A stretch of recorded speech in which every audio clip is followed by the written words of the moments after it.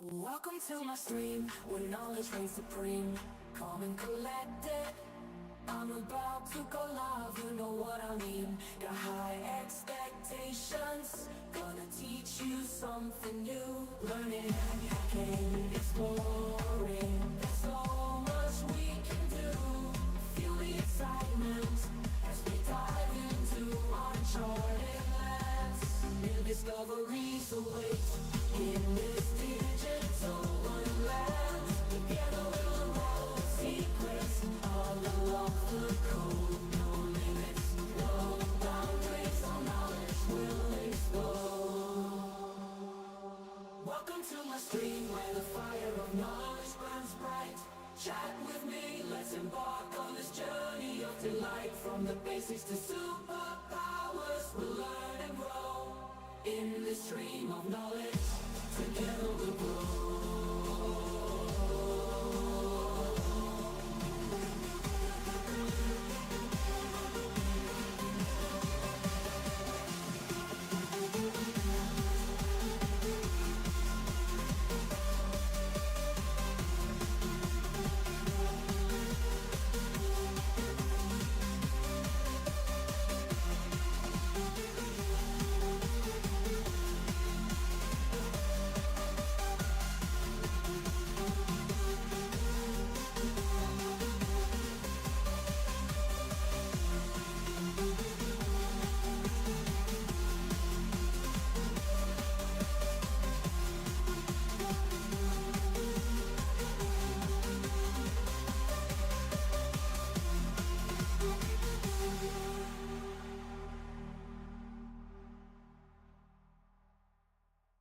Welcome to my stream, where knowledge reigns supreme.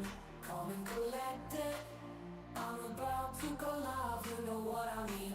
Got high expectations, gonna teach you something new. Learning, hacking, exploring, there's so much we can do. Feel the excitement as we dive into uncharted lands. New discoveries await in this digital wonderland. Together we'll unravel the secrets, all along the code. No limits, no boundaries, all knowledge will explode. Welcome to my stream, where the fire of knowledge burns bright.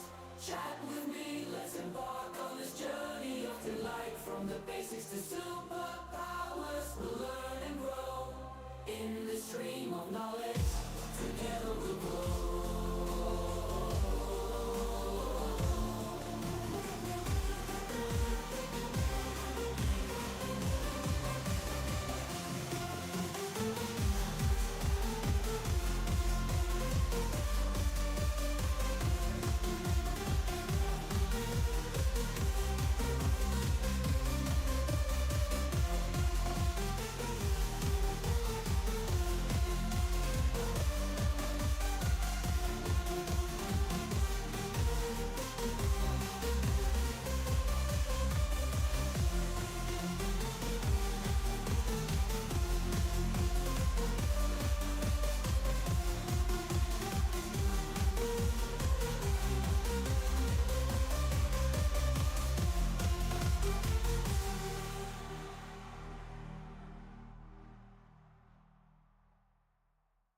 Welcome to my stream, where knowledge reigns supreme.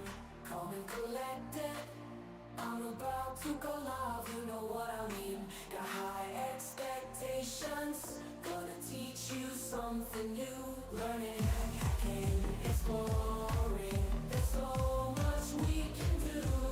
Feel the excitement as we dive into uncharted lands.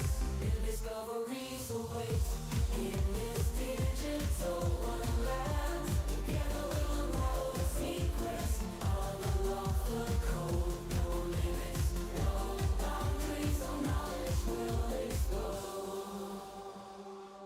Welcome to my stream, where the fire of knowledge burns bright.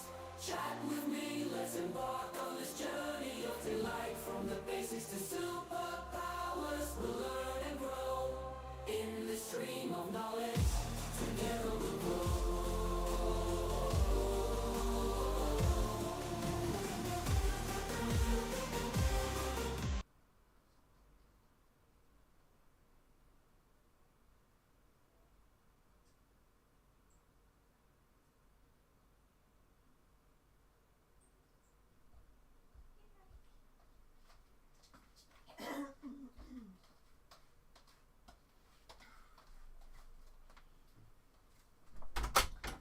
there. So I was helping my kids. So today we have a problem. Let's see. This. No TTS. No TTS. I will send a Discord message for security live. Let's see. Yeah, I still had it up. Let's do that.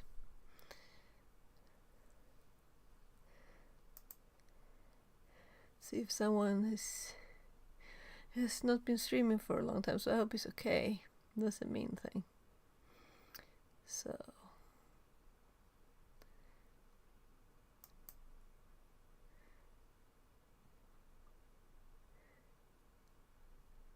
So he has a TTS bot Discord channel, so I'll just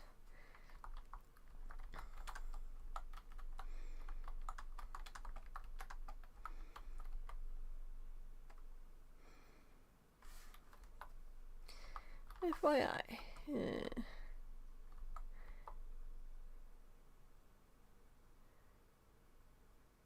So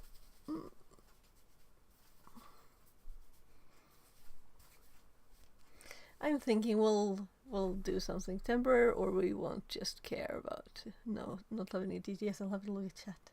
But it's kind of nice to have it there, I think.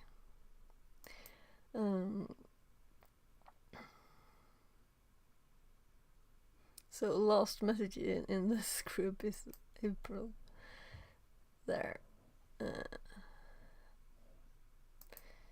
So my kid has a meeting today, or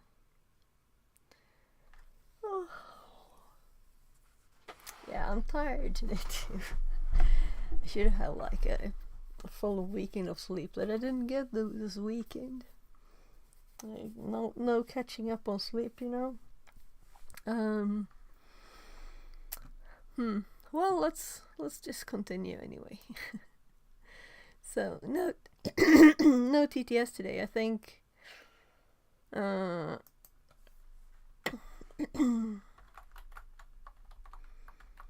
So in case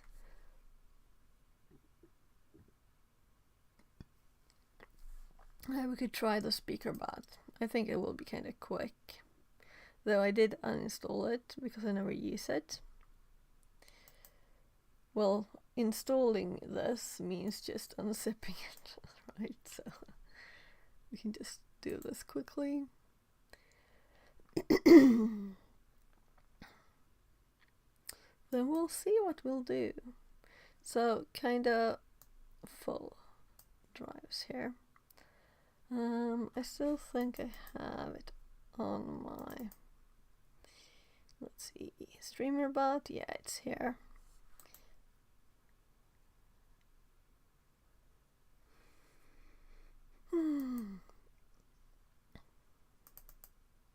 So all the files. And let's delete this because it'll definitely be a new one later, alright? So I don't care what version it is. Now let's get that executable. Speaker.exe.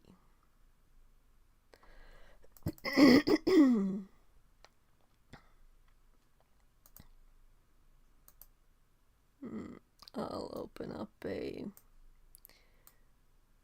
here, let's make a shortcut.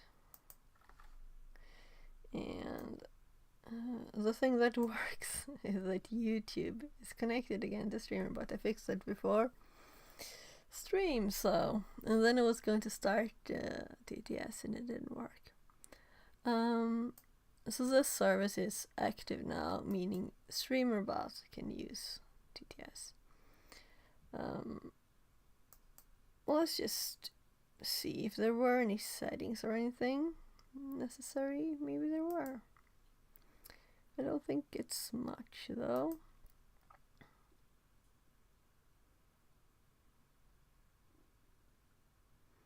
I got it. maybe I can read it easier here. That's a problem, you know, the streamer button, speaker button. The text is so tiny, I can't even read it.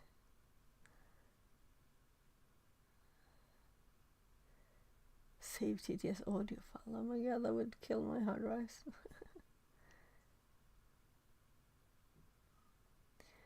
So let's just make a test.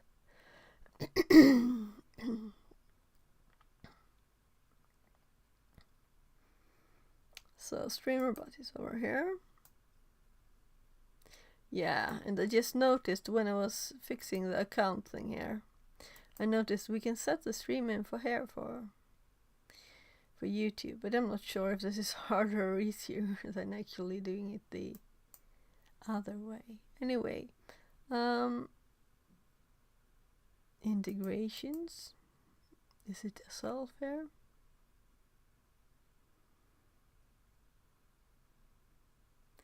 Speaker bot.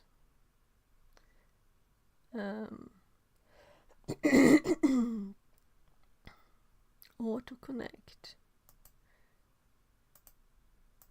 Let's see. So not default information for StreamerBot. Oh, it's not started the server. Though I'm not sure it's needed though.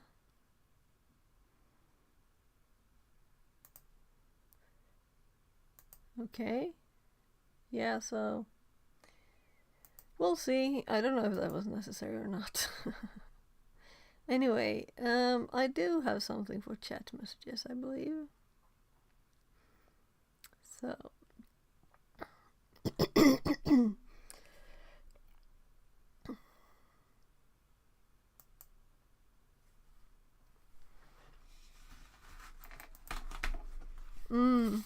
alright, this was the test here. We don't want this one.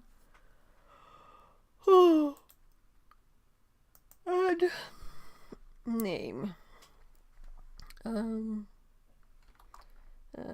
Twitch chat to speaker bot tts.bot down, not done. Down there, right? And also I noticed I was in software and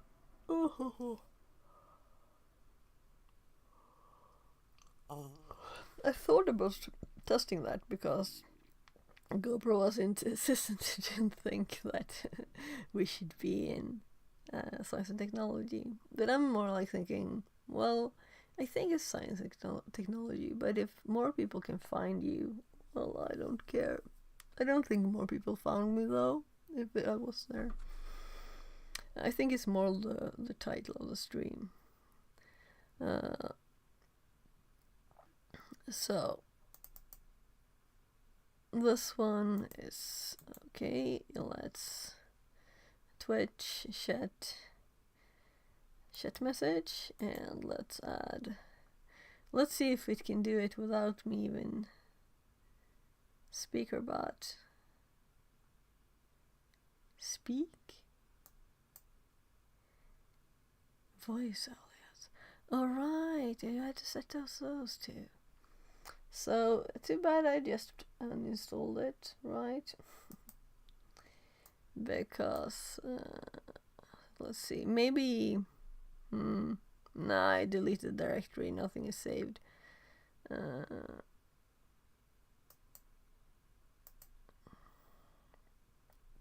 So I don't remember what I used. So maybe it's not realistic to do this on stream because I have to check how on earth I added this. I don't remember.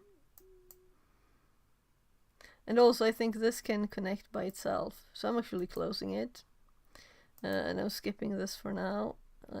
We're making that visible by disabling it there.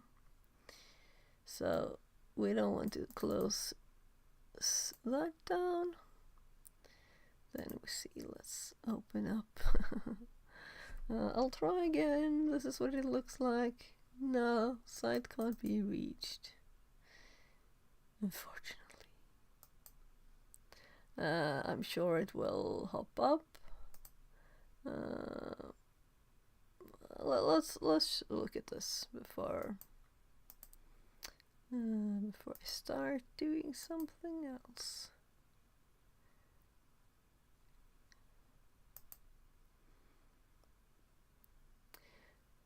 Right.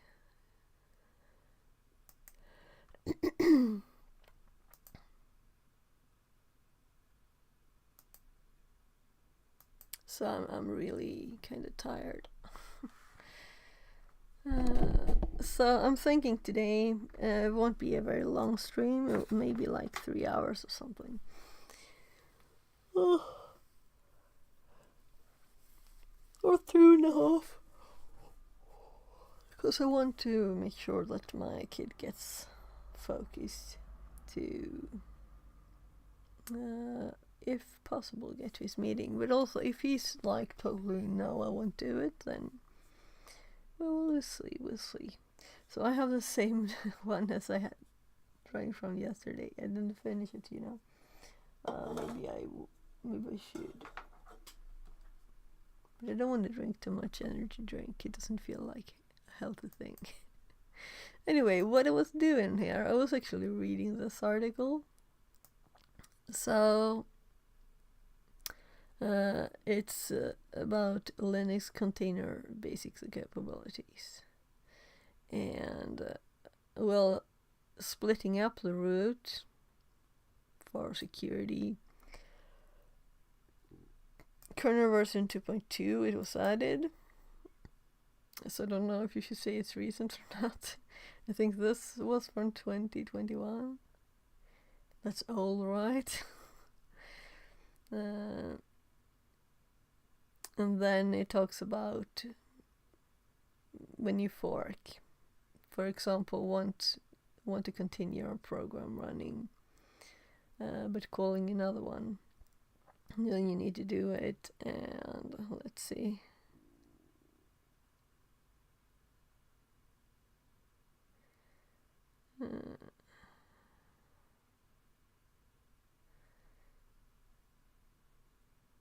There are different calls. This XCVE call is particularly important regarding various capability sets and here to relate the rules. Then there were the sets. So the ones we used yesterday was EMP. The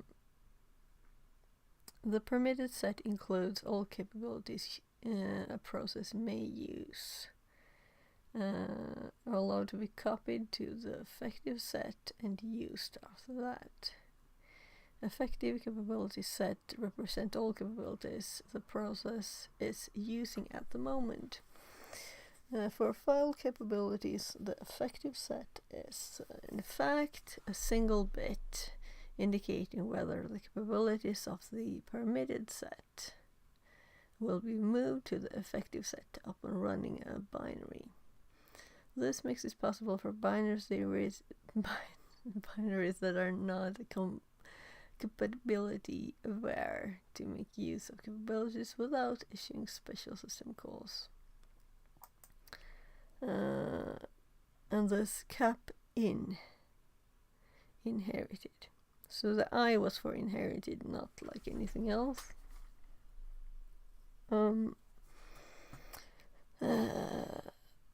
Are allowed to be inherited.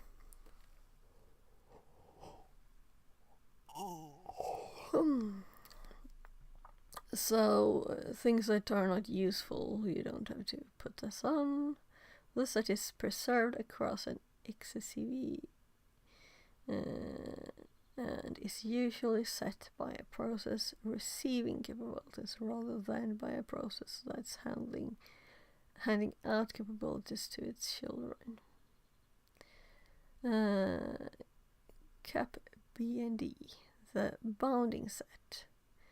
It's possible to restrict the capabilities of a process may ever receive. Only capabilities that are present in the bounding set will be allowed in the inheritable and permitted sets. So you could like limit a program from ever being admin or whatever, you know. Or can you just override it? I don't know. Probably, right? I don't know. We'll have to learn more. Cap amb. I'm assuming A and B for these. The ambient capability set applies to all non-SUID binaries without file capabilities. It preserves capabilities when calling exec. However, not all capabilities in the ambient set may be preserved because they're being dropped in case they are not present in either the inheritance and permitted set. So this is a bit of a mess for me. This is not clear. I need more information, a few examples, thank you. We'll see what happens here if we learn more. The sets discussed above are not fine-grained control over how capabilities are being distributed and inherited across processes and binaries. For backwards compatibility, all capabilities are being granted to processes running as root user, including SUID binaries. Okay. Capability rules. Child processes using fork inherit a full set of parents' capabilities. Moreover, there exists rules 1 to determine whether and how capabilities of a process are being inherited. So maybe I shouldn't like read this on stream, but I was reading this before stream.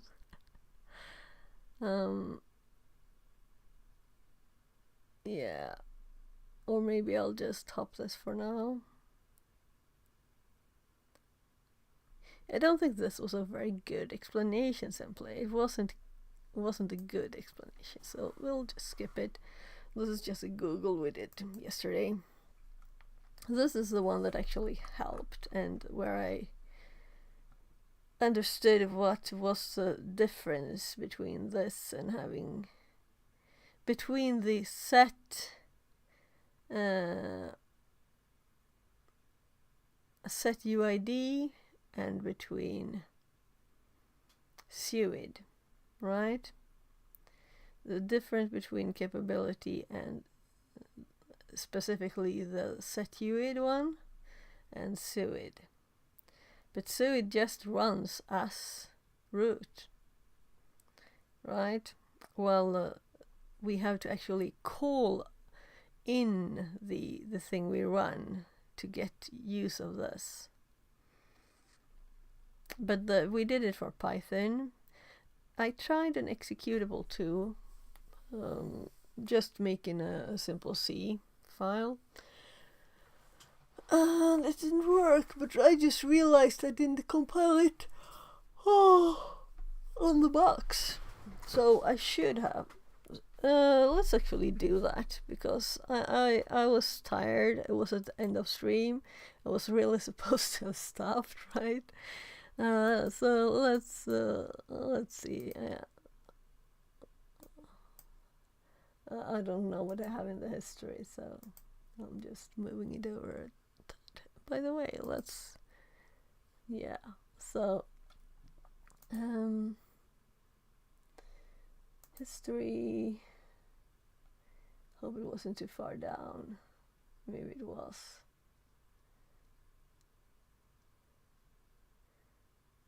Yeah, we'll have to search for it.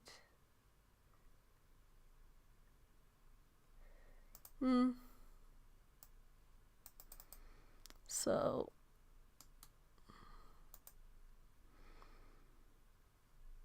let's search for nanny.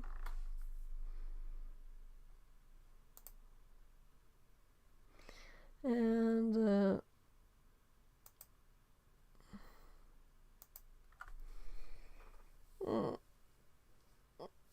you have quick SSH to it, so it's not slow or anything.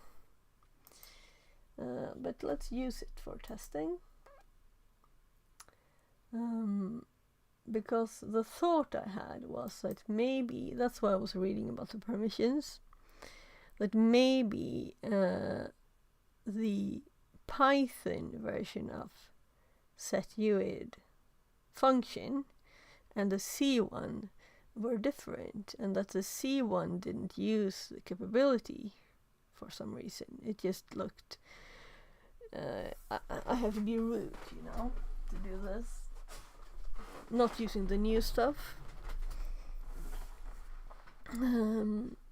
Well, you shouldn't call something new that's that old, right? I'm just logging into the VM. So I seriously feel maybe I shouldn't stream when I'm this tired.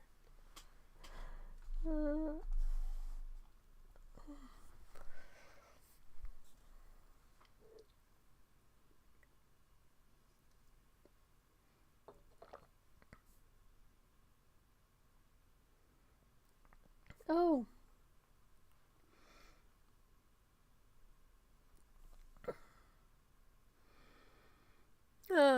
Click the wrong button. There.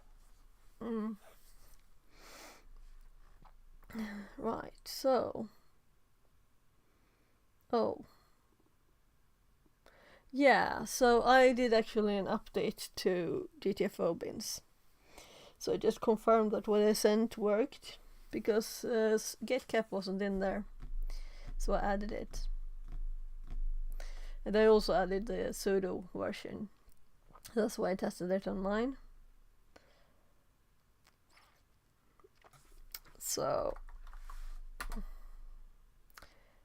I was like surprised that it wasn't in GTFO bins already. Anyway, it will hopefully be approved. I guess we could look at GitHub, cause the people doing that, I don't know how quick they are. And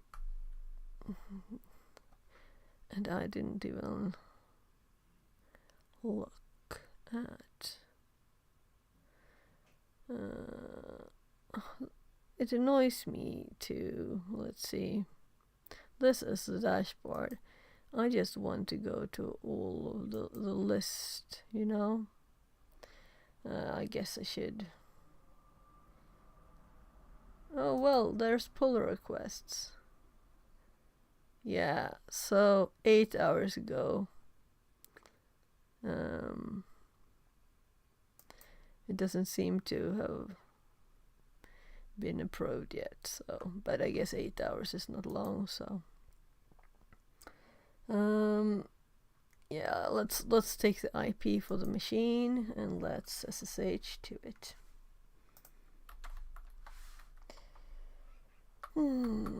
Right. Whatever, let's cd. Yeah, exactly. And then we do SSH, because we have the file. So we need to be in the right place. 232, 200. What an easy IP, right? Too bad we only type it once. Any 1, 2, 3.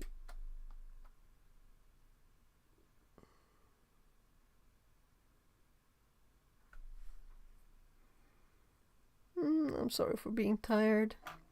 Oh, I remind me that I have this here. I think my hobby run this. You know, you're supposed to only run it for a short bit, but it broke, so I'm sure it was by mistake. I'll have to buy a new one, and this is from, I'm sure it's 25 years old, and it's worked all the time until, well, I think he's used it too, so it might just have broken from age. There. Let's actually Yeah, no input files.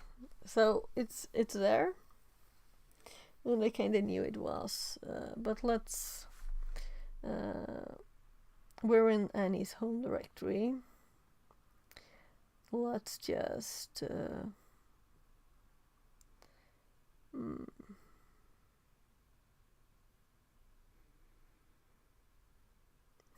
What to call the file? That's what I'm thinking.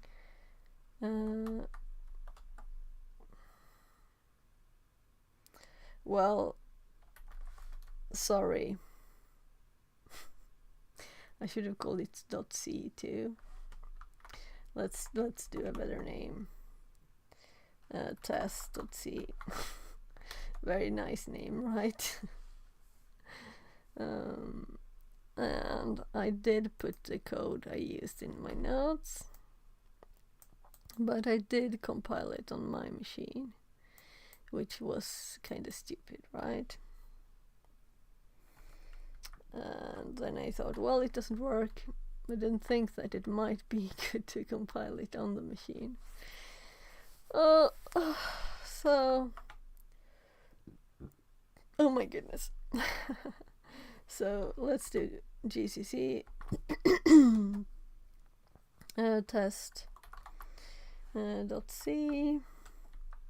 Oh, well, let's call it test then. Very nice.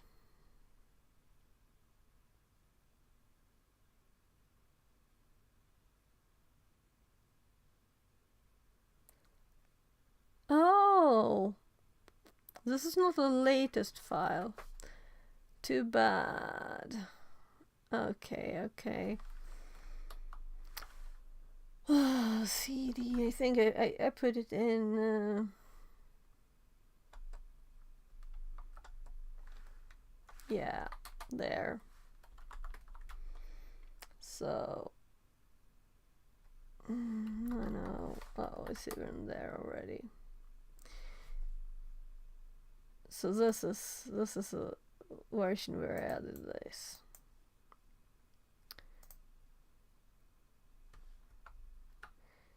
Putting that in the notes too.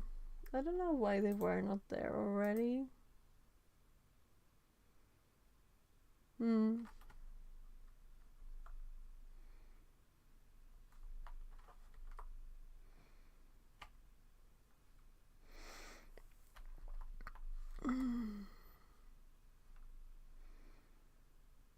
Well, that's annoying, right?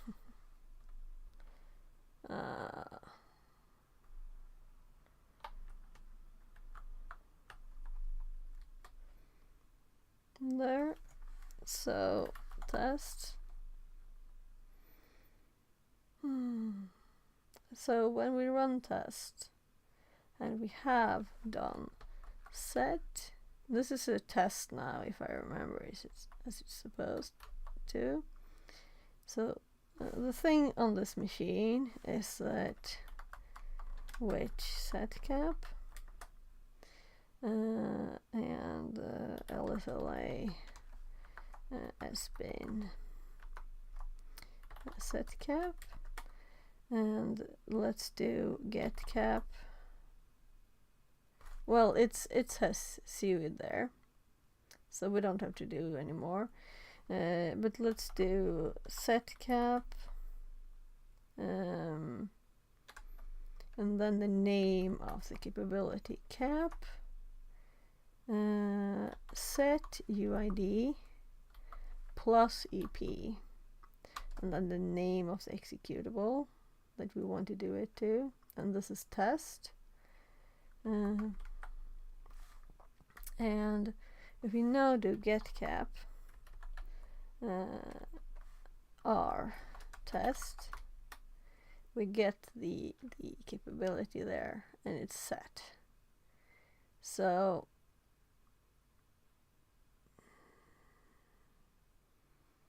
yeah.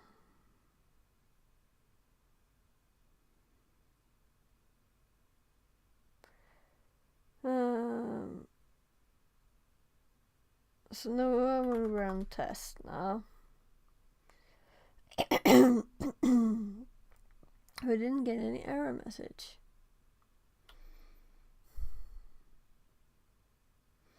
So I didn't save my output from yesterday, which is kind of bad.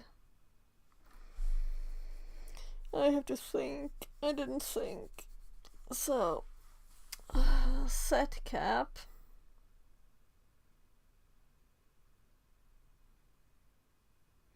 Yeah, so what I did yesterday, let's copy my steps from getting root on this one.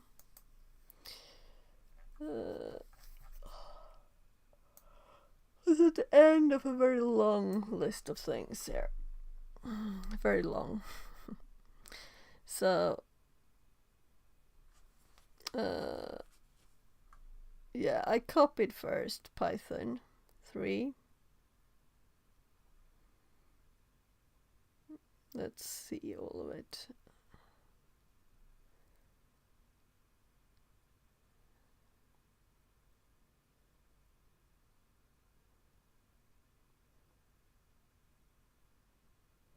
So why do this? Well,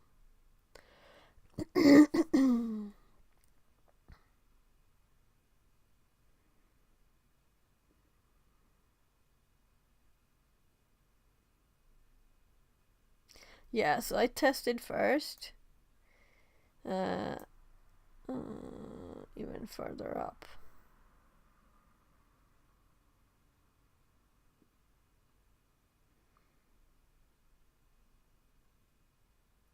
So we copied Python 3 from where it was, right? So let's copy USR, then Python 3 to here, right? And then I did an LSLA, that's why I have to scroll so much.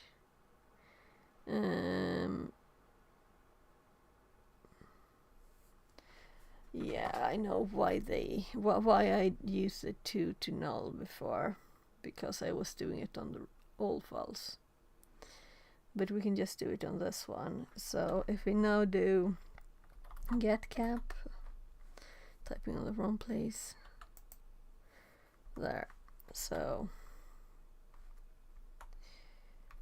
get cap dot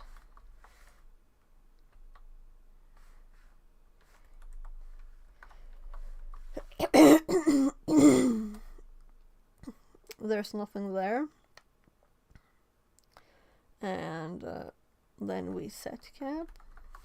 Let's go to the set cap one.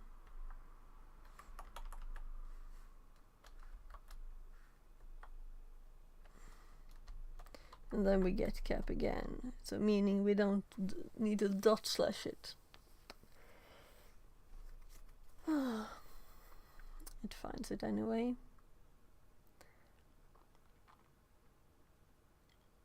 So now it has the permissions, and then we run. So I'm copying this because it's kind of long. And we did this yesterday, and we root. So what is the difference now from test? So we had test as an executable here, and inside this it will it doesn't start bin bash. Yeah, it does, right? Let's look at what we put in it. It sets UID and it starts bin bash. It sets UID and it starts bin bash, which is kind of the same, right? Oh, that's annoying. Well, let's just confirm that what I tried yesterday was not specific to, because it wasn't because I compiled it on the wrong machine. But I did Google. I did start Googling we'll see. Did I actually press anything to like start the Googling?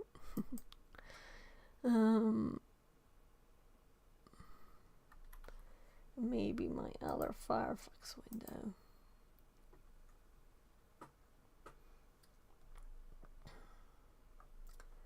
Yeah, so I started here.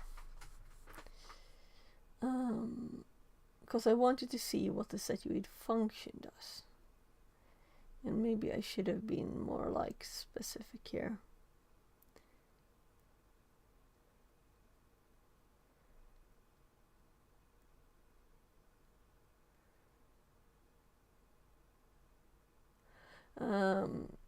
I'm sorry to have to, but I'll have an early bathroom break.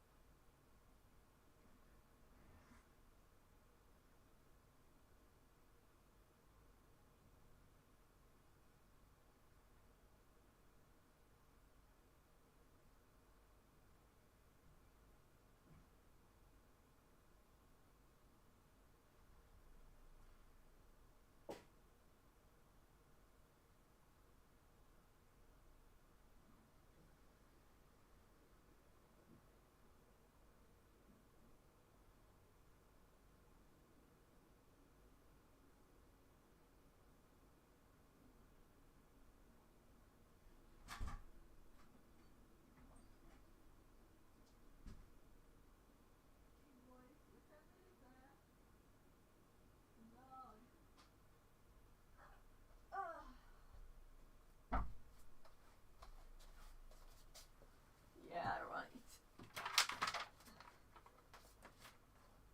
No. Oh, I need to get more.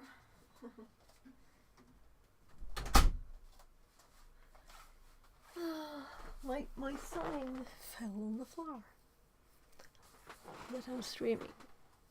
So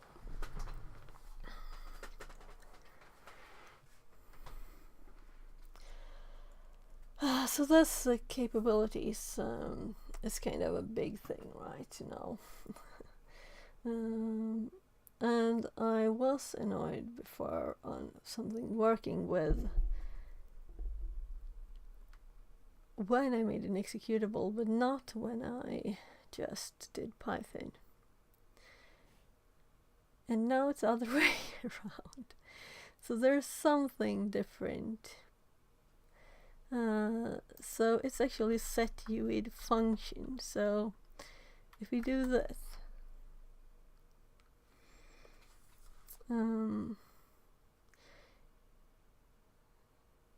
yeah, this is exactly that. the method itself.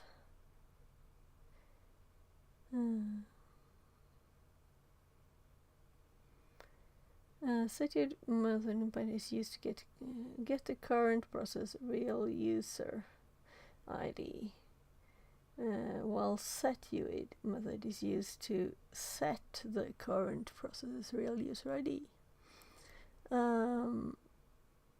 So let's search for cape. No capabilities in here, but I know that it uses it too. Or rather, Linux in the background checks not for the user when it's trying to do the set. But what's the difference with a C1? That's the question.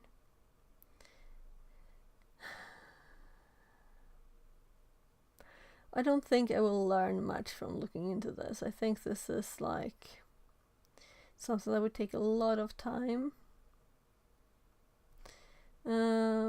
Right, let's actually do a ChatGPT test first before I give up on checking this out. So,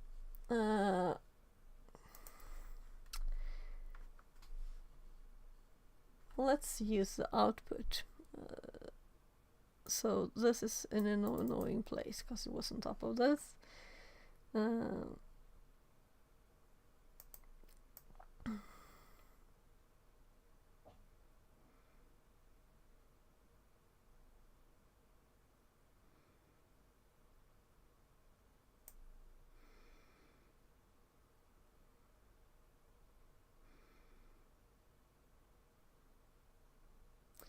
So this should be enough for ChatGPT to be able to understand it. Test.c, and let's include the code here.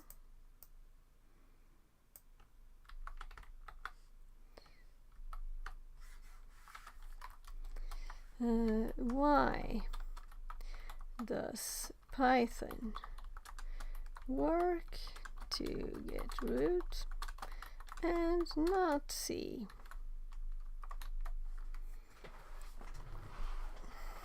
Okay.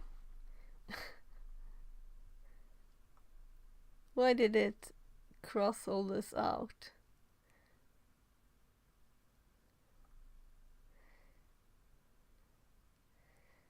Due to how capabilities are handled. Yeah, and this is when I want to know what the difference is and how certain security measurements are enforced in Linux. Understanding the difference. Setuid and capabilities. Setuid 0 in a C program directly tries to change the user ID to root. Capabilities like cap setuid allow the binary to use setuid without being root. Yeah. So how would I do it in the C, you know? Interpreter execution. When you execute a binary directly, such as your C compiled program, the kernel handles the capability checks and the execution of the binary with its assigned capabilities. When you execute a script through an interpreter like Python, it inherits the capabilities. The Python interpreter then runs the script with those capabilities.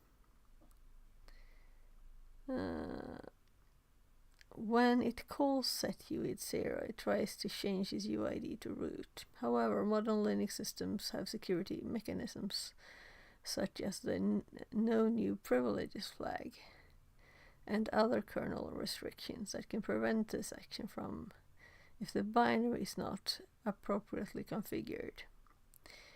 Python interpreter. When you run Python with cap setuid EP, the Python interpreter itself has the capability to change its UID. Yeah, exactly. But why does not the C program have this? I mean, I understand if it's a security feature, but still, inside the Python script is called a success because the interpreter Python is running. Yeah. So it's another step there. Yeah, so that's the thing. Let's see. So it's not the script itself that has. So if my compiler were to, if GCC was running with setuid, would that change it? Is that what I need to do to make the C one work?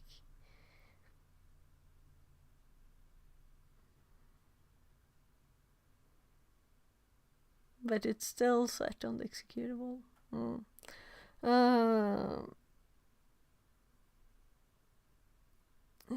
NNP, no new privileges.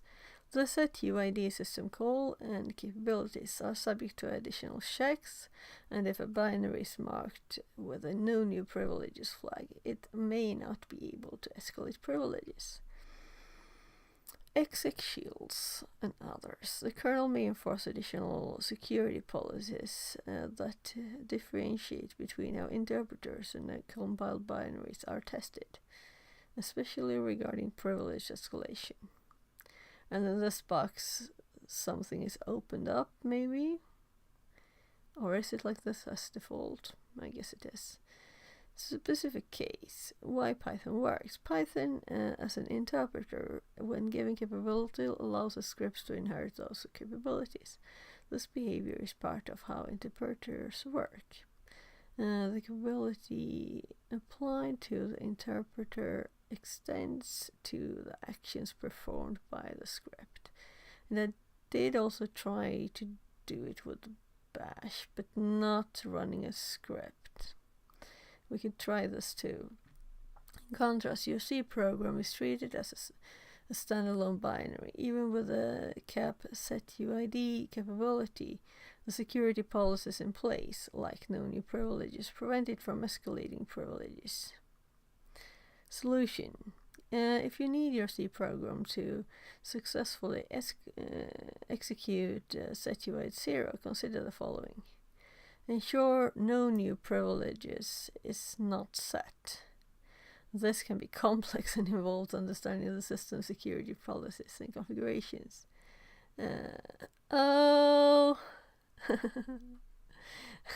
Sure. Right, and I'm so sorry if I missed something in chat, because I don't have a TTS today, and I'm very used to the TTS, but that was the first thing, right? Okay, I'll just finish reading this.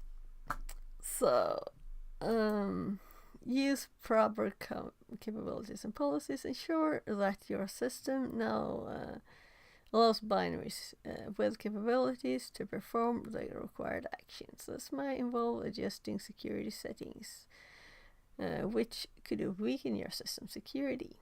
Run the program with root privileges. Yeah. So, yeah, right. So this is not what we were testing. We were testing to see if we could sneak past it here. Yeah. I finished the reading what it told me here now. So let's. First, I'm going to start. The TTS is down today, unfortunately. So usually the TTS works, but I sent a message to Security Live's Discord. So this is my dusty phone. That's the camera here. Let's see.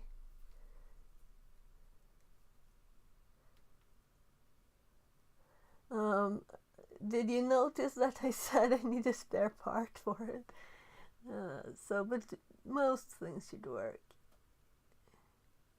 So why does it ask me about? Oh my God! Here I am. Actually, there.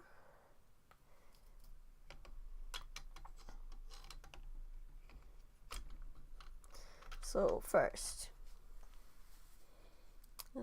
let's hop over to this. We could go see if it pops up here. How about starting Irian too, right? There. That's why I actually minimized it. so. We also have a digital microscope here. But first let's get another phone too, because this is like, it's hard to control the robot if you only have one angle, right? So it is here. Starting another phone. So I haven't had this set up since it's like, and also my trash is like full.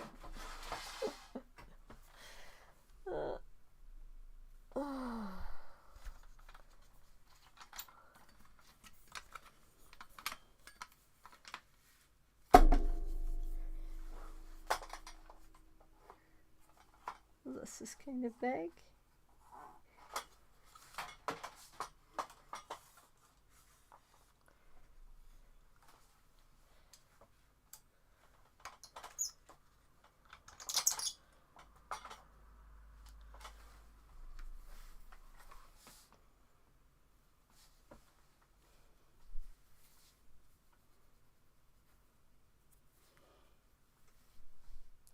Right, I think I have 2 different scenes for this too.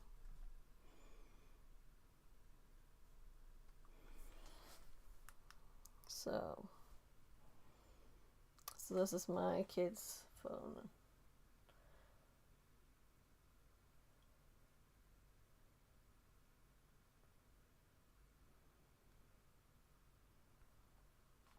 His old one.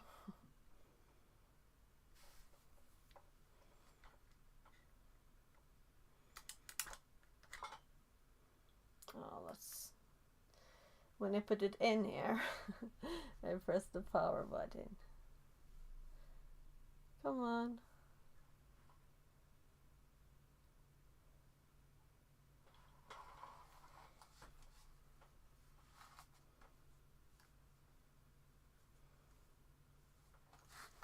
So now we need the actual power cord.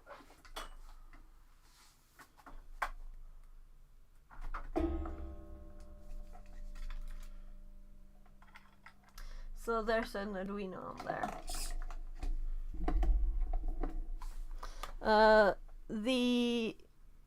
The servo underneath there. I had this on when I went running, and I was on my way back, and this one of them got stuck like this, and people tried turning it that way, so I think it like died from that. Let's just get rid of my allergy meds here. Into the drawer. Toothpaste is also nice to have on the desk. I should fix this. I have to pull it apart and look at it inside for my kids. Unless we need to buy a new one. So, let's see. That camera. Let's fix that better. Maybe we should even switch them.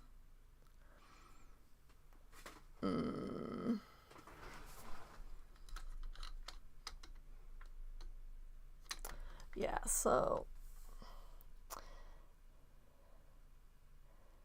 I'm just opening Arian software,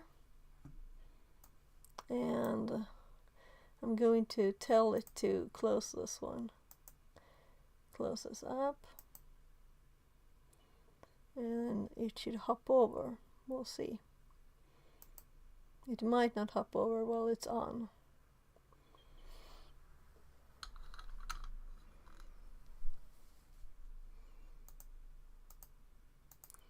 I should have done them the other way around. So sorry for all the mess.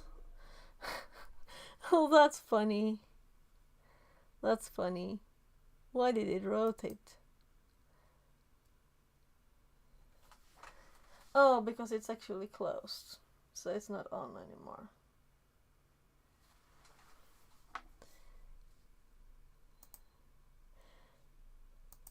So I usually don't have 2 phones for this, but I thought, why not? Why not?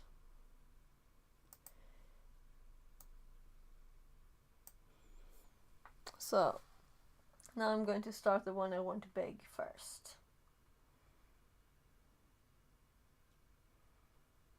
So it gets the priority.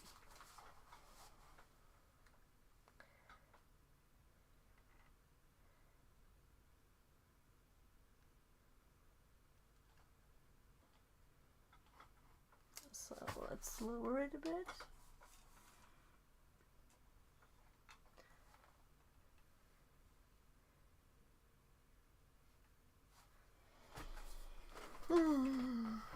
Did you see the controls?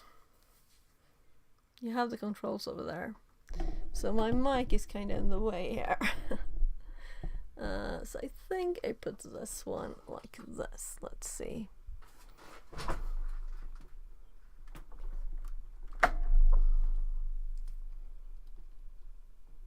So let's actually get the mic out of the way, and I'll switch to my switching to my worst mic that's in my ear so you can see stuff. And let's hop me over there. That's a nice place, right? Trying to not be in the somewhere in the way. So let's see this, the green one here. It's time to start this up again.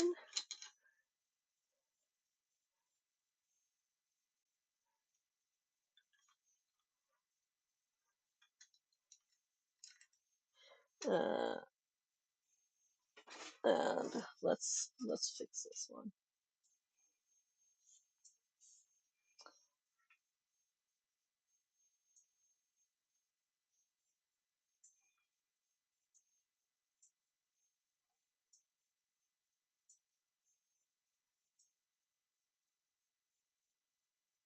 I don't think it will be able to turn. We'll see. We'll see. So now you have like what do you think? Should we skip the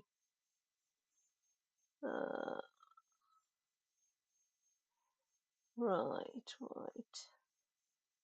The cameras and stuff thing is supposed to be on top.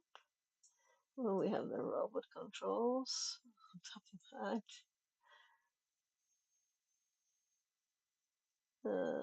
Let's put those somewhere else here for now. There. So as long as OBS doesn't crash, I'll have to fix stuff. Yeah, so try it then.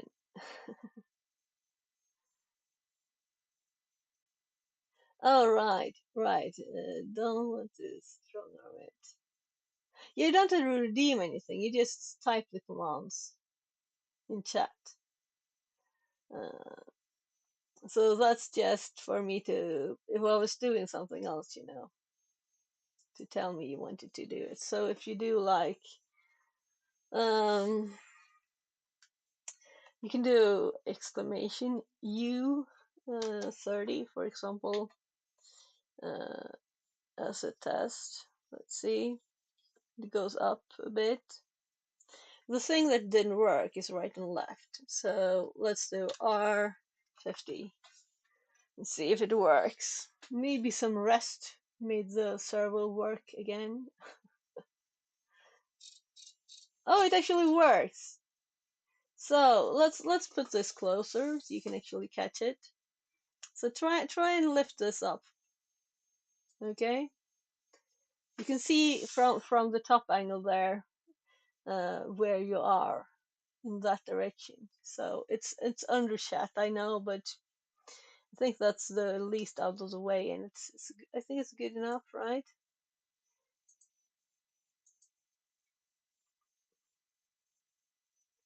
So the only thing to think about is that when you go forward, it will also go down if it's angled down, you know? So does left work?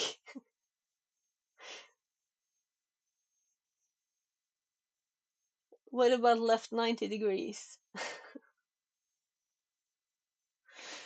Uh, yeah, since it's actually working now, I was thinking I'll probably have to get a new one.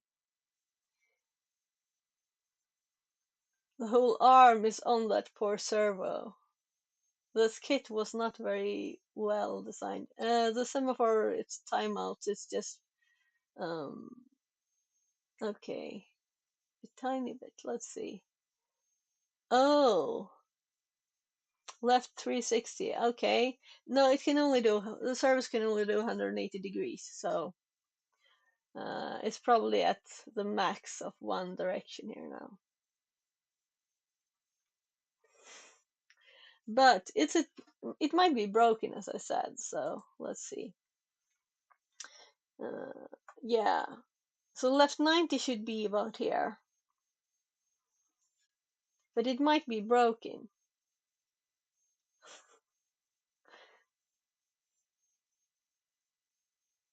So we can also do just L. Uh,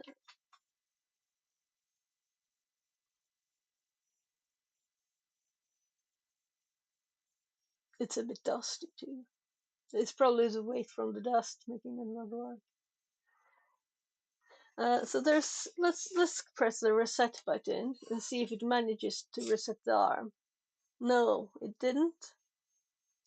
So that's hardware, you know. So I'll unplug it. If the server can only do one direction, that's not correct. Oh gosh.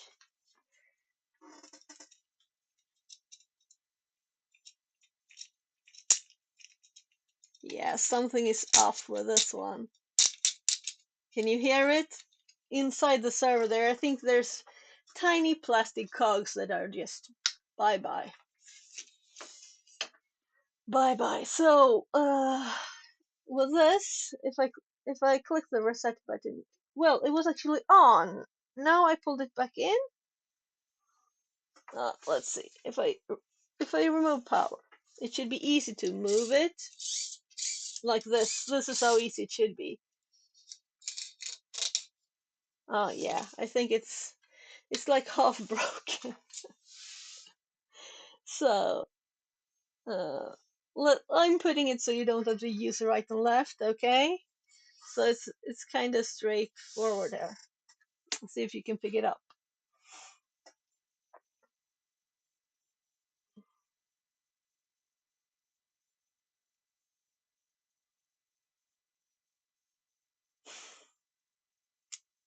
I'm waiting. You can do D for down and open and close as a claw, down and up. And then when you lift it with back, not with up, because it might get too heavy and will reset. And I think that's because I'm powering it from the normal USB on the computer, not even one of my USB hubs.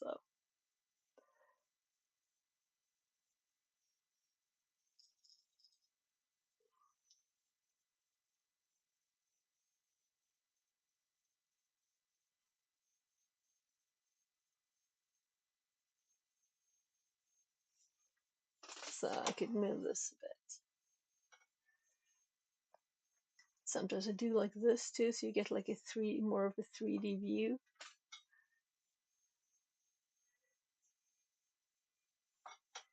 Well, I think it's good enough, maybe. Not me messing about. The command list is on screen. O for open, C for close, U for up, D for down, F for forward, B for back. Kind of logical too.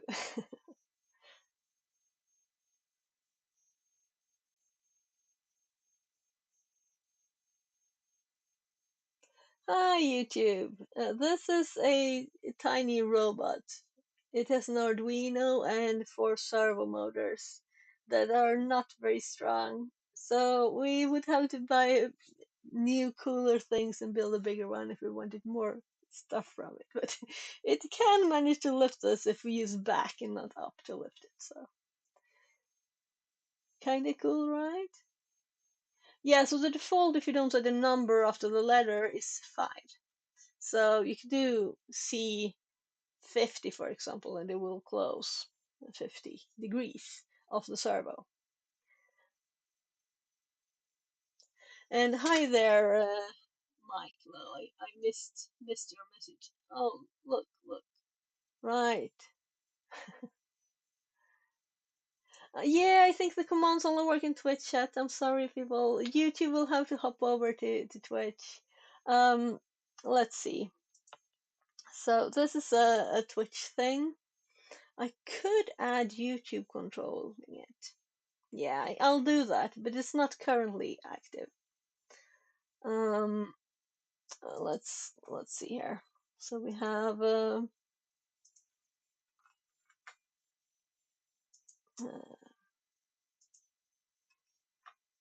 this is the URL for the. Oh, that's my other account still. I should switch to the Fixit 42 Live one here.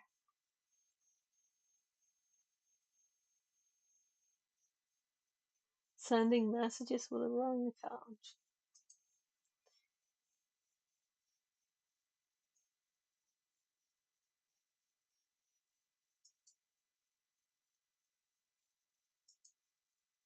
And the TTS doesn't work still. Yes, I can add that kind of simply in StreamerBot because I'm actually using StreamerBot C# to send signals to the serial port where the Bluetooth is. So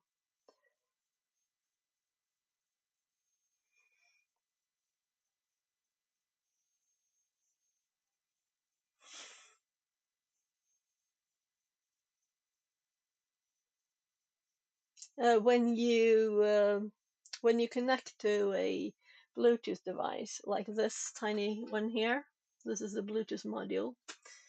So when my computer connects to that, it will get a COM port in the PC, so you can send data to it. And up doesn't work. You have to do just a U. So U30 will work.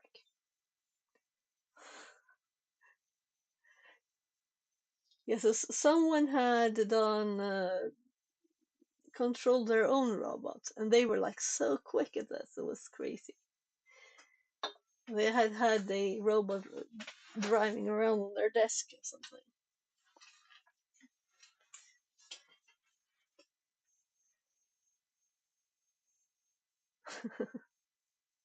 Cool. Yeah, a bit high, don't you think? If you're trying to grab it. I could actually put it a tiny bit closer here too. I might make problems for you more than the other way, but I want to make sure it can reach. Yeah. So as long as you don't use right and left, it should work, right? Because it's the servo for right and left that's not fully functional. And now you lower it kind of low, and when it's angled down and you go forward, it will go down forward. So you're aware. I haven't implemented any like correction for that, making it go with several servers at once. You're controlling the servers, nothing else. Yeah, so that's kind of low. We'll see. Well, you can try. You can try.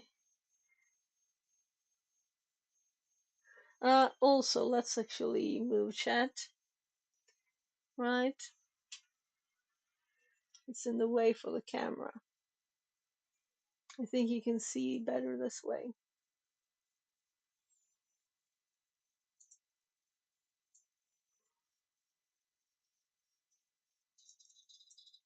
Oopsie doopsie.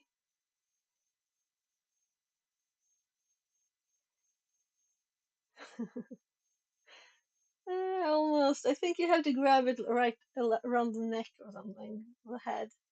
I don't think you can do around the arms. I'll help you if you pull it up. I'll pull it closer again because I don't think you can reach that far.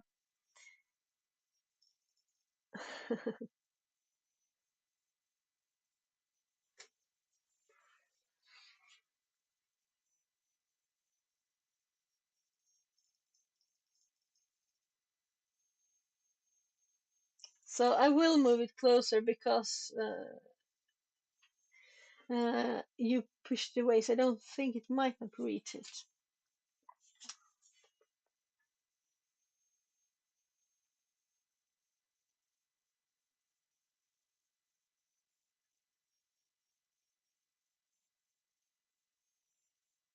It might be at the maximum.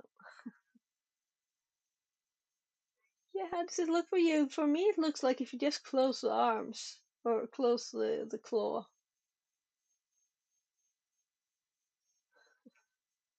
Open even more. So go ahead. Yeah, not up, just you. And semaphore timeout means the Bluetooth signal is not getting through, so it's timing out. There. You almost got it. It's like you have like a centimeter there distance, so it's not really fully where it is. If I do this,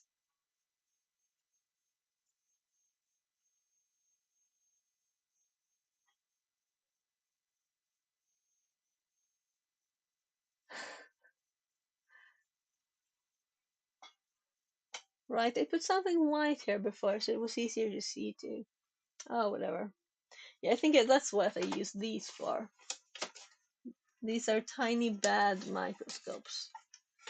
I just use them to make it easier to see here.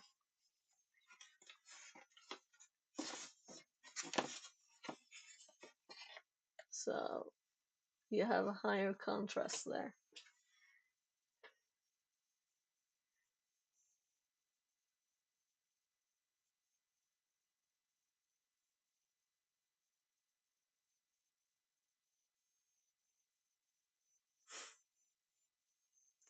Yeah, that's carefully. 5.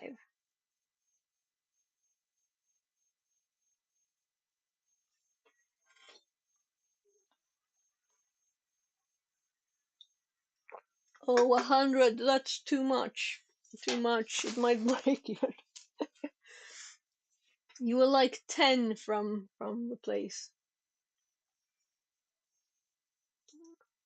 And then lift it with back, not with up. Okay? Oh, can't do complicated things like 5, 5. It's just getting one number.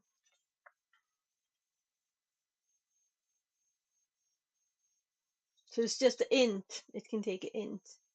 Yeah, it's you lift it. It's off the ground actually. If I have a paper, so it's like on this side at least, it's off the ground. So back a bit, and you lift it up.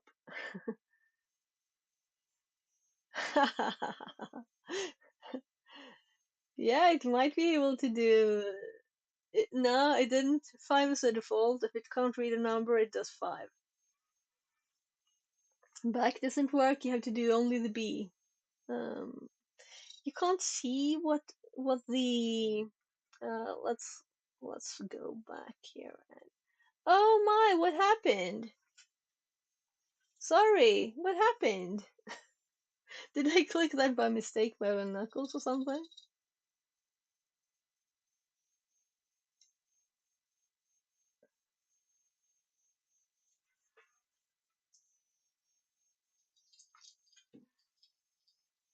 Oops. Almost there.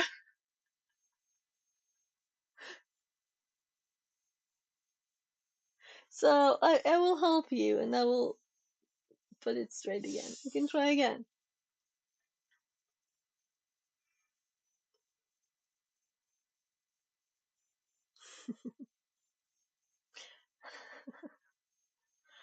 Yeah,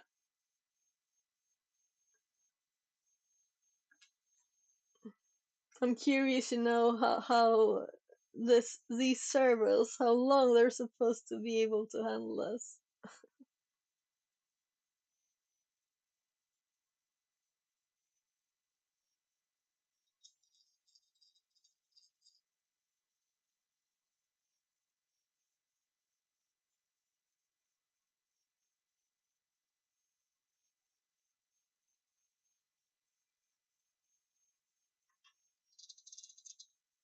Oh, you have to open. You have to open.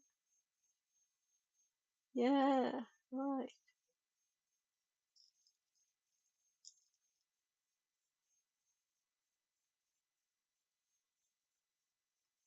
Yeah, you got this now. Since you can't do right and left, I will just move it a bit to the middle there.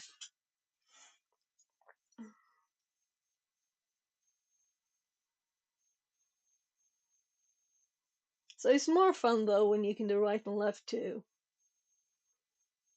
When you're finished, let's try right and left a bit more and see. Because I think these servers are like the tiniest, cheapest they put in the kit. Now you can go up if you want, but maybe you want to close it like the tiniest bit because it felt kind of loose. But you lifted it externally. Yeah, that's what I thought. It dropped. But you did it. Ooh, applause. So we'll have to think. You see how tiny the servers are here, right? It's like, how many centimeters is that? 2.5? Like 1.5 this way? They're tiny.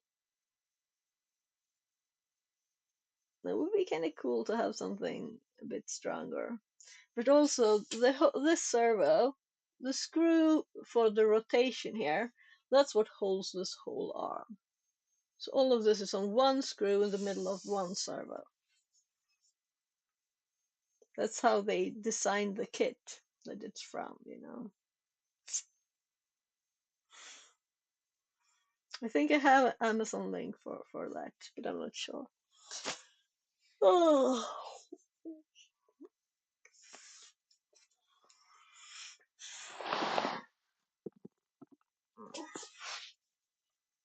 so 10:35 gives me ideas. Yeah, nice, nice. So I'm sorry for the TTS not working. It worked yesterday, and today the domain is not there, so it's a domain issue. Um, I hope that everything is okay with Security Live. I'll have to send him another message too later. But I did send one about the. Let's see if we got any answer. He's probably sleeping, right? Hopefully. What time is it? I think he has like only 6 hours time difference, which would mean it's almost 5 over there. So yeah. So where? Maybe I already know the answer, you know. But did you already tell me? Did you, Chateau? Did you tell me where in the world are you? Apparently you're closer to my time zone. I think. I never know. You know, people are up the most odd time. Florida, yeah. So you're in the U.S. What time is it over there? Is it early?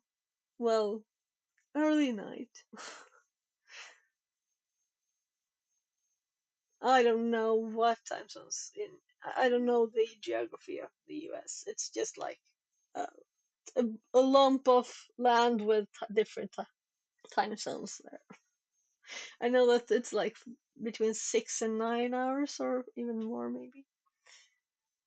Almost 5 a.m. Yeah, okay, so that's That's what I thought for Security Live, the the closest one. So you're up already, and you've already been up for a bit, or didn't you go to sleep yet? Whew. Yeah, that's early or late, whatever it is.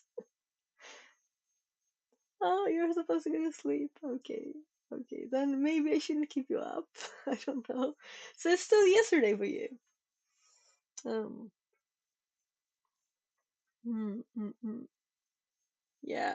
So, by the way, I have my soldering stuff actually here on my desk too. Let's see if we can reach.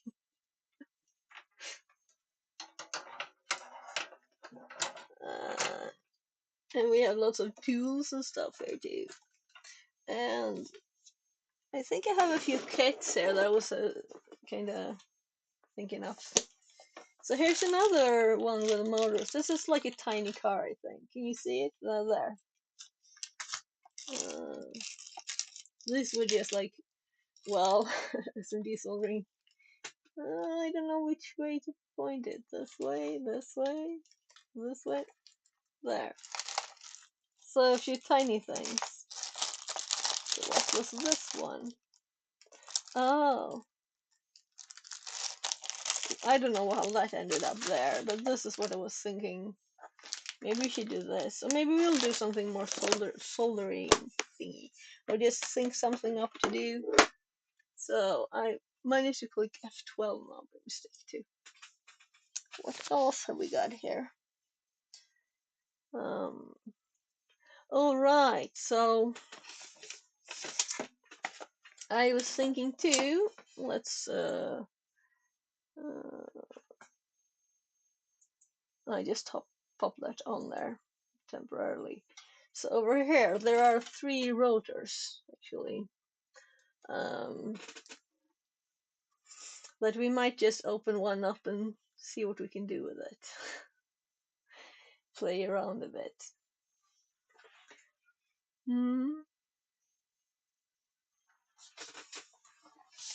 Yeah, so let me move this out of the way a bit. So my desk is a bit of a mess right now. Well, it almost ends up a mess. I don't know what happened. It wasn't me. It wasn't me, I promise. So, yeah, so I had this up here because I had a deadline to fix this thing, and I have done that, so let's remove this. Yeah, and my ring light died. We have to fix the ring light. I just pulled it apart. It's not fixed yet. The screw kind of fell off.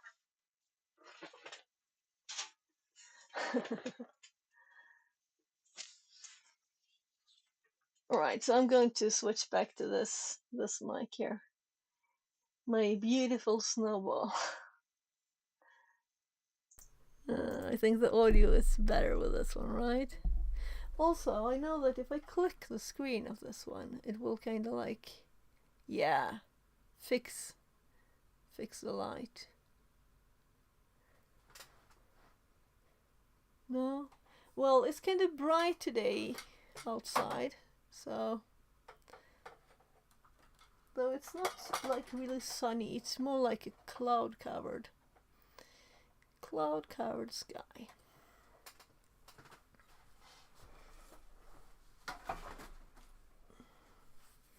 So maybe I should fix this.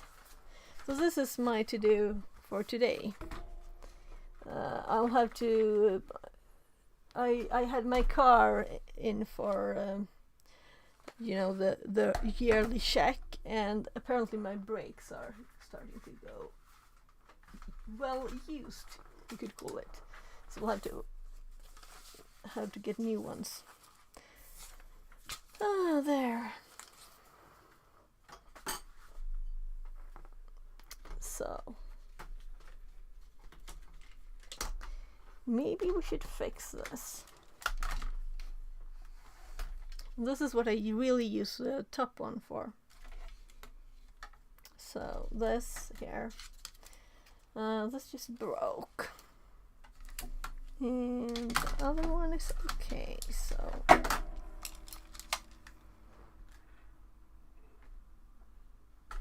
yeah, I put the stuff here on the side. So this plastic just fell off here. And this one was actually just not very well attached. Let's put this one back where it's supposed to be.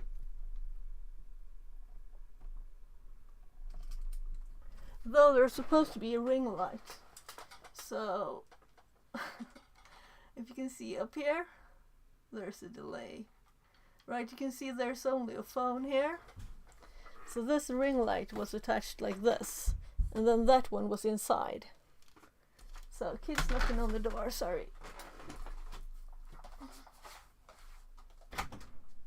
Yes, love. Okej, jag fixar det. Är det du jättetrött? Har inte du sovit någonting då, barn?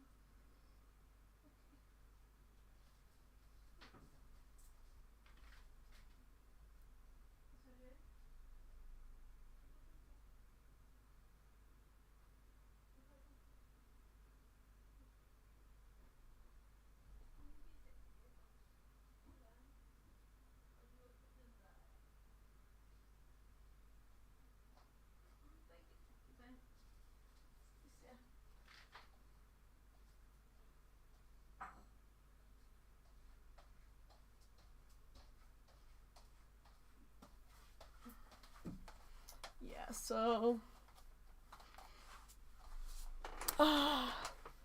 yeah, that's a bit of a problem because I can't have a light now when I do soldering or anything. You know, this is usually the light from up here.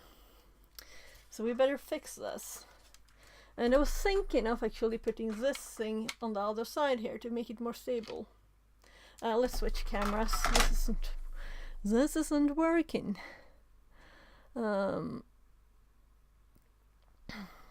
So where do I have the Arian app? So we have both here. This is the one I wanted, right?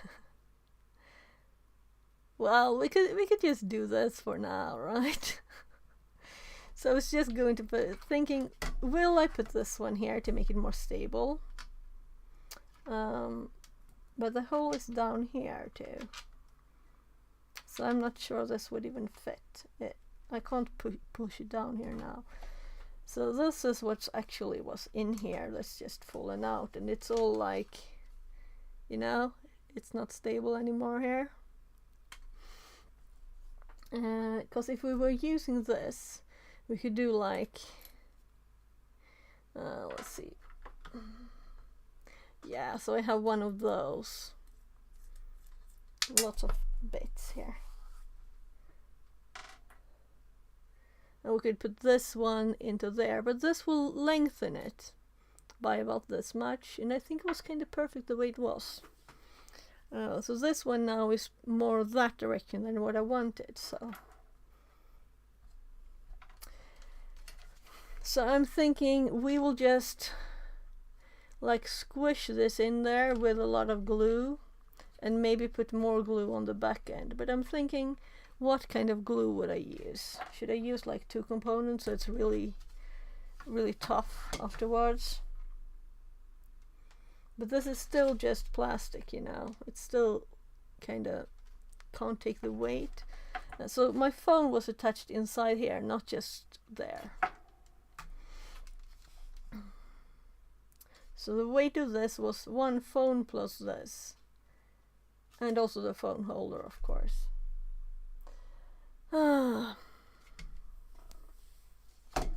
Yeah, so we're going more science and technology than we were used. It was just a bit ago, so the bad thing with using this app as a thing. Let's close this app of that phone. Come on.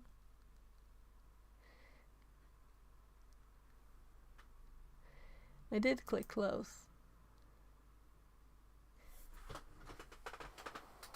Yeah, it's closed. It's closed now. But it's still an image. The app is closed, but there's still an image. That's nice. So then we have this one. I want this as a primary, so I'm going to close this one too. And then we'll start it again. It'll hop to number 1.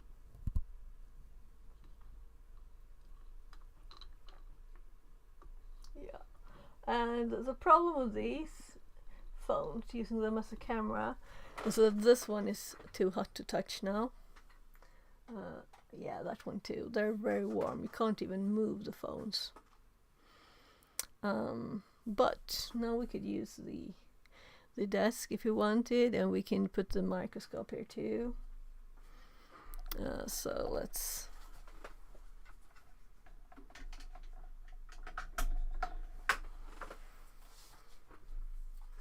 see if the microscope woke up. Come on. So we could look at the problem here. So that's the problem. If we were to move it this way, I'll have to.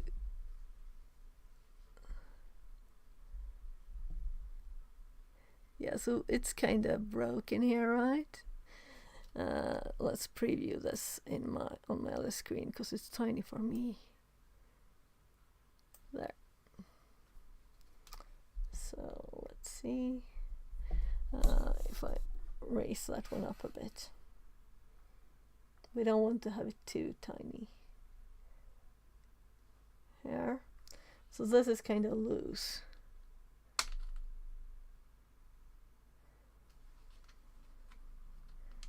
It's not very stable at all, so this thing just fell out. But I'm guessing it stayed like it did for months and months. So if I were to just put some glue here, where is it there? If I were to put some glue there,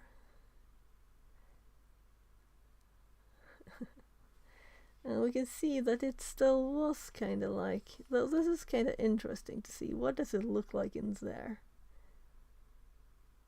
But we don't have the light, so I'm used to having light from the top here, and we don't have the light. But if we like poke this a bit, so let's see if so this is just plastic here, right? It's not a hole here. So just putting this back with glue wouldn't make much difference from the way it was before.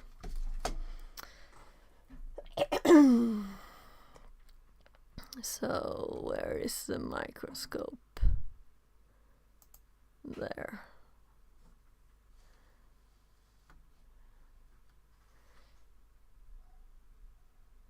Yeah.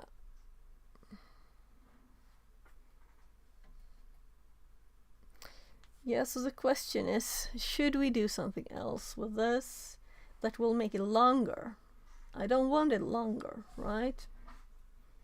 So if I were to do this thing, putting this in here, putting this tight on the other side, it would be much longer. It would be like almost 3 centimeters longer. Because this is so long, so I couldn't just use something short. And on the other side, yeah, I think it's one of the screws on the other side. But this one felt like it would increase the stability of this. But also it's kind of high. It's the same height as all of this. So putting the lid back on, I would have to change the plastic there, or make this, I would have to make this metal tinier, which is kind of like not worth it, right? I think one of these was not that expensive. So we're going to go for this one. Well, we do have this one too, which is the same measurements. And we could screw this in here into the old hole.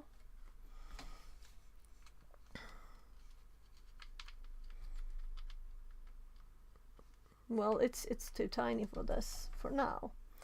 But that is one solution, to change the hole, like just tiny drill a bit there and screw this in there. But I don't think it would be much more stable. But there's more area for the glue to get attached to, maybe. But it's still the plastic and the weight. So let's just put it back the way it was and say that the glue will be stronger than the plastic, right? So then we'll just have to select glue. But first I'm going to make pancakes for my kids. So I'm switching mics. I can talk to you still. Yeah. So this is a light. We don't have any light. We don't have any light. And also this is like crooked and everything. Yeah, let's see. So before I go and fix the pancakes, I'm going to check. So is this, yeah, this is a full cam. So I'm going to actually disable this one and activate another one that's zoomed in. There. I should make a button for that, but it's not there yet. So let's go back to the desk and let's see here. Yeah, it's my desktop scene. There's a big mess of scenes here, so I have to switch that too. So I can't have both. It kind of glitches when I try to have both activated at the same time. And I already switched my two.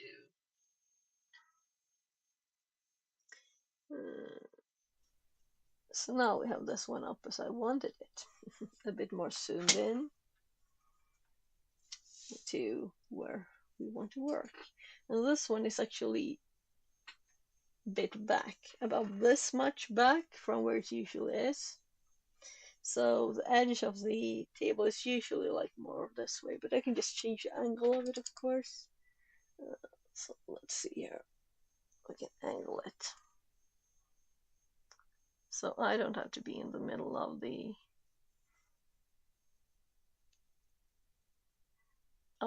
thing. Yeah, so a bit more up.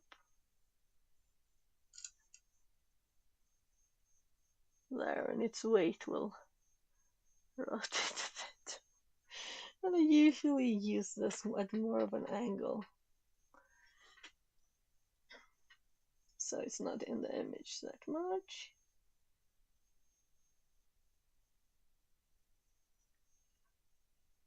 Yeah, there.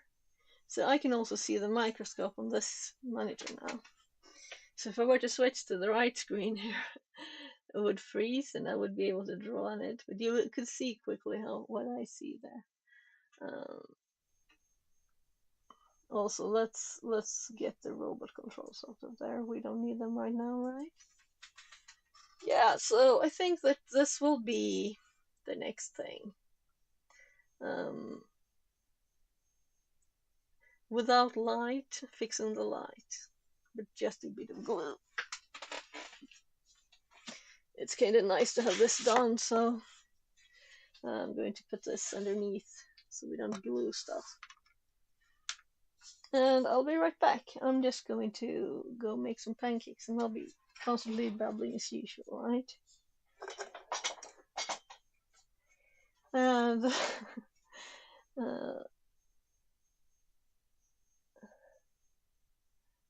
let's see.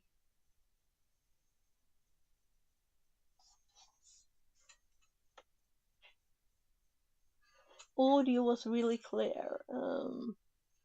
Shouldn't say shouldn't that say ads and not ads? Oh my.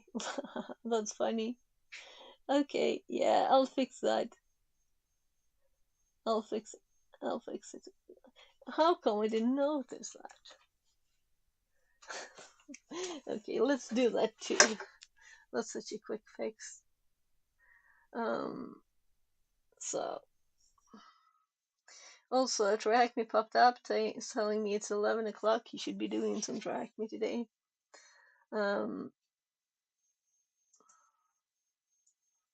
So we have don't even have a chair wheel here. Yeah, all of them are called this because I can't spell ads. In Swedish, it's different. So let's start with fixing these. So I know how to spell it now. Look, I even called the group ad management. Yeah, not fixing stuff. And I probably copied one to the other. You won't see this, of course, but here is. This is one that's not enabled. This one is enabled. There. Okay, fixed. Let's fix this one too.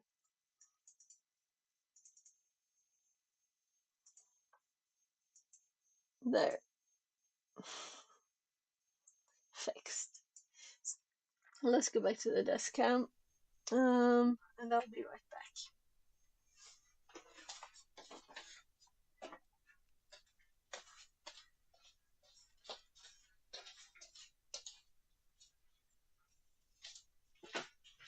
So it's really a bit early for lunch. She usually eats but it's kind of like a part of a breakfast, two breakfasts.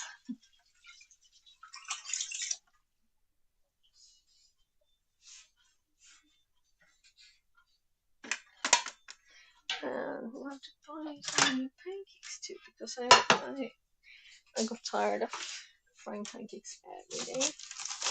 And I started buying frozen ones. And he was like, oh, these are like the ones I used to get at the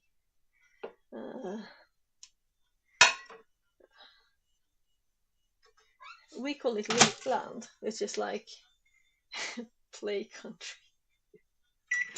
Well, you go there and there's like stuff to climb and slides and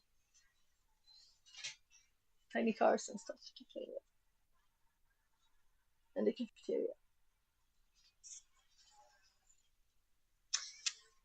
Right, so this box is finally actually off the table. That's nice, because I have had that one there.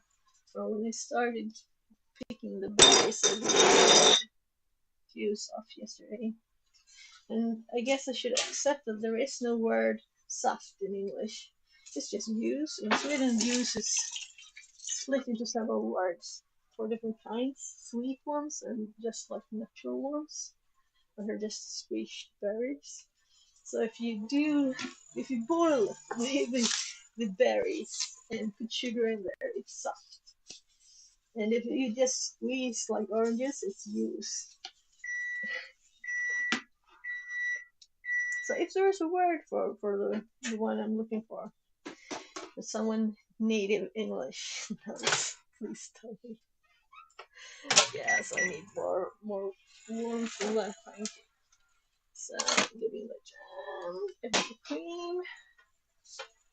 And he wants to put cream himself, but I'll put in the jam. Put all over the pancakes. Well, let's get this one up there too. Empty boxes. You can always use empty plastic boxes. It's clear and nice too. I just had the containers for the juice there. On the kitchen table for months. So nice to get rid of it. So this is a glass jar for jam stuff. It was in there for some other reason. And this is... where did you put this? It was not the right place. There, let's see. Yeah, I think that's well enough. And I'm starting to have a kind of acute need for that to fix on the magic bullet because this is the last jam that's I always mix it because there are these berry bits in the jam and no one in the family likes them, so we just throw them in the trash. So if you just mix it, we can use all of it instead of throwing half away. Also, it's a mess trying to put jam on the kids' pancakes and stuff, on how to pull, well, get rid of all of those. And also, it's like a firmer consistency after it's mixed too, so it's very much nice. So the pancakes are too warm for me to roll by my hands. I'll have to use there, so I'm rolling it with a knife and fork. There. One pancake done, one to go. So I'm done soon. So maybe today will be like some kind of odd. Maybe I got a bit soldering inspired yesterday there too. Popping into. Oh my god, I dropped the name. So anyway, I think I have followed him like 3 times and then stopped. But it's because when people swear a lot, I'm like, I can't listen to this. But that's not the most things. If people talk about drugs and stuff and smoking on street, that's like, oh my god, I can't be here. In protest, I will unfollow you.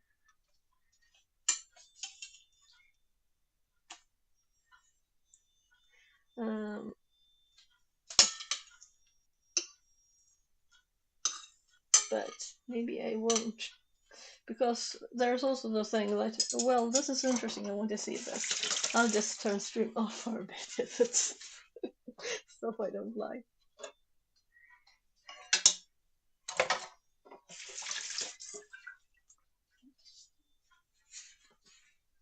There, so I just need a new fork and the cream, and I think this cream is out. I'm getting another one. So it's a spray cream, so you can't every time he eats the same things every day, so it's these pancakes every day. So I don't make whipped cream every day.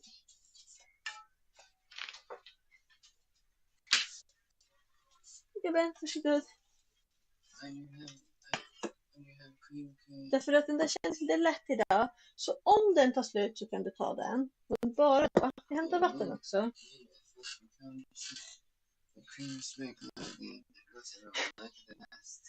Oh yes. Okej, ska jag ta bort den då? Den är jättelätt. Ja, vi slänger den. Okej.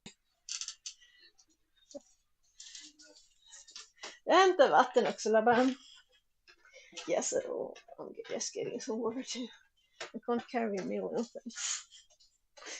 Oh well. You persuaded me that I shouldn't give him the cream that's almost off, because it usually goes spraying in all directions at the end, near his computer and stuff, which is not the smartest thing, really. Right, so I don't have any more. Well, no, there was both ice creams that I. As my kid said, I'm addicted to. They are really good, and especially when it's warm like now.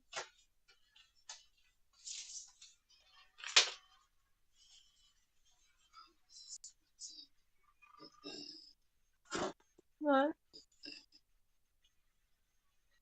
jag ser inget, jag ser bara repor.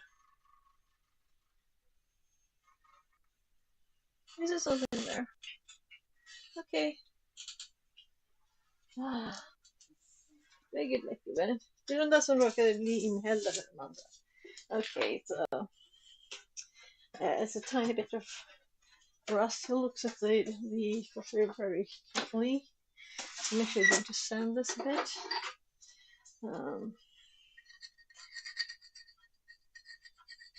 because I bought new. I was going to replace these.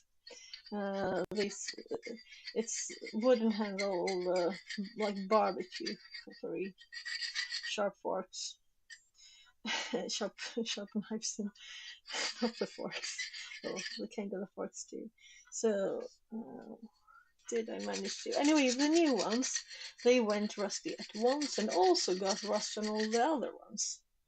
So all of them, yeah, well, not, not I was very happy because well, the kid was so specific for stuff. It was kind of like a problem. So just fixed it at once so we don't have problem with that one again. So we should go to me.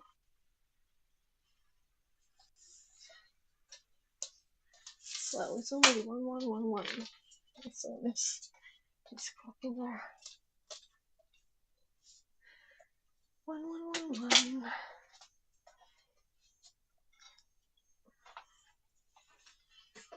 Right. So I don't have glue in here.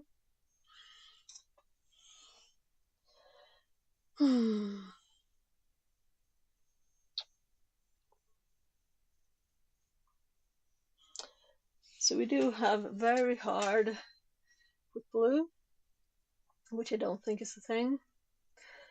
We have a bit more stretchy glue that won't go really hard, but it will stay kind of gooey. And that might be an alternative. Or we have extremely strong, extremely hard glue. So I might actually do several types, because the plastic, this should have plastic glue, right? But then to fasten the metal, this is such a mess. Or I might just do the hard one and buy a new one if it breaks again. And we have this part too, which has been on the inside here, I guess. Like this somehow.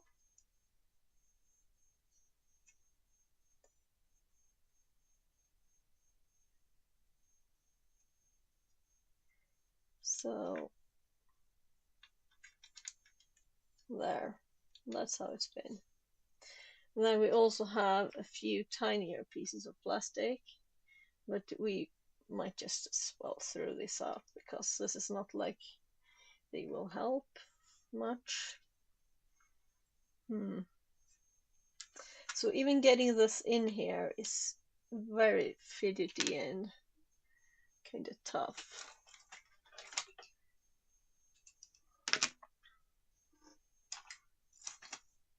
So maybe my tiny polygraph might be better for just squishing it in like this. That might be good. Yeah, so we need to have a way to put it there before we put the glue. So if I were to push this in here like this, keyboard away.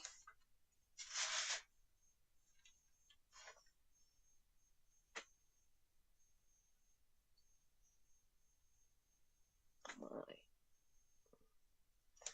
So if I were to put this one here, I can't push it in. It's kind of like too tight and too, yeah. So, but could I use this to push it in here? Yeah, I think so. So,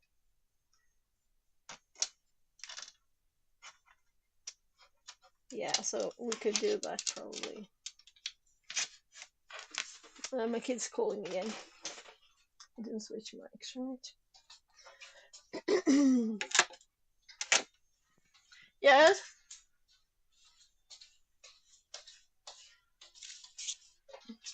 Wait a bit, Ben.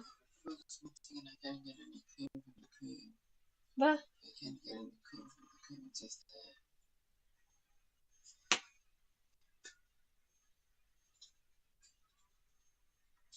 Oh my god. Okay. Vill du ha en ny gaffel igen? Okay, I'll look at the cream. I think this is probably outside. So the whipped cream is supposed to be moisture. It's like, it's supposed to be not a whipped cream in there. And I'm thinking, is this cream not good? Yeah, so if I shake this one, you can hear like, well, the cream inside simply. Gosh, what's the problem with this spark then? So, I usually take it and talk about the thing, but streaming right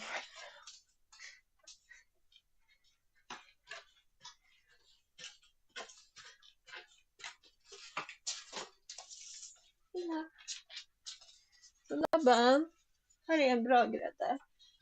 Men jag såg inget fel på den gaffeln, men det här är en ny i alla fall, okej? Undercooked. Okej, var den inte varm nog?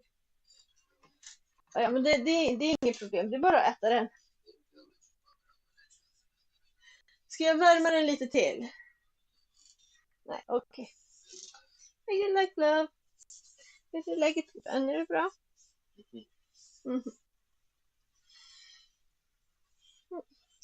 Trött. När vaknade du? 2. Oh gosh. Lille puppen.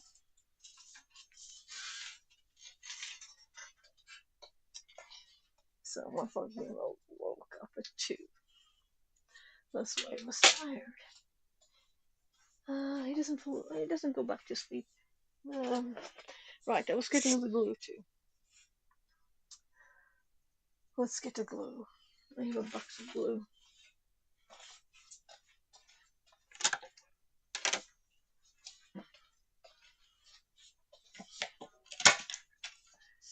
So why was that cream bad?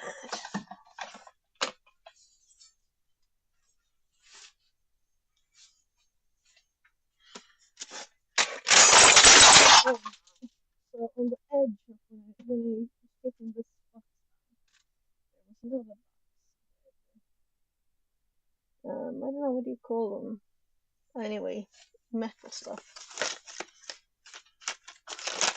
So we have several kinds of glue here. Yeah, I kind of decided to use a plastic one, right? And it's almost here near. I'm just going to shake it in that little. I think there's another kind of glue too.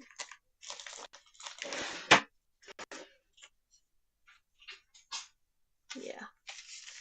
So I'm getting some glue here.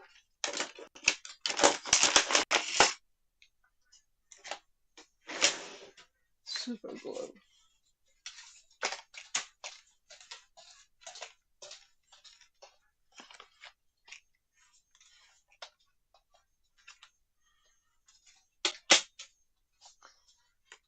There. So I'm just switching mics. There, this mic instead. So if we at least get this done, that's kind of nice. So this is not super glue, but soup glue. Then we have, this is the one I got in the other place. We have this Donna and contact glue. These are kind of like gooey forever. Fix it. Power glue. And then, yeah. So that's the 2 component, one of the components. Then we have super glue. Tixa glue. White glue. Glue. Where's the other component? There. So this is the 2 component I was thinking of. Epoxy glue. I don't know what this is, but it's soft here, it is hard this bit, so I think this is like bye-bye. Maybe we can use it once.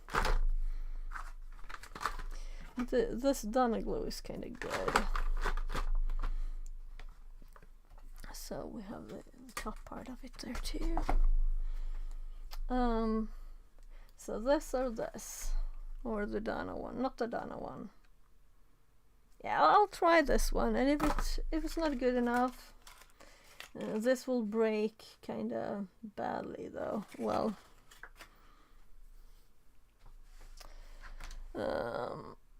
paper.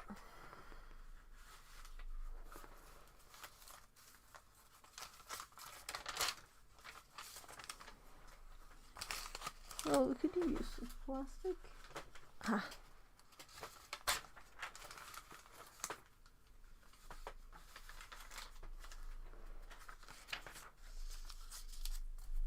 So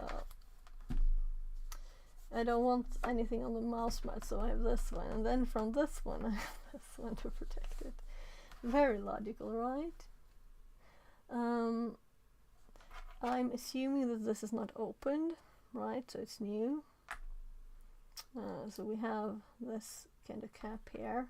So if you screw this tight enough, it will open. That's the thing, I think. So let's see. Or maybe this has a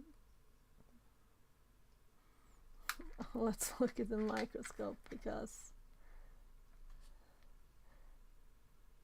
yeah, it's not, yeah, there's the one thing there. Well, this was also bending it in. Well, this is not good.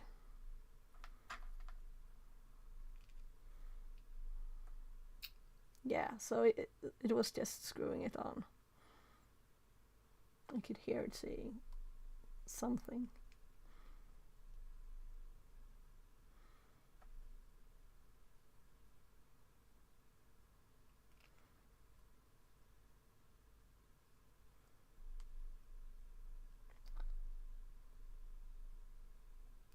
Yeah, we'll see.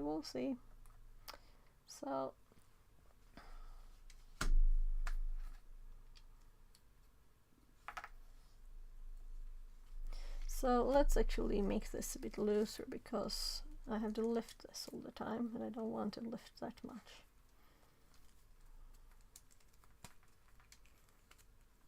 There.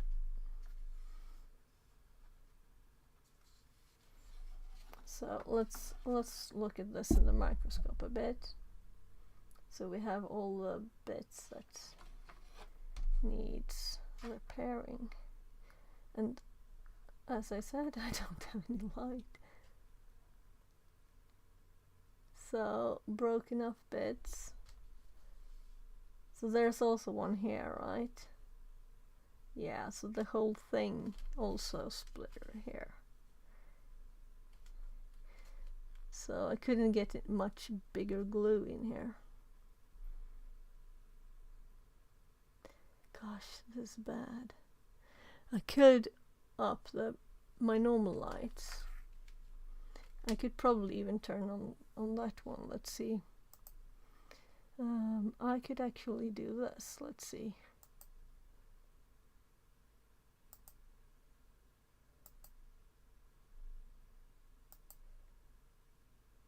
So I don't think there's much difference.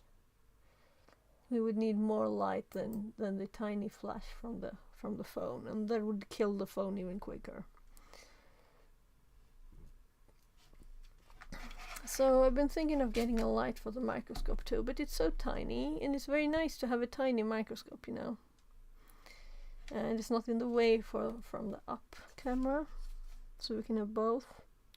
We can have like an overview, and we can also have it like this big, you know, and this here. So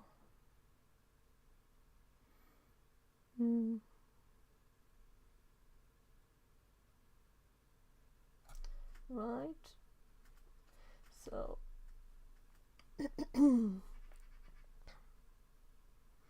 We can switch views easily. But this didn't help for the microscope. Though it's actually kind of straight down here. Well, I guess it's just do it and see if it works, because if it doesn't work, I'll just throw it out and get a new one. And maybe I will even order one. So let's see if we do this smarter, and I'll extend the microscope to its maximum like height, so we get the maximum view angle there. And let's see, then we have to change the focus because it's manual, which is kind of nice because then you can decide what you wanted to focus on. So to get some glue into these cracks, I'm thinking I will simply have to like bend it a bit, right? So if I put this one in here, the cracks should open a bit, all of them. There. So we might have a chance if we wiggle this and put glue there to actually get some glue in this crack. And so I can't see this at all myself, it's too dark here. And this tiny thing is it's tiny. So now we'll see, yeah, so we could get glue out of there. So if I wiggle this now, the glue should kind of go a bit into the crack there as it opens and closes. Yeah, so let's open this crack and let some glue in here.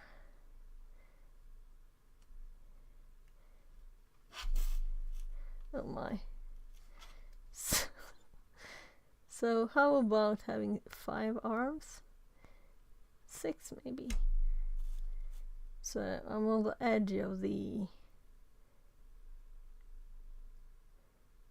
there. And I don't care if this has a bit of glue outside of it. So this crack is kind of long. So let's see if we can get some glue into the lower bit here too. So as I can't see anything of this with my eyes because it's too dark, you know. So, and also this is quick glue. But it's quite a lot of it. So we do have some time. But how would we possibly open this one? Well, I have to try and put my fingers here because it's kind of tiny, this one. So before the glue hardens, we will need to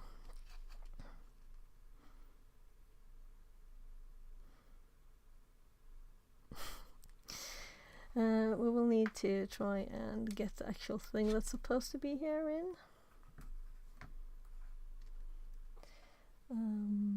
And have glue around it too. So I don't think this was ever glued. I think it was just pressured into here, like melted into here.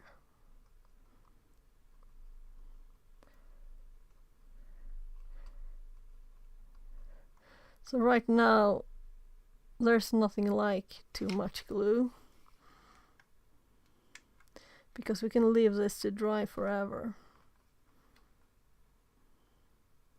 So let's also, all of these broken surfaces here, let's give them glue.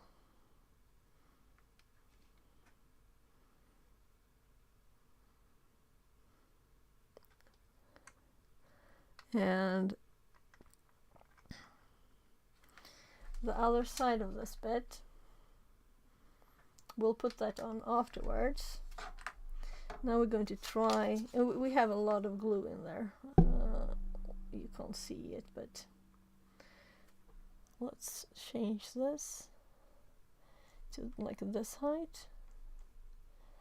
So there's a lot of glue like going around this. So I'm not going to, I don't care, it's not even touching this. So now we're going to manage to get this one in here without gluing myself to it. Right? So that's why we had stuff under here, because it's already glued there now. So let's get this in there. I should actually hold it with something that can actually grip it better. So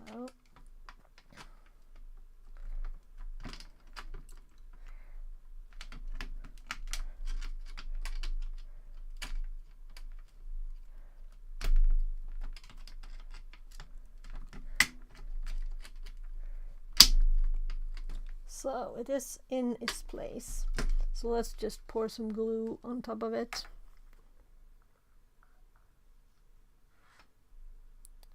So it's in the right spot there. More glue.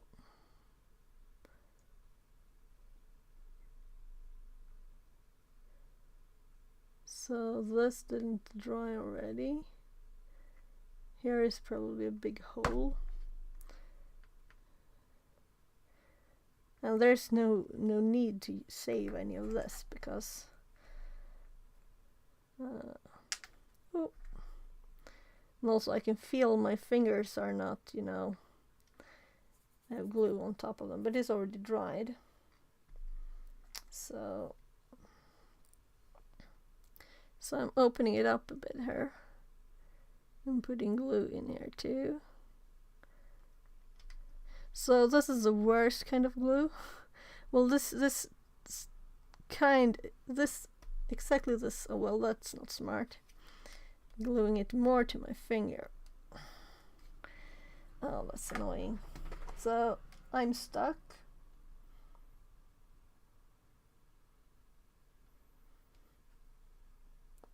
Well, just when I said the worst kind of glue, right? So the most important thing now is to actually not glue my other hand there too. And to get something in between. So I can push in another direction here.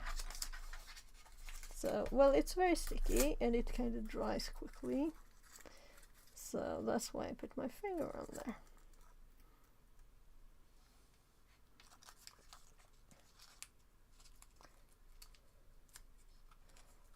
So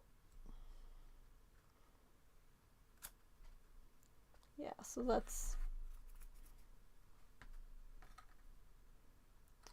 feel the surface here with this thing. Put a bit more glue here.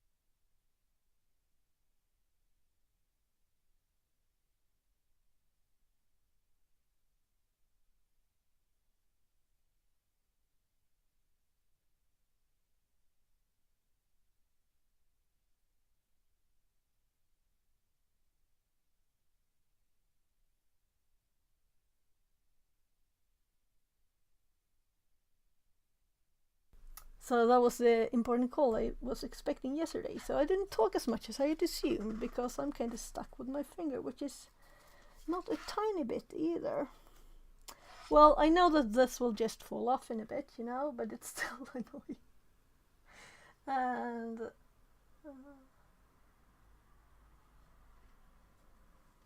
so the glue is not all dry, but the one that was with my finger is. So I'm actually going to put something else on here too. So I think I read something about getting it off. So I haven't managed this yet.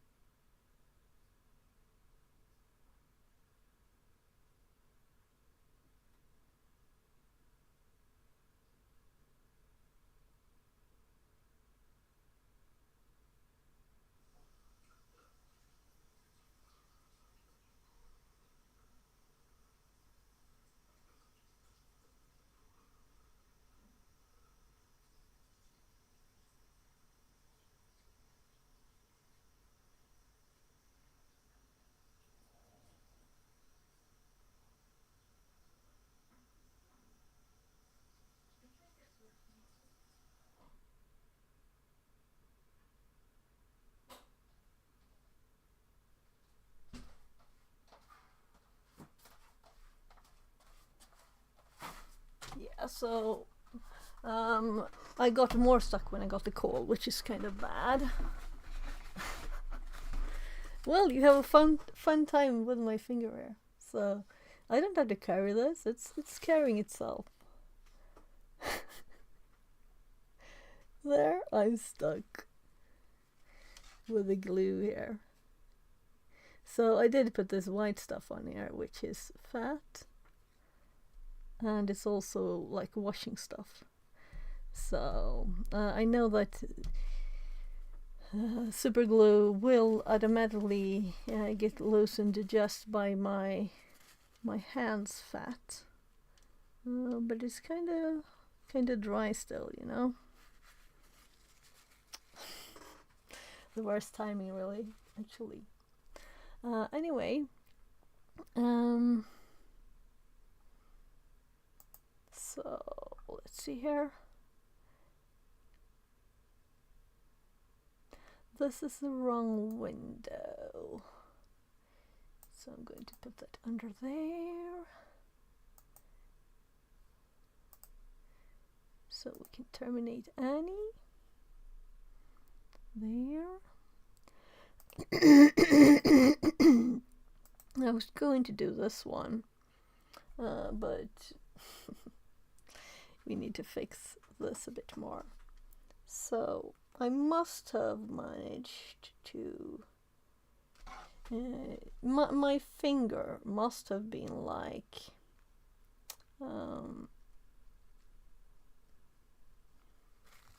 so I can't read this, but this can. This direction. Zoom, zoom, zoom, zoom to the right place.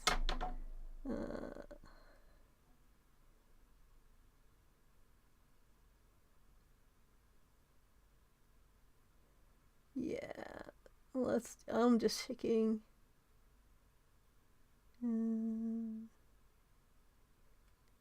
Yeah, I don't think it says anything that will help resolve it. Yeah. So there was a warning about that it's extra quick to attach to skin. So I should have had some fat on my finger there before, so it wouldn't have gotten stuck. So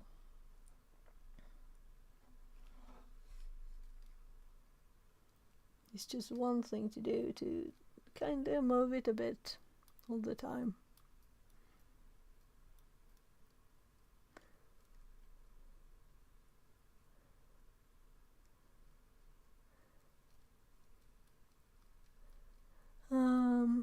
just getting a message.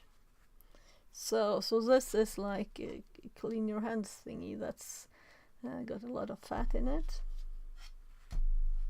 So let's see if we can get rid of this. So this is a magnet on it.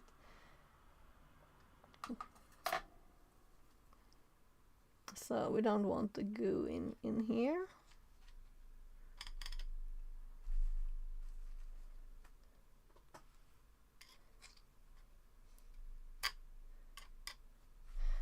We should also try and screw something in here.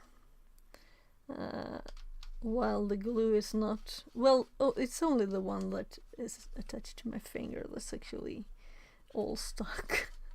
So apparently some of the chemistry of my finger is very friendly to this.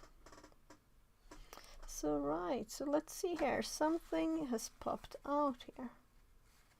Meaning there was actually glue in there.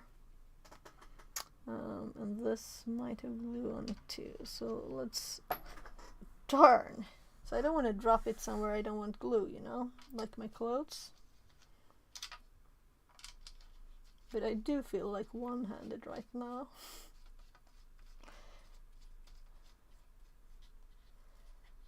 So...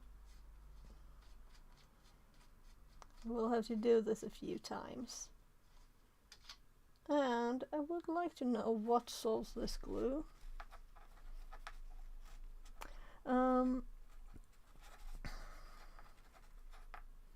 We could Google. Right? We could Google it. But I was kind of thinking too that this, well, yeah, so... I'm going to just make sure that the fat is underneath my finger so I don't get stuck in another place because all the glue is not stuck. I think the spot that it is actually attached to is not very huge. Yeah, so it's like a few millimeters, but it's very strongly attached. It might have grown less, but we'll notice in a bit.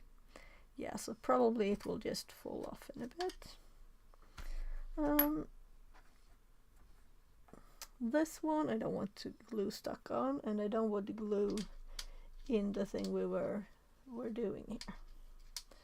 So I'm going to do this regularly until all the glue is like completely done. And now the glue on the surface here is like kind of stable. We will need a bit more glue in there, I think. So, well, the interesting thing with this is, will it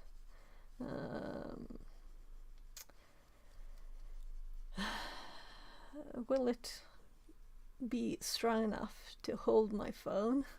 And I'm sorry for wiggling my finger there because I can feel how it's slowly getting a bit looser.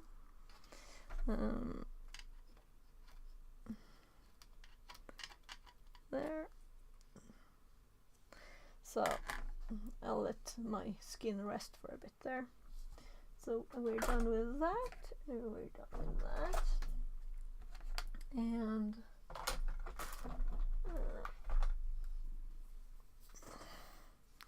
let's see here. So that was like the worst moment to get the important phone call. But I asked her about getting you know, more information to the people. That's a decision about my kids, the help is getting.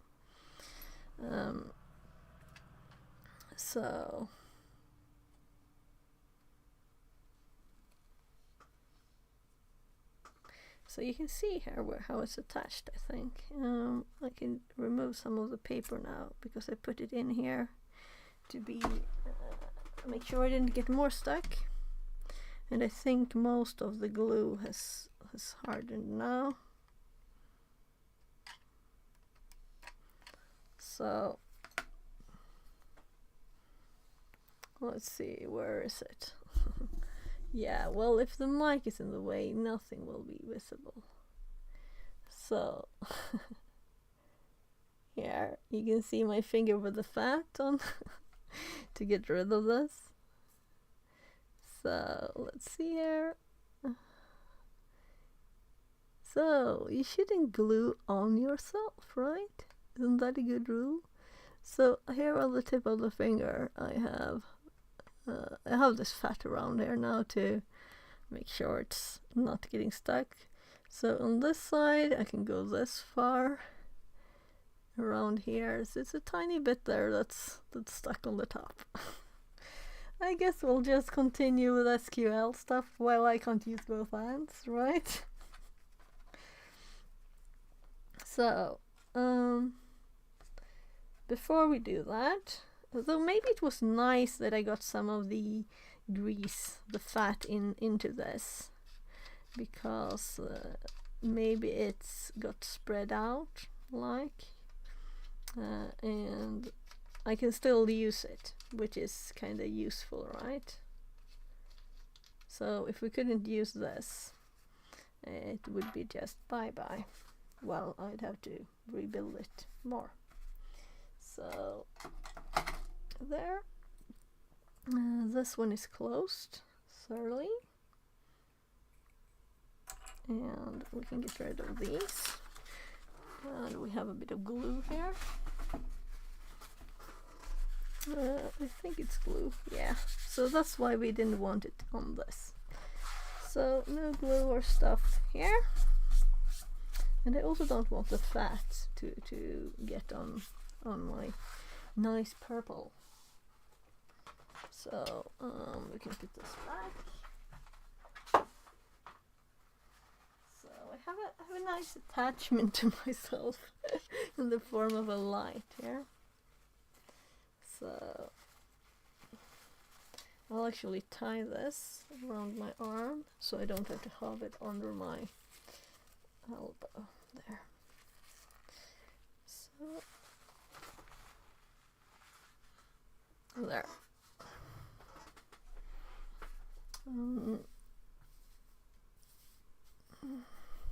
So nothing to look at. But hopefully soon we'll have a light up there again. So let's look at how the glue, as much as we can see of the glue. Come on, come closer here. Yeah. So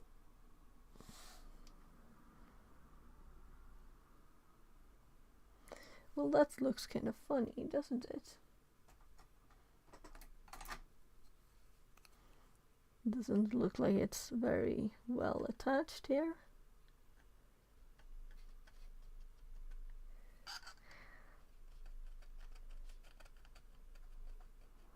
Yeah, it doesn't look like this glue was very well. We'll see if it's okay or not. We can't do much about it now. It could also be the fat that I poured on there. So let's focus this bit.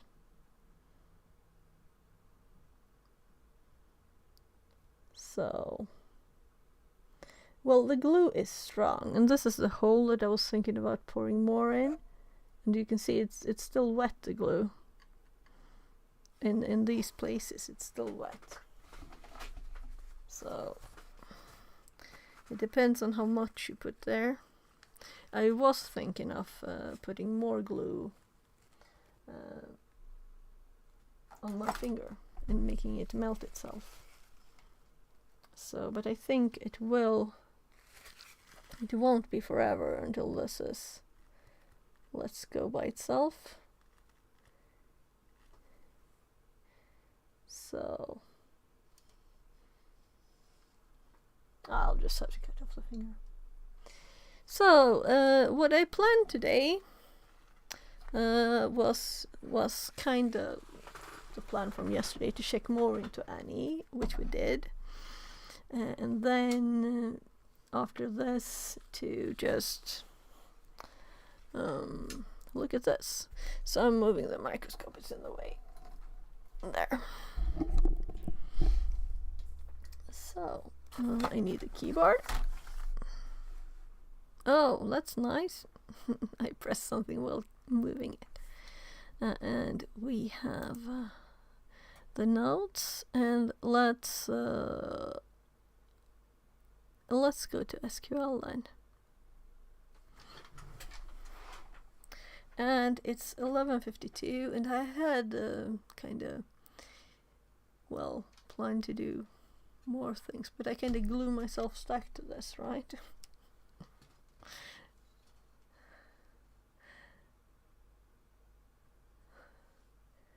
So I'll continue like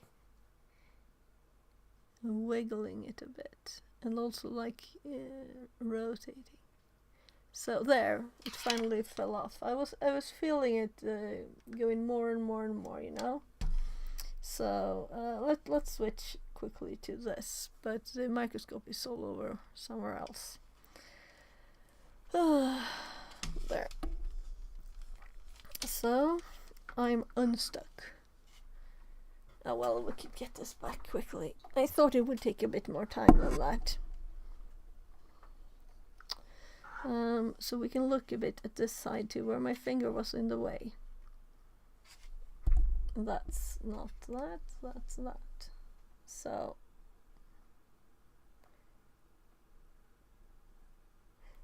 let's microscope it. So we have this fat here. So you can see how I put the paper around where my finger was stuck, so that I wouldn't get stuck more. And there is still wet glue, so we should be a bit careful here. And I do, of course, have a bit of glue stuck to my finger still. So let's see if we can clean it up a bit. So this is very lot of cleaning thingy on there.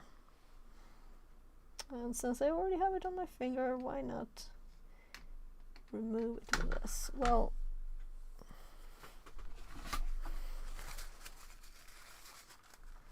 so let's get some of the goo off here.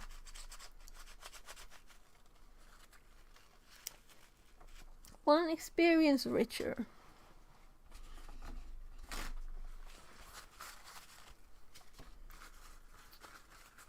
So I'm just getting a tip here to clean this with.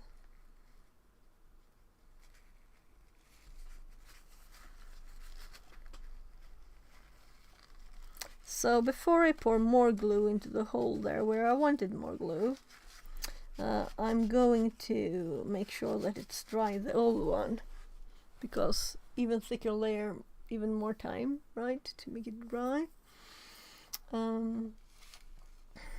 Now let's look at my finger, by the way. It has some glue there still. It'll fall off. So see if you can clean this a bit.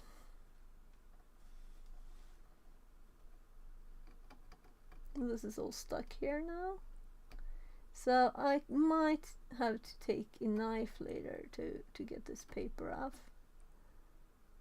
because it's stuck into here.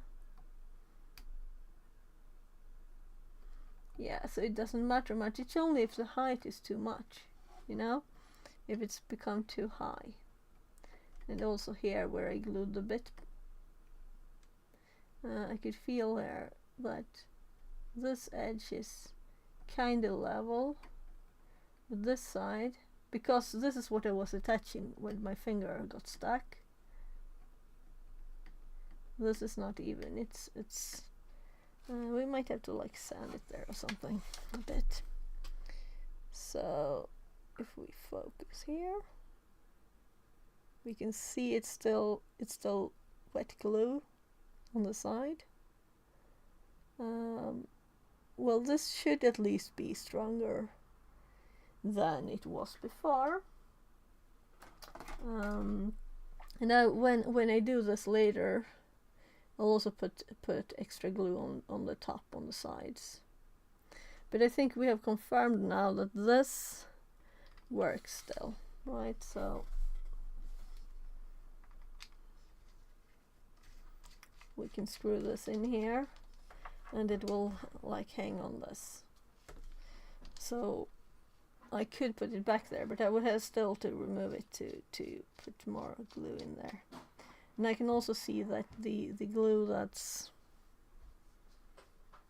in there, it's still moist too, so it still hasn't dried all the way. So I was surprised that this was so quick. And that's why my finger got stuck. This is usually, when you have this much glue, it takes time. Must have been something in my finger that made it dry quicker. Yeah. So, dry time. Also, it smelled kind of bad when my finger was stuck, but then I couldn't move it to somewhere else. So now it's kind of dry already. I'll just pull the power out of the microscope there. So that's my HDMI converter's image when it doesn't have a signal.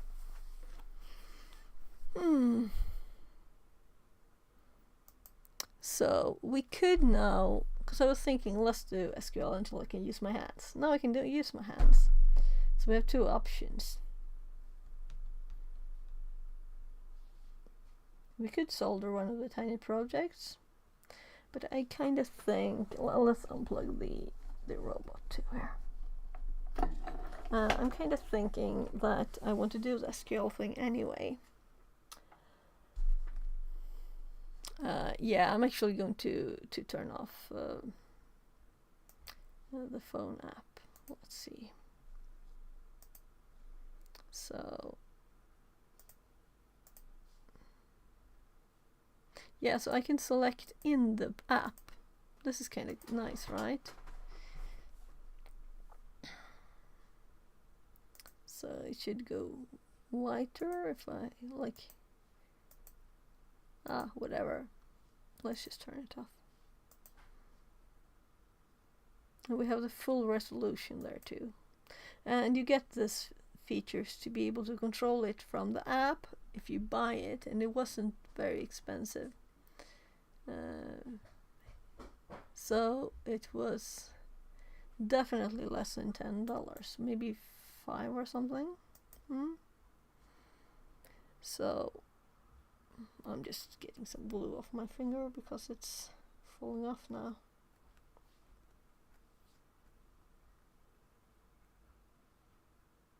I just hope that the fat that I use doesn't break the glue in any way. Just because I didn't want to get stuck anymore. So there, that's good enough to type. So I did this room in TryHackMe before, but then I made notes in Google Docs, and since then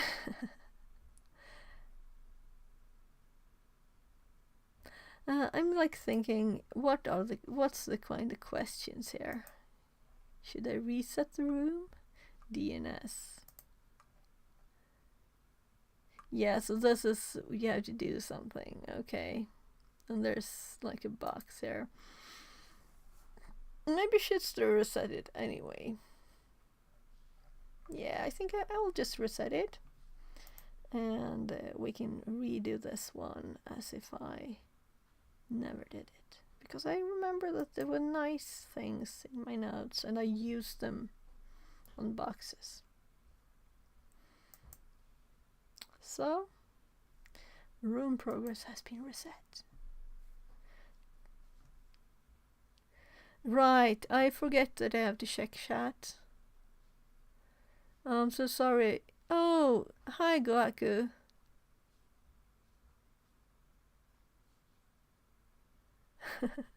Did I miss redeems?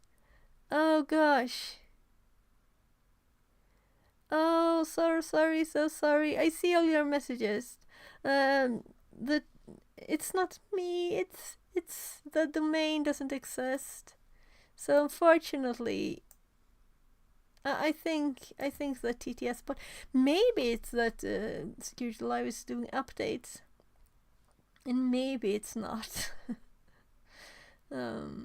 Because I think he would say maybe before. So probably the domain died again, and that makes it not working.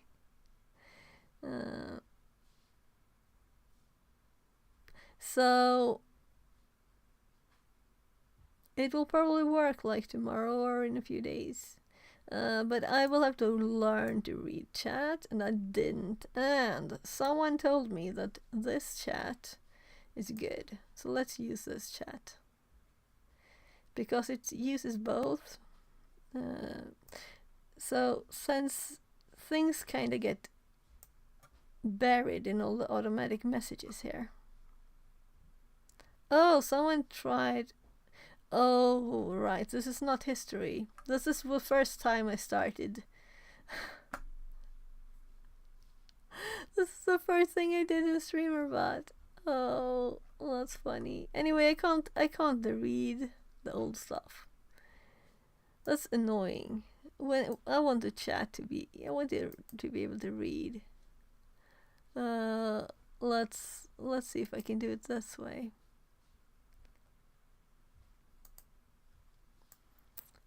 So, will this have history?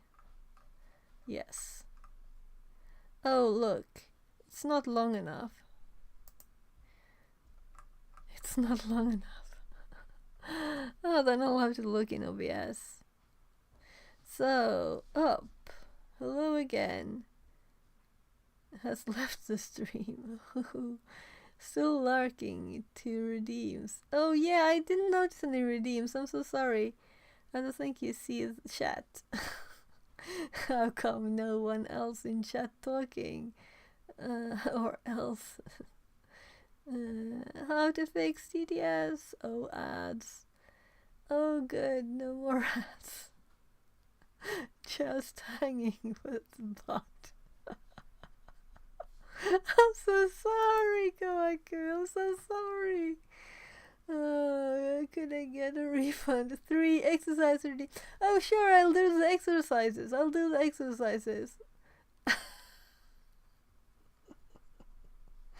But I had this thing glued to my finger.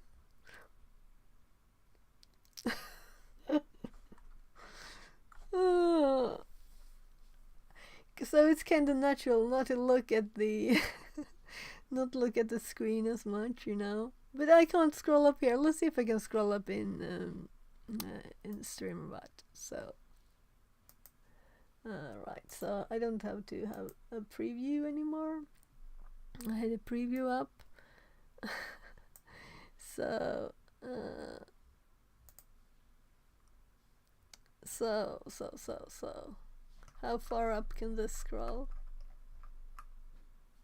Yeah, it can scroll much further up. So, how many times did I say so?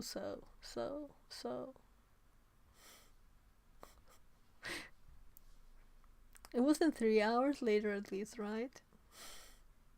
It's kind of impossible if it was 250 streaming.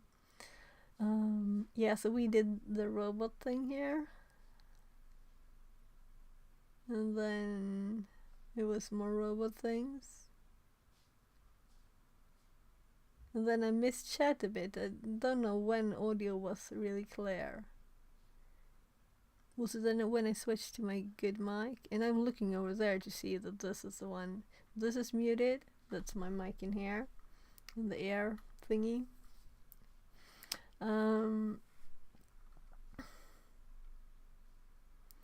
Goku redeemed. Table push-ups. Oh, yeah, no TTS. Okay, so table push-ups.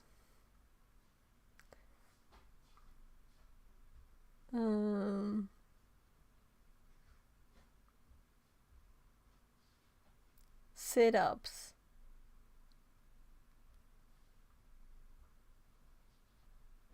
That's 2. Share sit-ups, table push-ups. Do you want to play with a robot arm? I turned it all off again.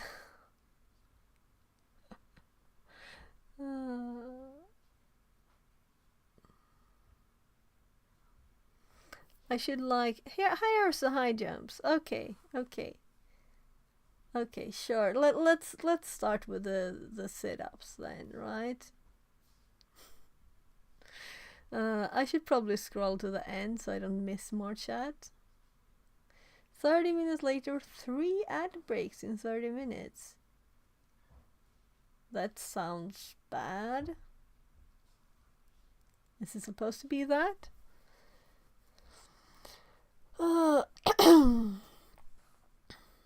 So, I just realized I do have the bot account on YouTube. So just to test something while I'm still testing stuff with the not TTS. The funny thing is that I fixed the YouTube not being TTS yesterday and the day before too, I think. So I was like, yeah, I'll have TTS today, and then I started stream and I was like, or was going to start it. So this is annoying that it can't go tinier than that. There with the YouTube one. Anyway,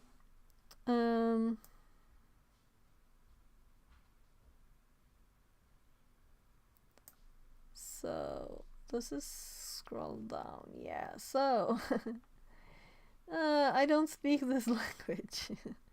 Sail Alice Shugolag. What? So unfortunately, no TTS also means no translation. So I don't even know if that's a language or not. But we opened up this now, so I should be able to see. No, that's the wrong one. Where is it? Where did it go? Chat? This chat should see both YouTube and Twitch messages. Okay? Mentions you. So let's make this a bit tinier. I can have this on top of my OBS here. On the screen that I can't show you because I don't have anything set up for that. So now I can actually see chat. And the thing works now that sends YouTube messages to Twitch to be read by the TTS. So it's not red still because that doesn't work today. Well, I won't go around in circles anymore. Let's continue. So sit-ups. I'll have to turn my share.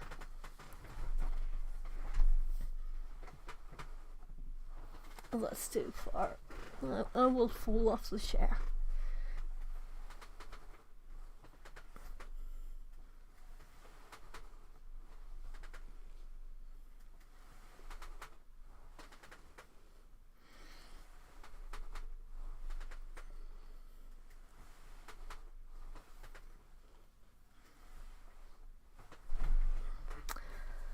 Okay.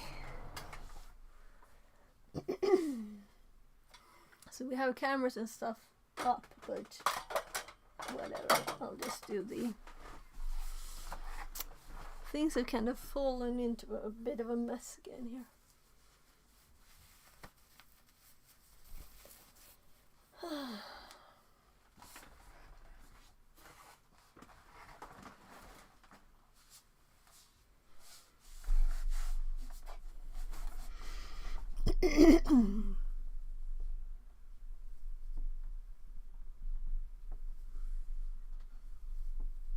Two, 3, 4, 5. This doesn't feel extremely easy. So it's good training.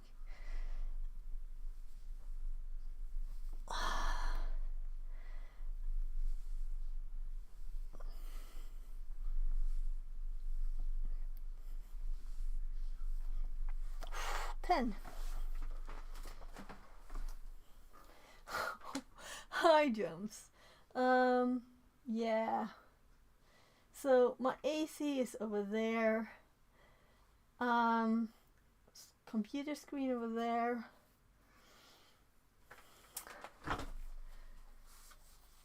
I'll just do wherever. This is the only floor right now.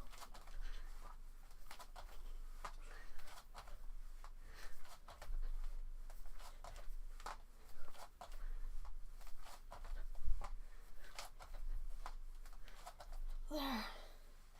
So I'm going to go quickly check in with my kids, and then I'll be back and we'll start. I'll go through the SQL injection room again. As far as we have time for, at least. It depends on what my kids say now.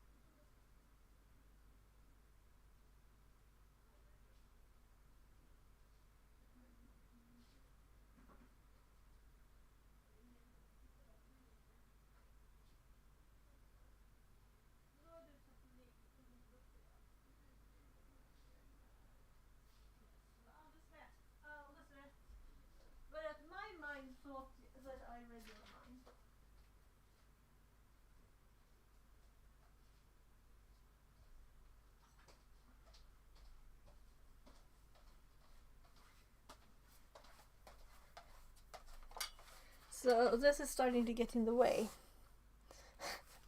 I do move it every time I go in and out of the room. So I'm going to keep streaming because my kid says that he has not accepted the plan that was for today, and he also didn't get a lot of details on it.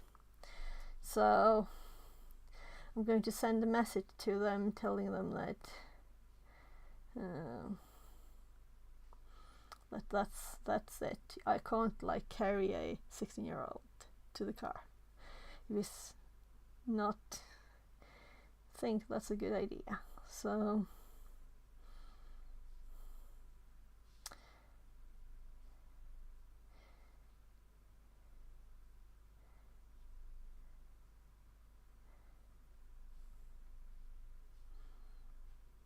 I'm just saying hi.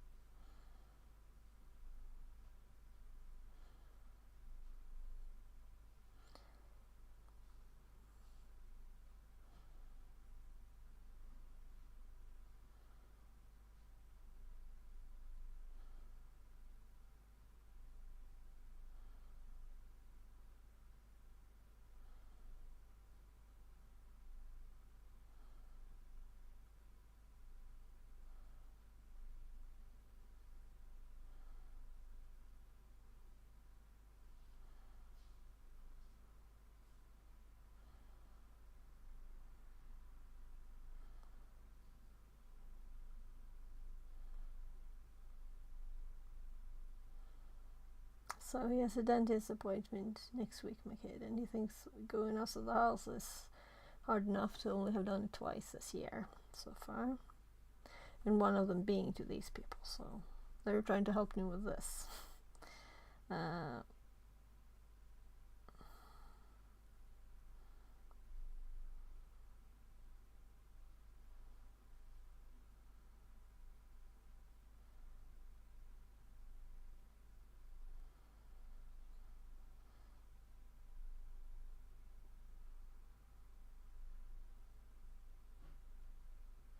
Yeah, so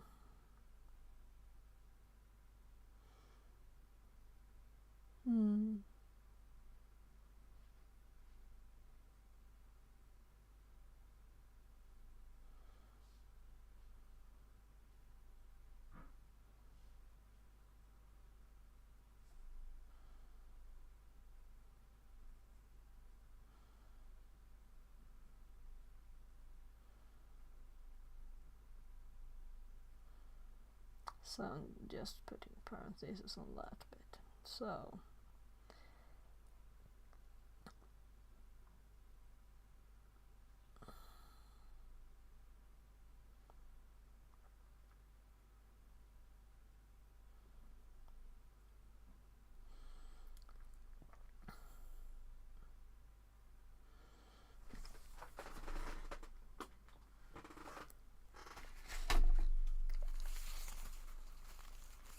there. So I'm going to go make more food for him. So I think I'll switch the mics again. And then we'll do the SQL injection thingy. Right.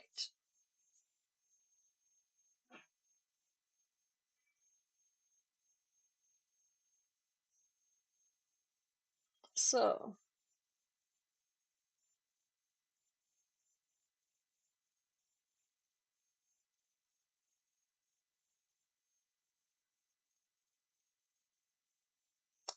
I'm just sending that message. We'll see if I get a reply before I get back. So I'm just microwaving some spaghetti and meat sauce, and I'll be right back. So How many cells did I say? Let's sew some cells.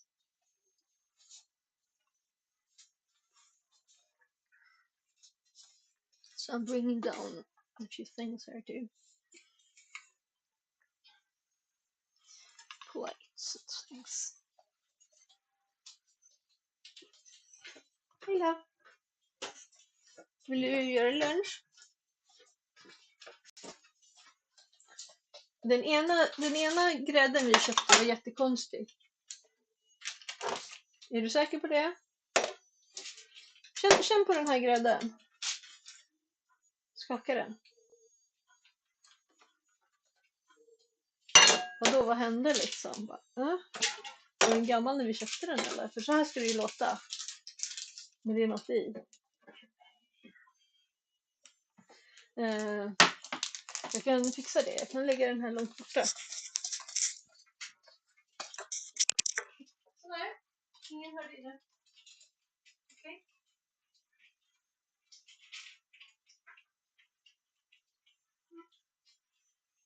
Jag fixar.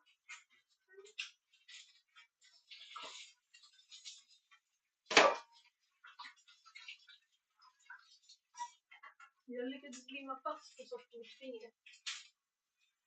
Nu är det en massa lim. Kolla. Det är inte på överfingret.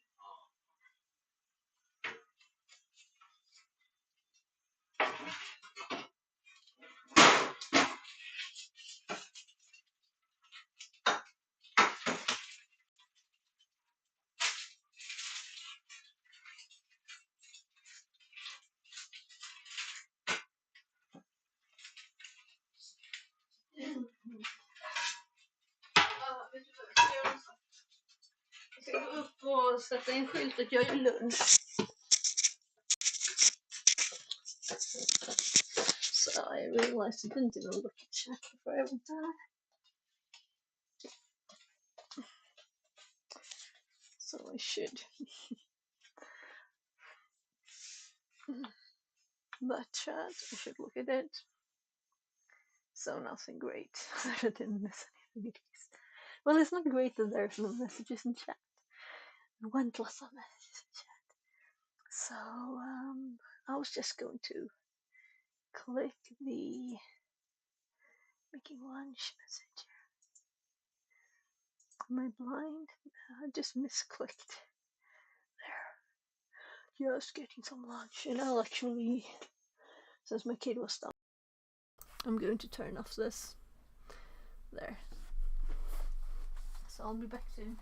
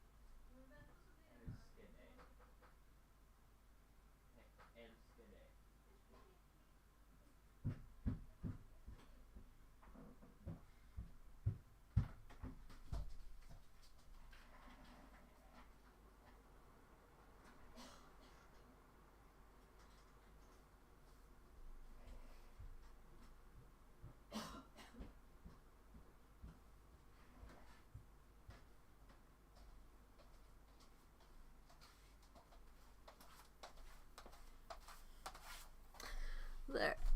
So my kid was done in the kitchen. Let's see. My juices will bring this. Let's get some new water too. And let's get this yogurt down.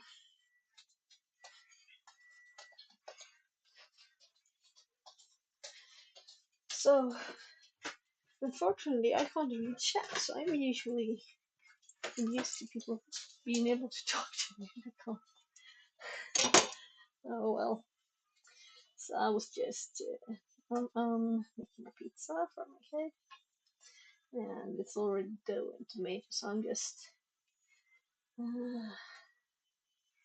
making the cheese into these things to put in the pizza.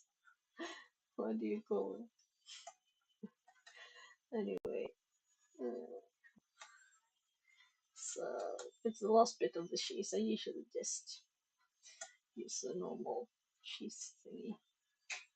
So I'm obviously lacking words in the kitchen area. Obviously.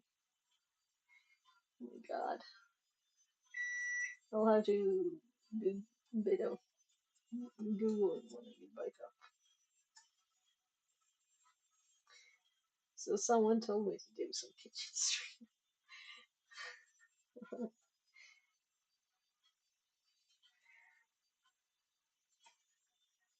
So I'm like, why didn't I like what could be wrong with the TTS?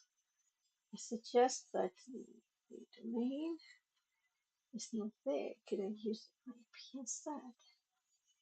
Would that work, you know?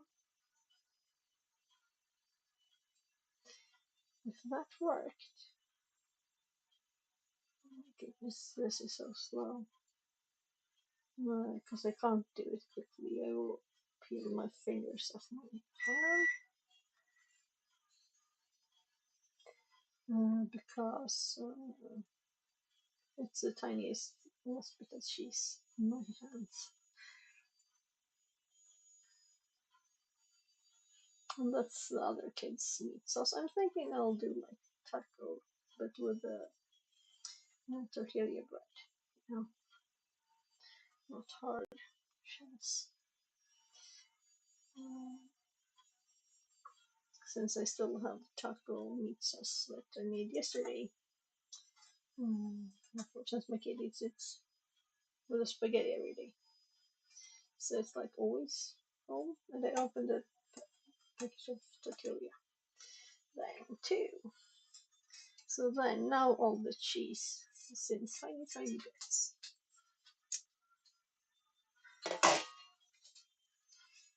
So I have a package of strimlad in Swedish. I wonder what on earth it is in English. So apparently I'm lacking a lot of kitchen vocabulary for English. I should try and fix that, I guess. So now we're getting a lot of full package, 180 grams. And the pizza is like a big pile here. Spread it out. So,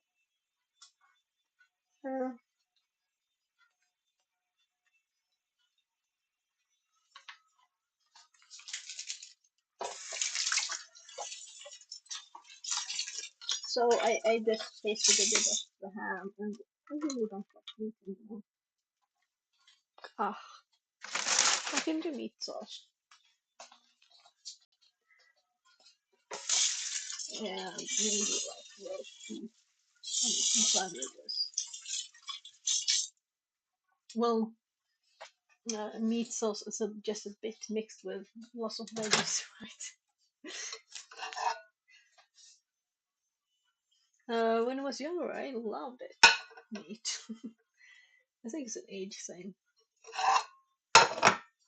So I'm going to get ketchup and get my I'll just food up first because we're eating totally different things.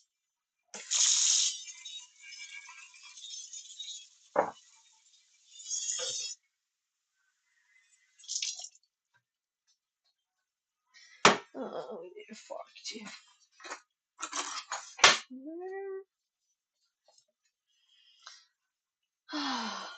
So today, usually Wednesdays, I drive my kid to school. There is some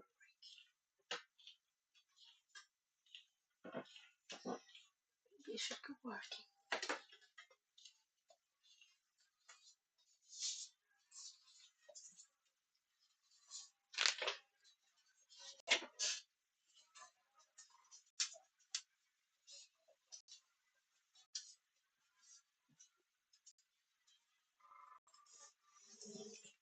Ja, jag tänkte, hade inte jag ett glas med? Där var det.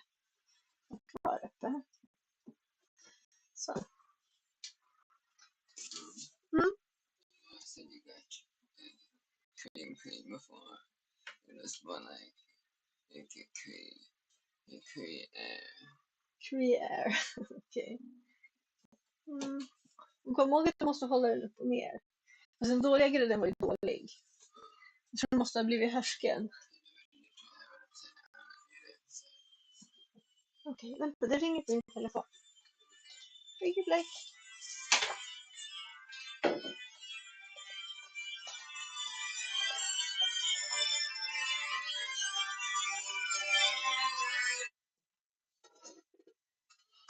Sofia?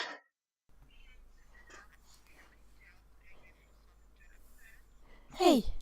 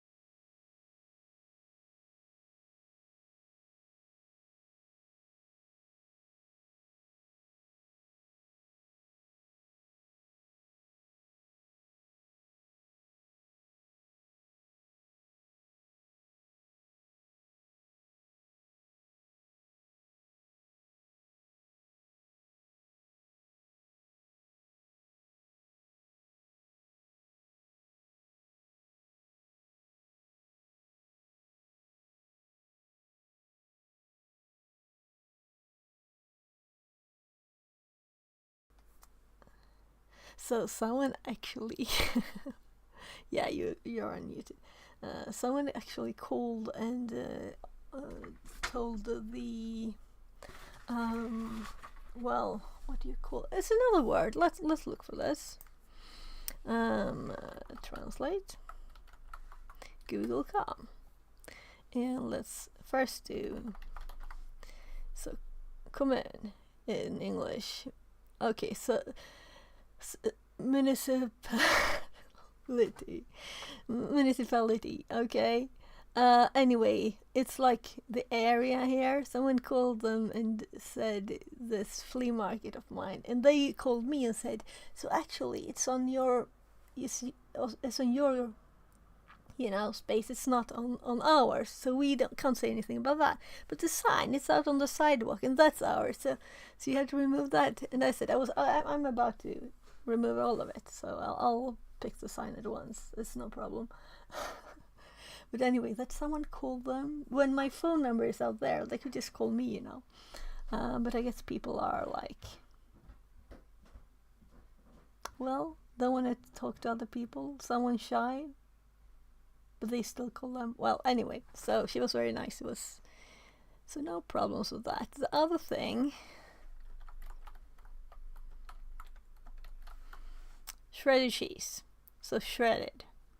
It sounds like too tough, shredded. Well, I have a tiny bit of the food. Let's sign in. Yes, gubben. Jag håller på. Jag fick ett telefonsamtal. Telefonen ringde. Vill du göra lite? Linus? Yeah, so it was my marshmallow. Well, it was not marshmallow, he wasn't there. But he was close to the screen, he's very shy. So he just knocked on the doorpost a bit away.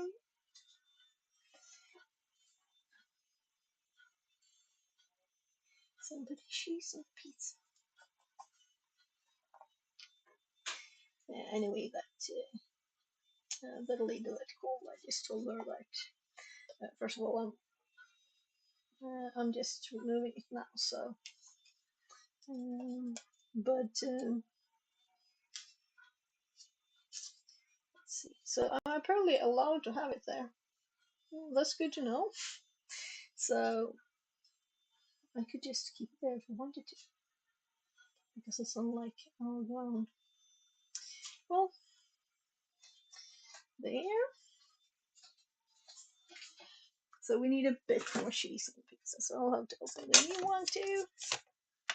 And there we have fish, and we have cake from the birthday. So, and I'll have to call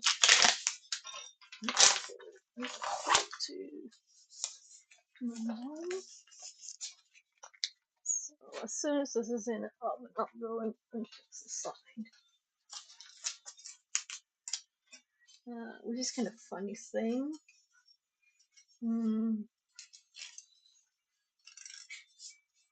But it's not even visible, and it's also like almost on my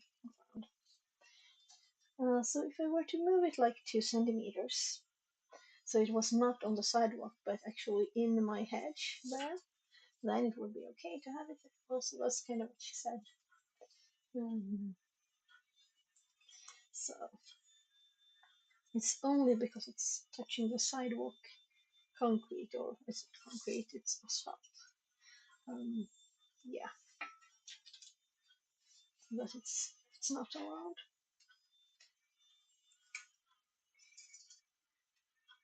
So, but I care more about my neighbors. That's why I want to remove it. And also, I don't want to have to run out forever. And oh my God, it's raining again. So the funny thing kind of being that they went here because someone asked them to do that because they didn't want to talk to me. If they talked to me, they would have heard. They would also have seen between the days, that is really weird.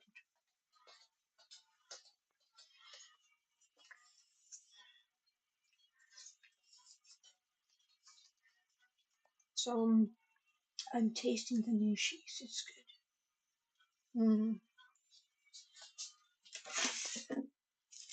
Yeah, right. I know. Oh no. The big 5 liters bags. Yeah, I want to buy more. I think the 3 one will do.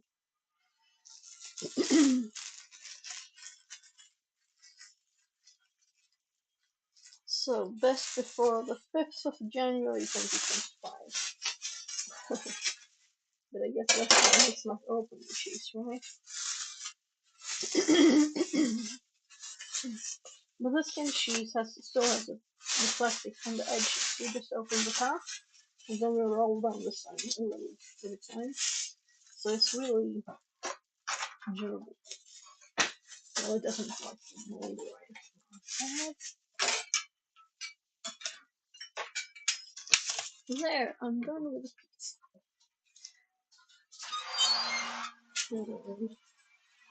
Okay, turn the oven on and the pizza. And I'm going to fill my water. Oh, probably like as soon as in that order. So I'll actually just bring it up. Yeah, so now the interesting bit is I think that my Bluetooth will still work all the way out.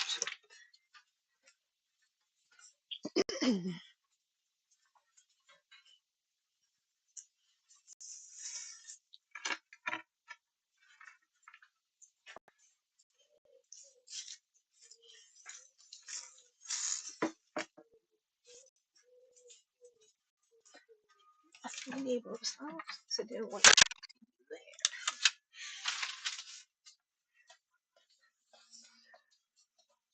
So I will just get a tiny piece of being a bread. Here.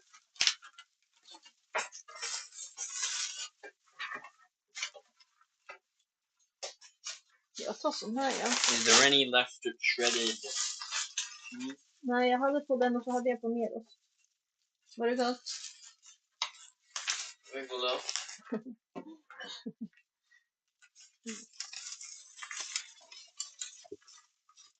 Den nya osten är jättegod, Linus. Ska du smaka lite? Bubben? Vill du smaka på nya osten?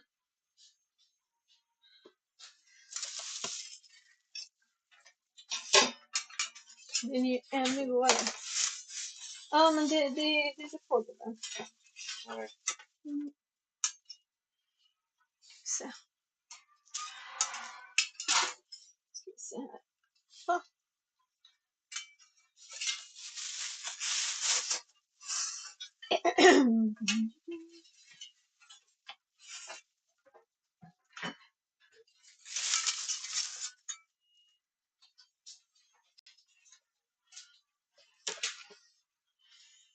So. Just the veggies. I want some.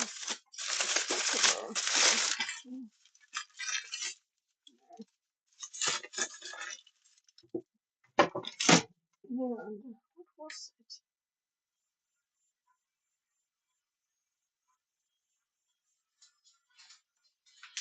Well, I'll have to get a type it. Make sense.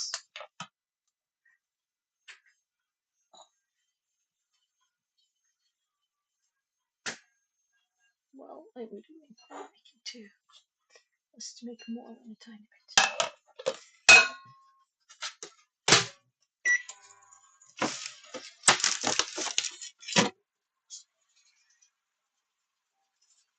It was just something. Yeah, it was a cheese. I think I did it with cheese in there. Yeah.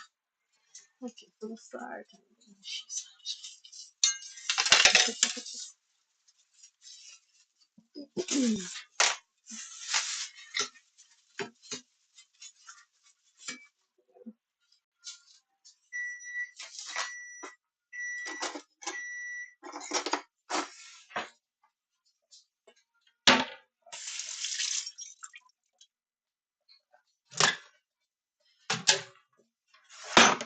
So I should put a camera down.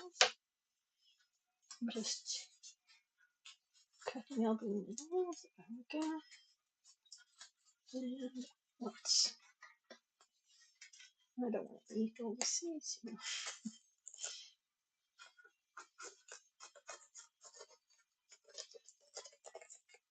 Why does it smell funny? It's from the trash.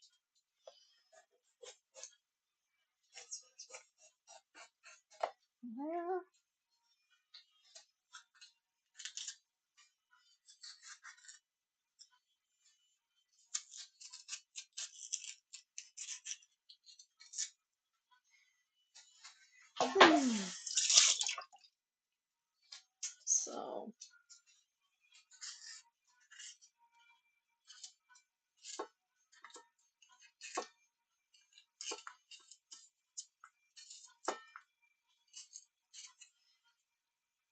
So usually I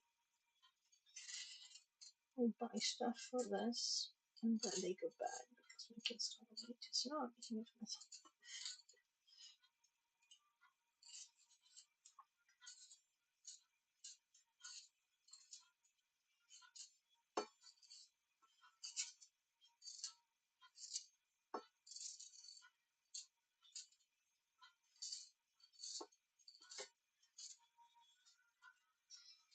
So, let's see.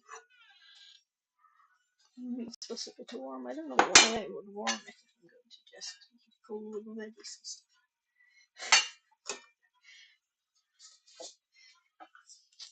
At least you don't have like big bits of fat.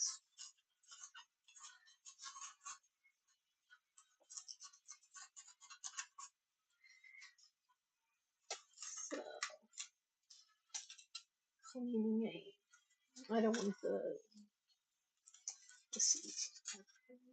So just get it away in the right bits. Not very tasty. So I guess that the seeds were actually more spicy. Maybe we should eat them. If you just chop it up.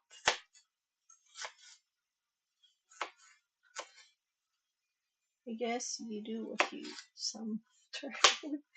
I do totally like it.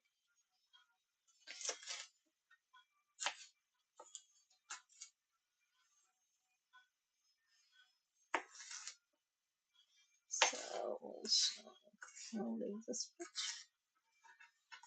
for one of the kids. So we want tropical salsa. And what's pretty fitting this one. 3 big spoons there. And then what I usually use was out and having natural yogurt in it.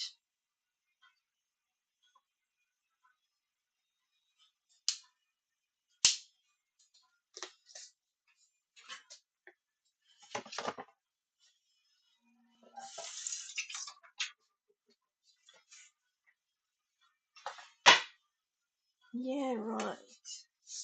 Why is this wet? Well, that's very odd. The bread is wet. I just put them on back. So let's see. Can I do this in some kind of smart way? So not actually having to touch the cucumber yet. Let's mix this first.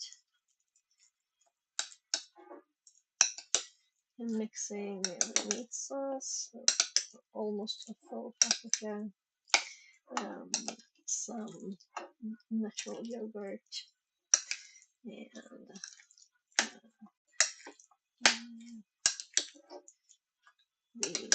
this pineapple sauce, or whatever it was called. Oh, that looks good. Now let's cut the cucumber too.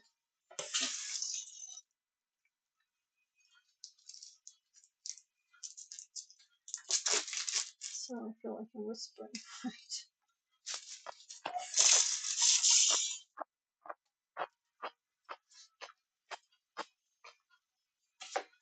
And just take a little bit of it. We have another paprika, we don't have another cucumber, so we'll have to go shopping.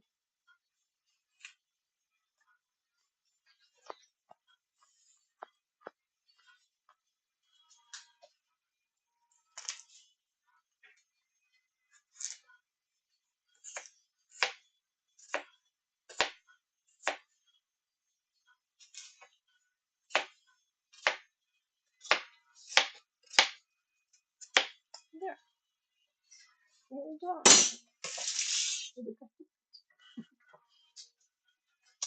So, mixing this into.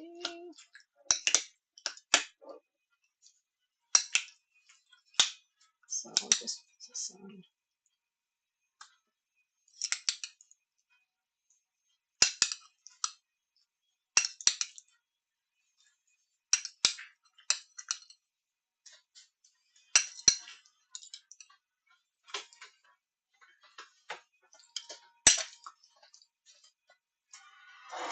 Linus, jag lämnade en paprika till dig där. Va? Varsågod. Lite vitaminer också.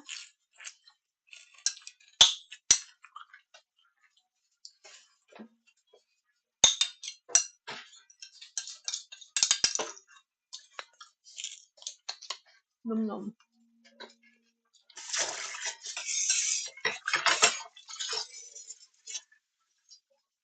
Var det inte gott? Mm. Bra. Älskar dig. Åh, jag glömde till att inte ha ost också. Det är bara en liten bit.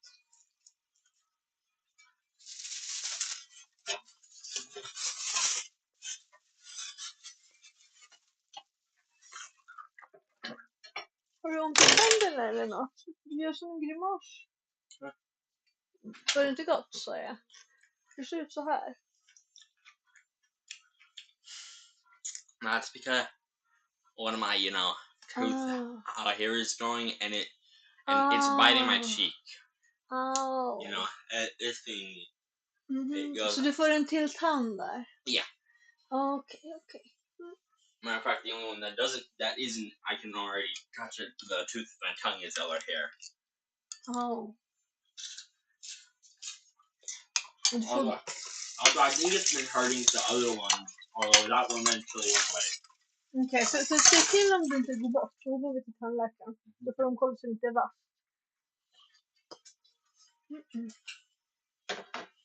Så, då går jag upp och äter. It feels kind of sharp, kind of not sharp.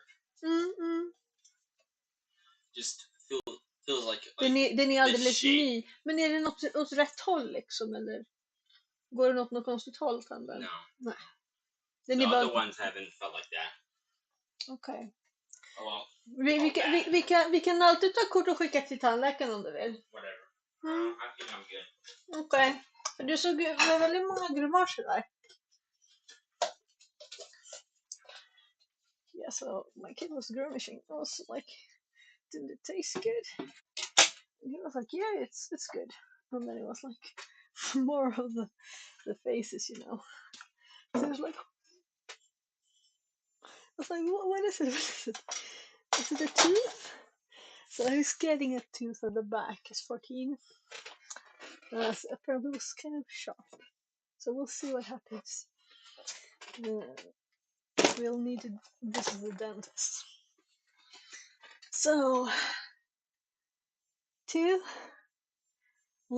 I put one piece of cheese on each. So it's mostly paprika, and there's some cucumber and a bit of meat, and then mixed with the tropical salsa and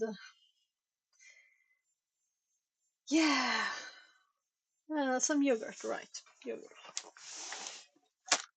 So I don't want to put food on my purple thing, the giant mouse mat. So this is kind of lots of stuff in here.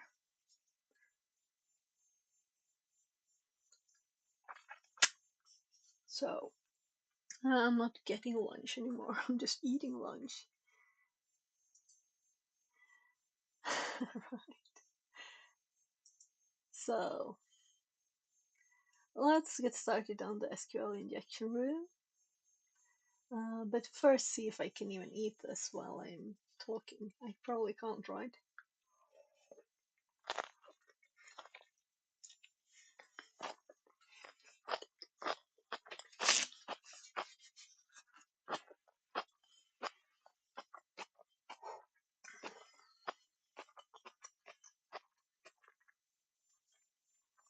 So we might as well open it.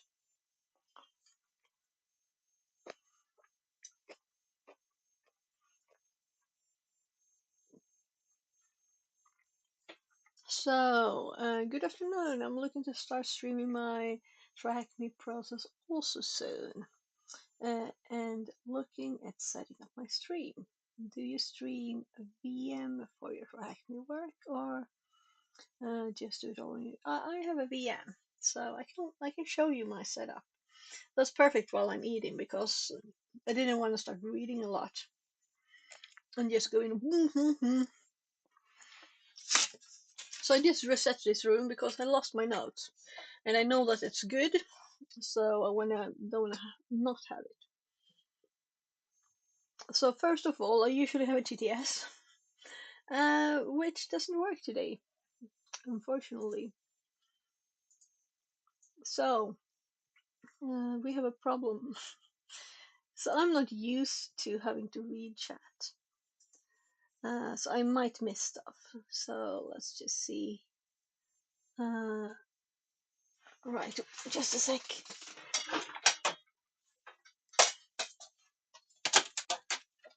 Yes, gubben.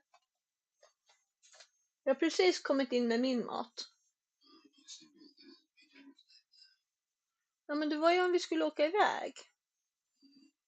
Nu måste jag ju, antingen så får jag åka iväg och jobba på andra jobbet, eller så får jag jobba hemma.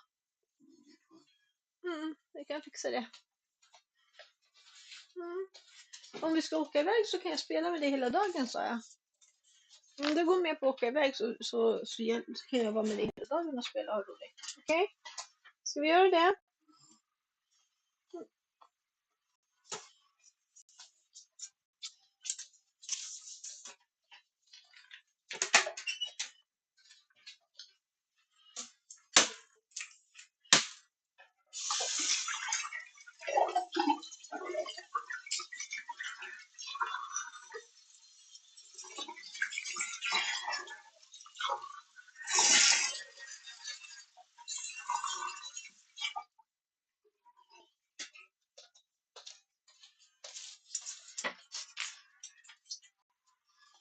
Sådär, varsågod.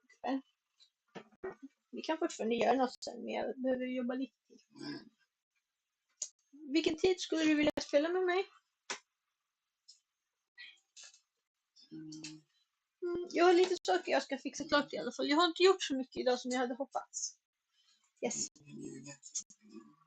Men inte just nu, men jag ska precis äta min mat.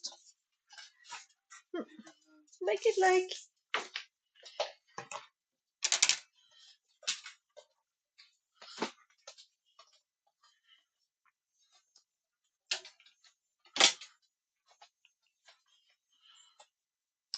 There, sorry.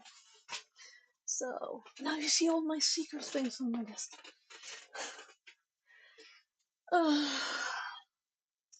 Yeah, so this is my VM here. So I'm using VMware. VMware Workstation. And I think it might be free now, but I did buy it very cheaply for like $1. One of these license sites, you know.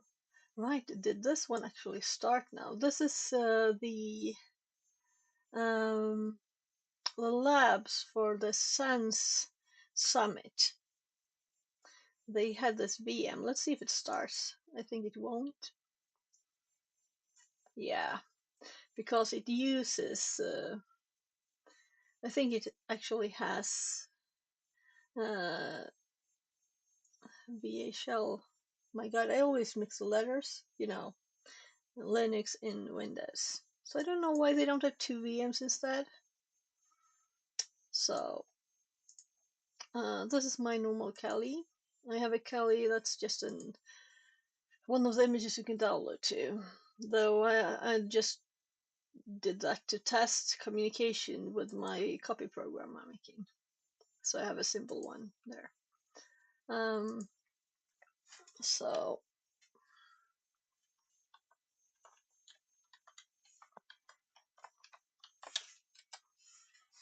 then I have a phone like this, and I connect it to a program called Sammy. Let's open that up. So I'm like, where's the button? It's right here. This is how I switch screens.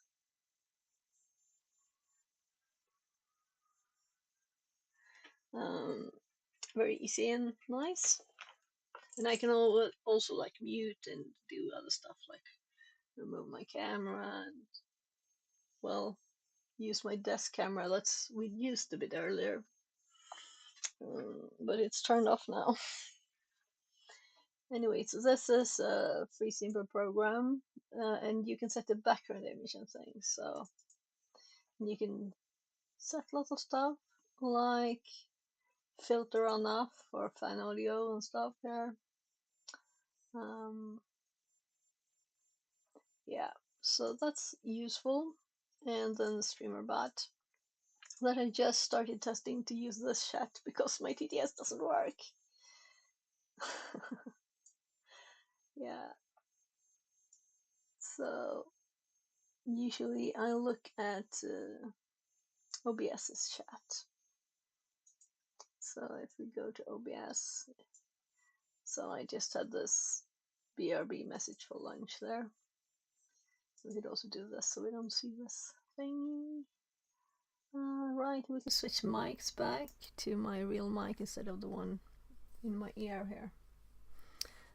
That's where I hear TTS. So I have that usually for not having an echo on TTS.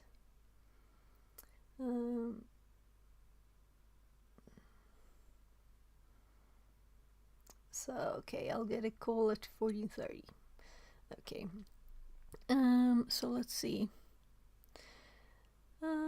Yeah, so I have lots of scenes set up and stuff. I can always show you more if you want to.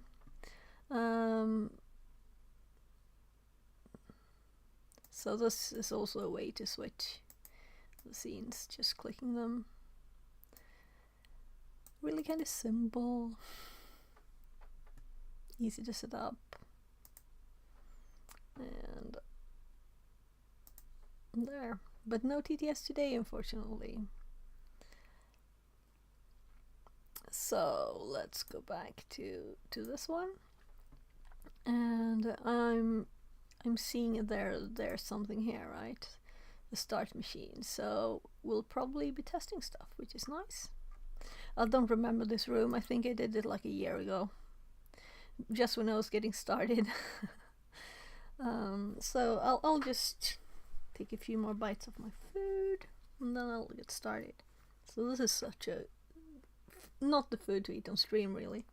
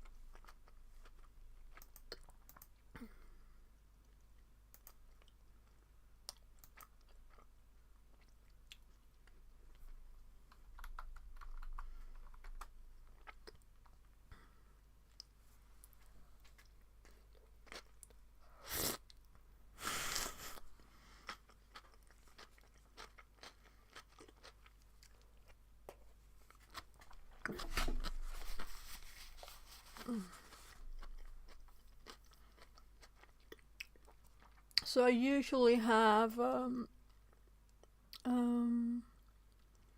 hi there, Stay Rocky. So I can actually see the chat here. That's nice. Goku said hello. So how far up did I scroll? No, I just started this and it doesn't remember. So what I don't like with this chat here, it doesn't have the chat, really, all of it.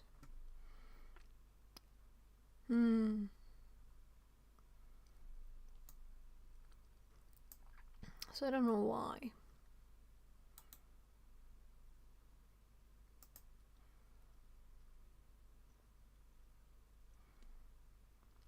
Well, now I have it up at least.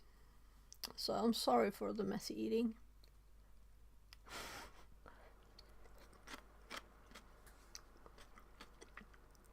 Right, I was going to say I usually have bigger breads, so this is kind of like too tiny.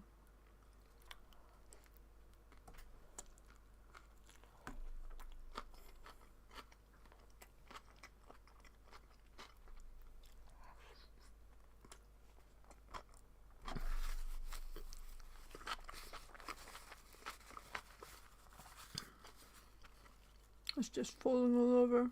Sorry.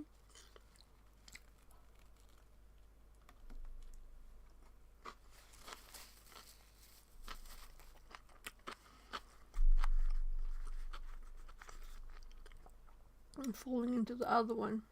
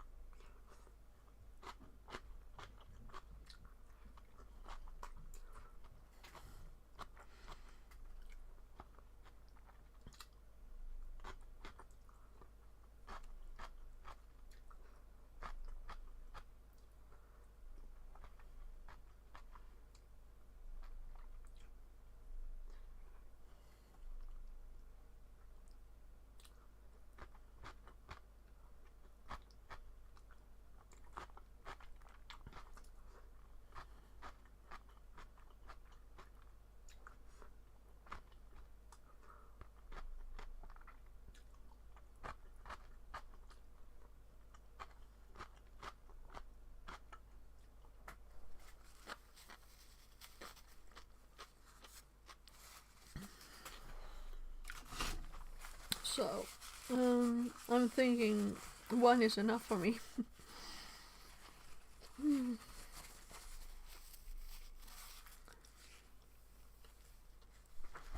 I'll put it over here in case I get hungry more.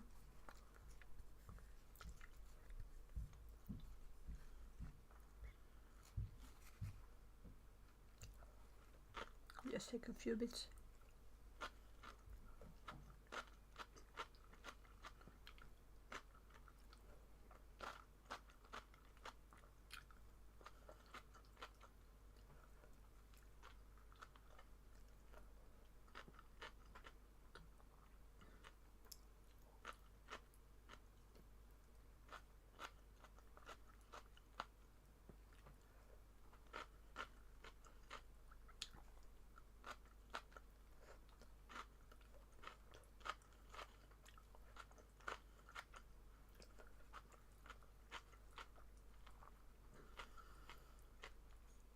So, let's see.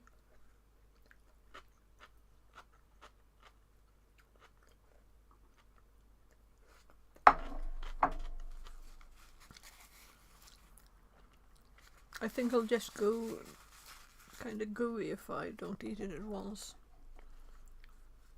Especially since there's, I think it's like the cucumber and stuff, so it's getting a lot of moisture. So I'll have to eat it all. I could just. I kind of ate a few of the veggies, so it's supposed to be not as filled up now, so I can hopefully hold it in my hand. So.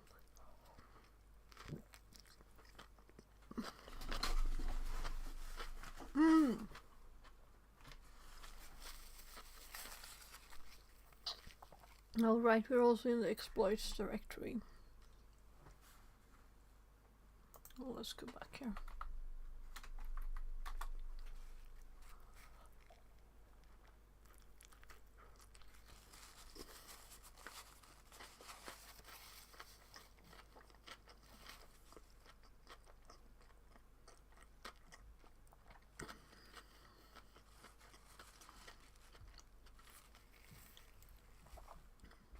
So it's nice weather. Nice weather today.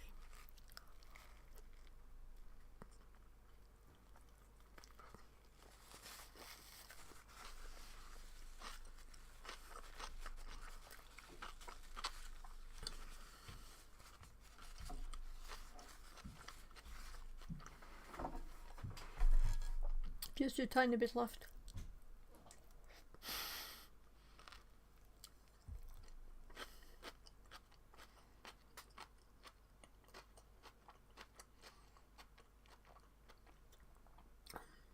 So yesterday it started raining suddenly.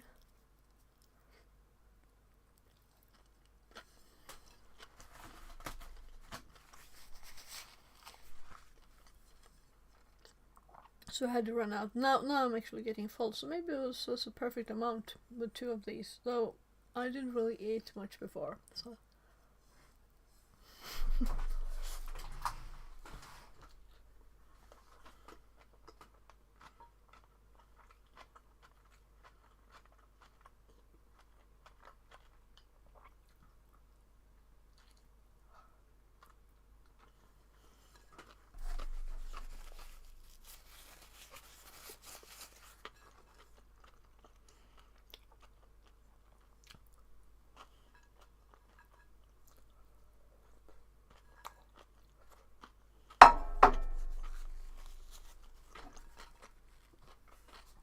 I'll actually go wash my hands.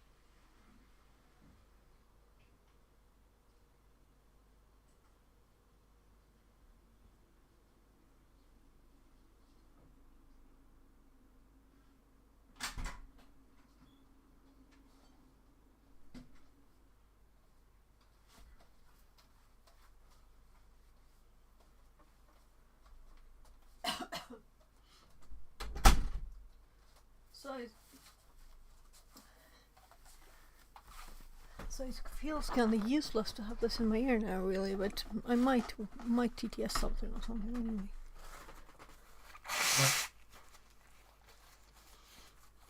So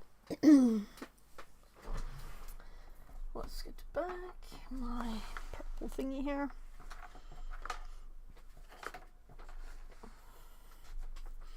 So we're ready. Let's put up the notes on the other screen so I can switch between them easily. So let's get our SQLi notes. Right, this one is done.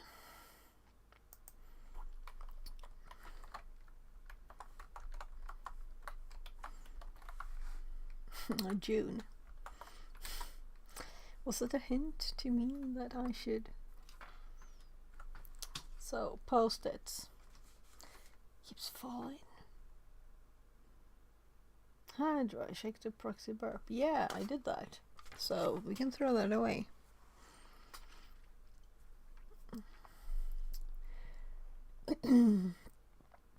So I do have an SQL here. Let's like minimize the others.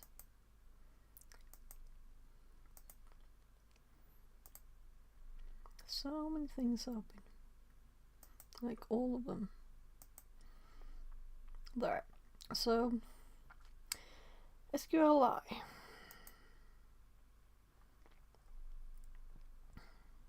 This is not a lot of notes. So this is let's start with let's start for union. If I were to find these notes, yeah, it's not in my notes. I don't have union in my notes. Definitely I don't have this bit, because that's what I like with this. It's a lot of examples with union and stuff, you know? So where on earth are they? Yeah, let's actually start a so what is this? Alright. Let's keep that one up and let's open a new one. I don't have a hardware filling problem at all, no. It's mostly streams. I'm not saving them locally anymore. I'm uploading them to YouTube. So they get a storage problem instead of me. And I'm curious to know how much data YouTube is. There must be so much data. And they have different like resolutions of everything already finished and done. Everything. Yeah, and I noticed chat now that it moved with the automatic message. So that's good.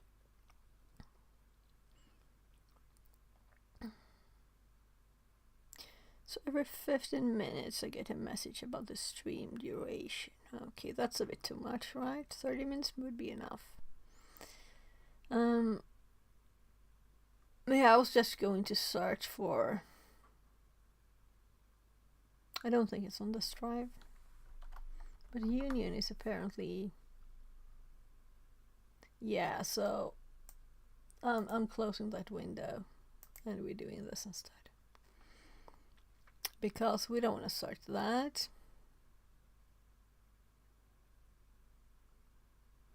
Yeah. Let's start with the C drive.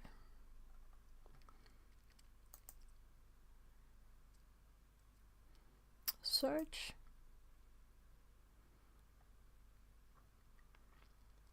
Search for find text union. This might do a lot of things. Well, let's not do this during stream because it can crash.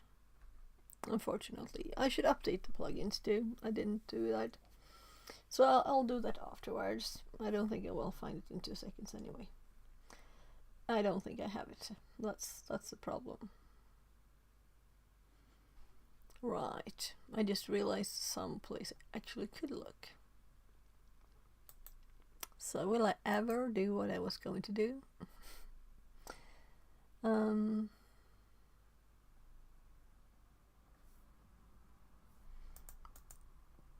So my downloads.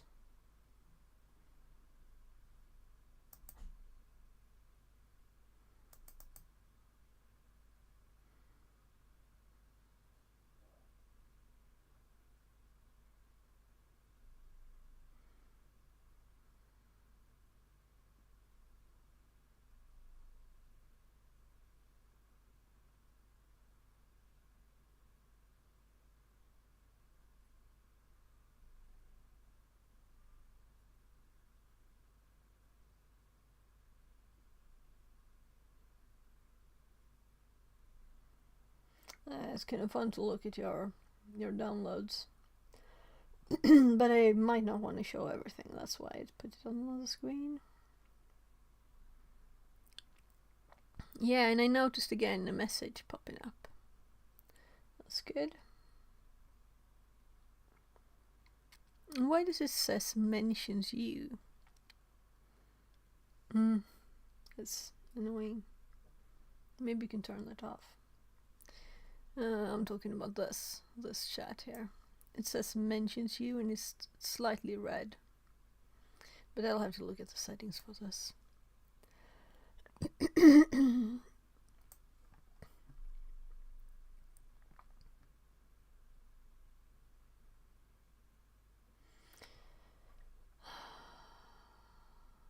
Thunderbird.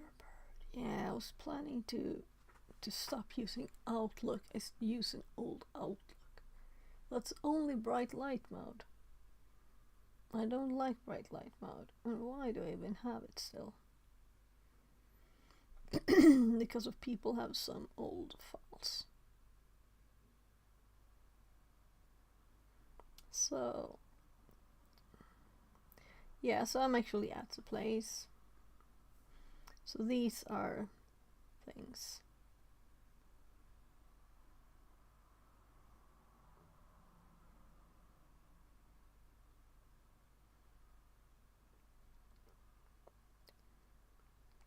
So this is when I downloaded my notes.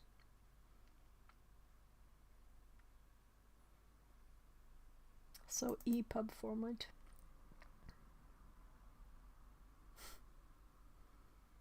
So this is a Google Doc saved as EPUB.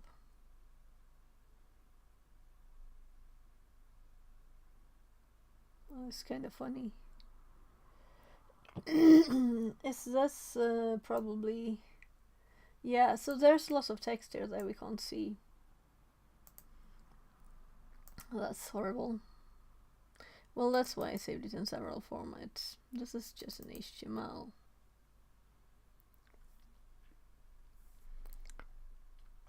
But since it's not unzipped, you know.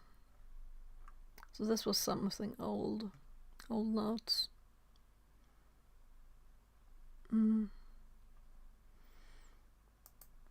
Very old stuff. Well, anyway, let's minimize that and I'll look it after. I did after stream.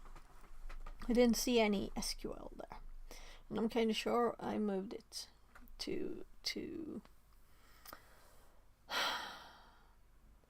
So the thing that it could be is that it's a text file in a place where it doesn't show text files or something like that. It's a format that it's not shown. But we'll just remake new ones. So SQL, the basics of SQL. Well, here we have union.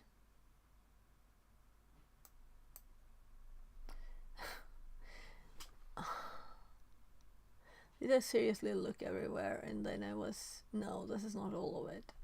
This is just the start of a new one. Because I was like, is it here? Where I actually was? That would have been too funny. Too funny.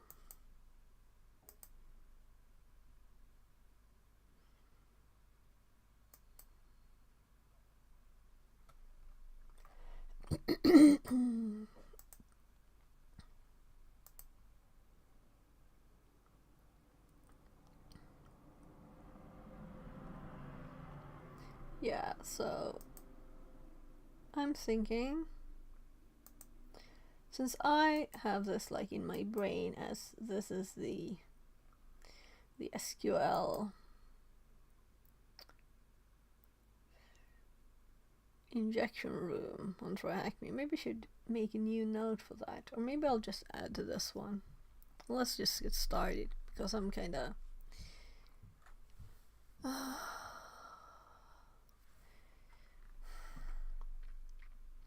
I'll have a phone call then in an hour.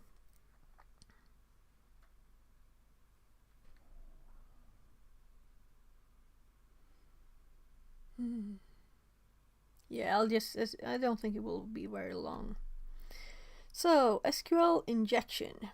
Let's redo this room and get all the nice notes again, and not just do that, but actually do the practice that's answer the question. I reset it, so it's all new. Learn how to detect and exploit SQL injection vulnerabilities. SQL, Structured Query Language Injection, mostly referred to SQLI, is an attack on a web application database server that causes malicious queries to be executed. When a web application communicates with a database using input from a user that hasn't been properly validated. That's better, right? On stream. There runs the potential of an attacker being able to steal, delete, or alter private and customer data, and also attack the web application authentication methods to private or customer areas. This is why SQLi is one of the oldest web application vulnerabilities, and it can also be the most damaging. In this room, you'll learn what databases are, what SQL is, with some basic SQL commands, how to detect SQL vulnerabilities, how to exploit SQLi vulnerabilities, and as a developer, how to protect yourself against SQL injection. What does SQL stand for? Should I type or copy? Structured query language. There, and we got our streak is now 59. What is a database? If you are not used to working with databases or exploiting them, there's probably some new terminology to get used to. So let's start with some basics on how databases are structured and how they work. What is a database? A database is a way of electronically storing collections of data in an organized manner. A database is controlled by a DBMS, which is an acronym for Database Management System. DBMSs fall into two camps, relational and non-relational. The focus of this room will be on relational databases. Some common ones you'll come across are MySQL, Microsoft SQL Server, Access, PostgreSQL, and SQLite. We'll explain the differences between relational and non-relational databases at the end of this task. But first, it's important to learn a few terms. With a DBMS, you can have multiple databases, each containing its own set of related data. For example, you may have a database called Shop. Within this database, you want to store information about products available to purchase, users have signed up to your online shop, and information about the orders you've received. You store this information separately in the database using something called tables. The tables are identified with a unique name for each one. You can see this structure in the diagram below.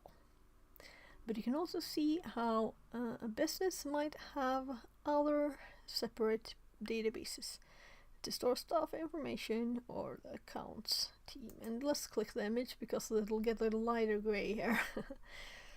So we see the database server, the databases, shop, staff, and accounts, and then the tables within the databases. There. What are tables? A table is made out of columns and rows. A useful way to imagine a table is like a grid with the columns going across the top left to right, containing the name of the cell, and the rows going from the top to bottom. With each having the actual data. Well, that's just a row with the headers, and then rows with the data, right? Columns. Each column, better referred to as a field, has a unique name per table. When creating a column, you also set the type of data it will contain. Common ones being integers, numbers, strings, standard text, or dates. Some databases can contain much more complex data, such as geospatial, which contains location information. Setting the data type also ensures that incorrect information isn't stored, such as the string hello world being stored in a column made for dates. If this happens, the database server will usually produce an error message. A column containing an integer can also have an auto-increment feature enabled. This gives each row of data a unique number that grows increments with each subsequent row. Doing so creates what is called a key field. A key field has to be unique for every row of data, which can be used to find that exact row in SQL queries. Rows. Rows are records. Rows or records contain individual lines of data. When you add data to a table, a new row record is created. When you delete data, a row record is removed. Relational versus non-relational databases. A relational database stores information in tables, and often the tables share information between them.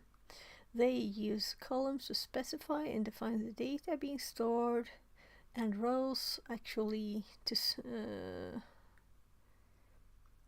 data being stored and rows actually to store the data. Yeah, okay. The tables will often contain a column that has a unique ID primary key, which will then be used in other tables to reference it and cause a relationship between the tables, hence the name relational databases. They're connected. Non-relational databases, sometimes called NoSQL, on the other hand, are any sort of database that doesn't use tables, columns, and rows to store data. A specific database layout doesn't need to be constructed, so each row of data can contain different information, giving more flexibility over a relation database. So a relational database is kind of easier to. The popular database of this type is MongoDB, Cassandra, and Elasticsearch. Now that you've learned what a database is, let's learn how we can actually talk to it using SQL. What is the acronym for the software that controls the database? Let's just DB. I just remembered it just when I was up there. So DBMS. What is the name of a grid-like structure with table? They were like saying tables was something advanced. That's like tables. Everybody knows what tables are like if they ever saw a paper even, you know? SQL, structured query language. It's a feature-rich language used for querying databases. The SQL queries are better referred to as statements. The simplest of commands, which we'll cover in this task, is used to retrieve, select, update, insert, and delete data. Although somewhat similar, some database servers have their own syntax and slight changes to how things work. All of these examples are based on a MySQL database. After learning the lessons, you'll easily be able to search for alternative syntax online for the different servers. It's worth noting that SQL syntax is not case sensitive. Yeah, so all these capital selects, you could just type it normally, right? Like this. So select. The first query type you will learn is a select query, used to retrieve data from the database. And I kind of have a few basic ones here already, so we will not need to add stuff already. And that's also like, this is the normal stuff in this file. It's not SQLi, it's SQL, but that's what we're at. So yeah, select star from users. The first word select tells the database we want to retrieve some data. The star tells the database we want to receive back all columns from the table. So from users here is the rest. For example, the table may contain 3 columns: ID, username, and password. From users, tell the database we want to retrieve the data from the table named users. Finally, the semicolon at the end tells the database that this is the end of the query. The next query is similar to the above, but this time instead of using the star to return all columns in the database, we're just requesting the username and password fields. Select username password from users. Semicolon. Following query. Okay, so it explains this one. Let's have it up then. The following query, like the first, returns all the columns by using the star selector and limit 1 clause. Yeah, so this is not this one. I was like, there's no limit in here. Okay, so it's this one. So since there's space in between here and no space here, then I assume this is attached to the one above, right? It's not. So, limit 1. Clause forces the database to return only one row of data. Changing the query to limit 1, 1 forces the query to skip the first result. And then limit 2, 1 skip the first 2 results, and so on. Okay, so I don't know if I have this even in my notes, that you can skip like that. That's an interesting thing, so we'll have to add that. You need to remember, I didn't know it either in my head, in my memory.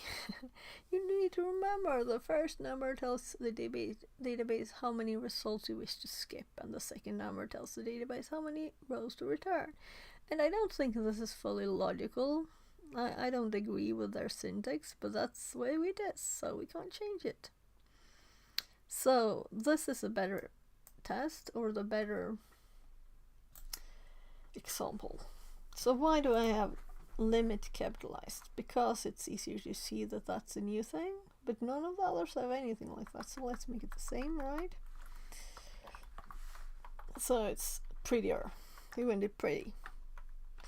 So this time I'm going to do 3 comma, right? And then we're going to add a comment. Skips 3 and then returns 1. Alright, so let's use numbers because it's easier to see how it matches, right? So you need to remember the first number. Yeah, tells the database how many results you wish to skip, and the second number tells the database how many rows to return. So we could have had skip 1, return 5, like just skip the first one. Possibly we could have limit with a star here. We'll have to try that. Limit 2 comma star. Will that show us all of the ones that was there? Lastly, we're going to utilize the where clause. This is how we can finally pick out the exact data we require by returning data that matches our specific clauses. Select star from username where username equals admin, semicolon. This will only return the row where the username is equal to admin. So now this is attached to this. Oh. This will only return the rows where the username is not equal to admin. Yeah, we can see that. Select star from users with username admin, username John. This will only return the rows where the username is equal to admin or John. Let's compare to my notes a bit. I might want to add stuff here. Yeah, so this is actually definitely where this comes from, because the example here is John, right? So it's from here. That's where these notes are from. So I might have just copied a bit of my notes and not all of it. Or I might have it as a text file on my hard drive somewhere. That's why I started thinking I should start for union in text files, right? But it would be searching for union in all the executable files too, and all the things. I don't know what the text file would be called, if it would have a txt extension or something else. Maybe MD, like these. This will return the rows where the username is equal to admin and the password is equal to the password. So that's why I didn't start the search when I'm streaming. I'll look at it later. So this will only returns using the like clause allows you to specify data that isn't an exact match, but instead either starts, contains, or ends with certain characters by choosing where to place the wildcard character, represented by the percentage sign. Yeah. And that's obvious, right? I actually have examples of all in my notes here. So even if it's obvious, it's there in my notes. Kids knocking.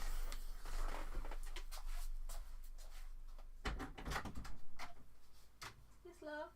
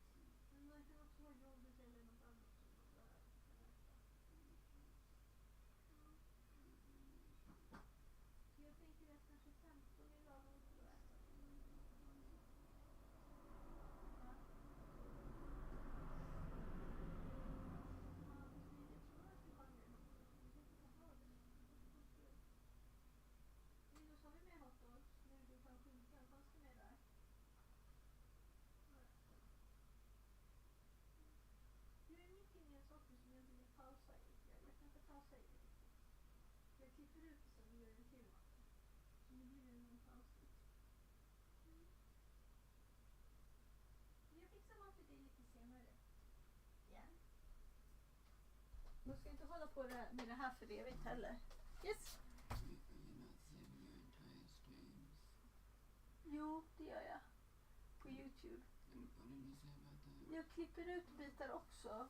Som är mera, inte när jag bara sitter och äter eller någonting. Utan jag faktiskt gör någonting intensivt som är intressant för andra. Det klipper jag ut mer. Okej? Det kallas en highlight i Twitch.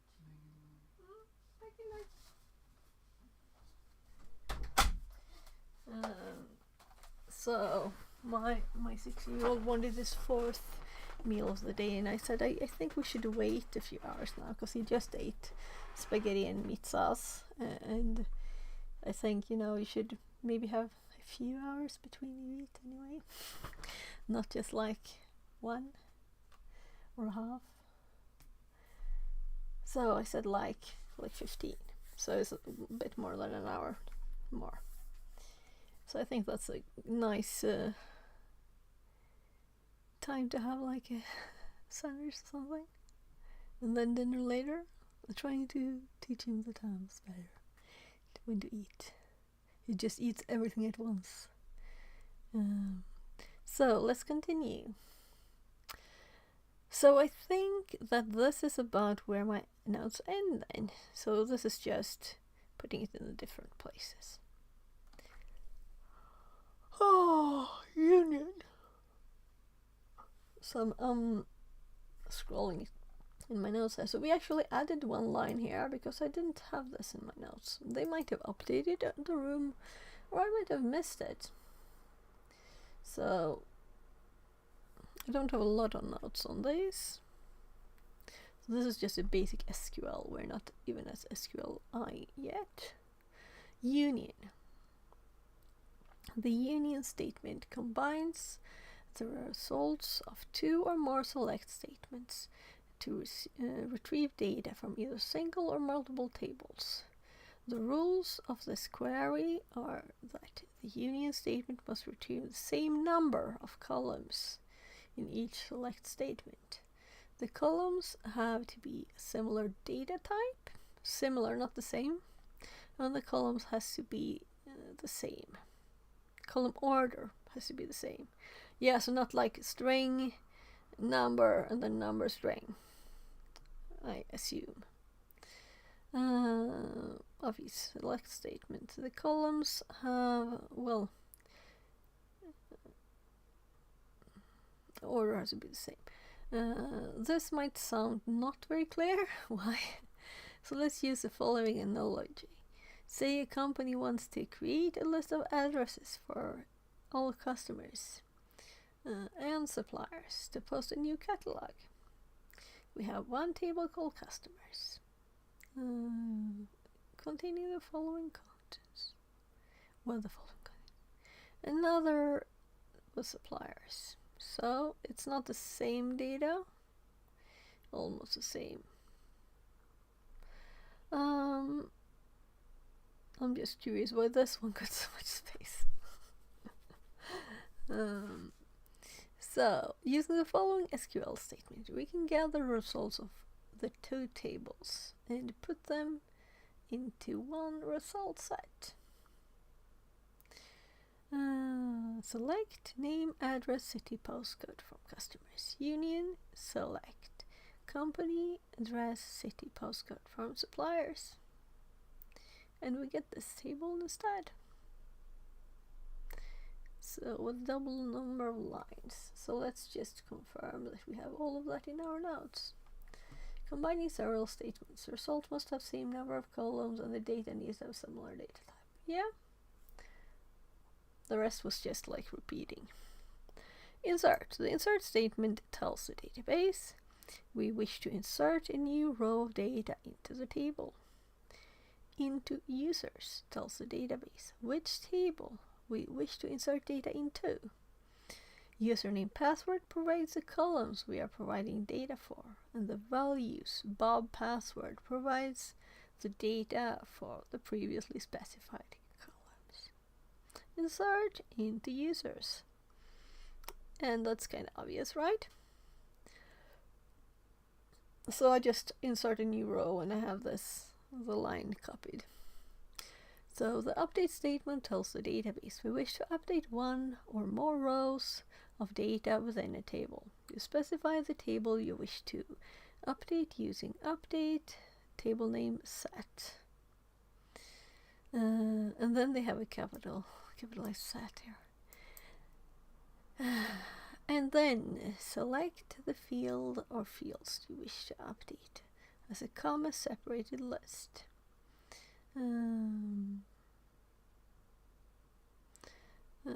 Such as username, root, password, and finally, similar to the select statement, you can specify exactly which rows to update using the where clause, such as where username equals admin.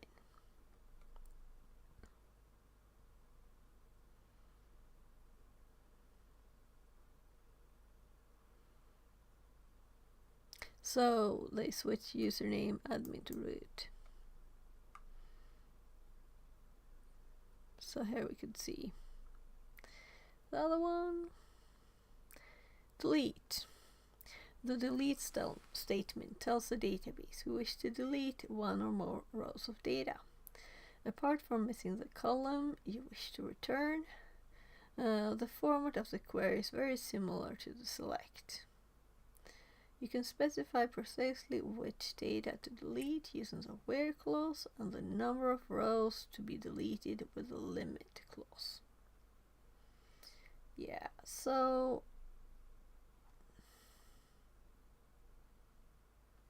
yeah,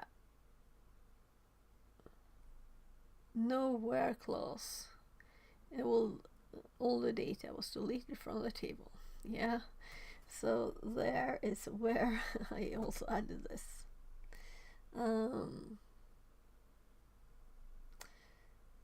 So this is all. I think I might have added this kind of recently at the end here.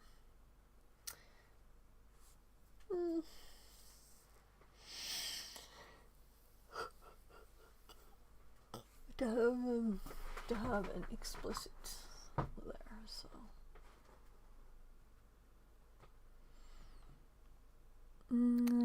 what SQL statement is used to retrieve data? Select. Tab didn't work very well here. Was trying to tab. What SQL clause can be from multiple? Union. So I guess I'll have to click here to add data. Insert. Yes, I don't usually use insert a lot. Oh, it changed them. Did you see? They're all uppercase now. So what is SQL injection?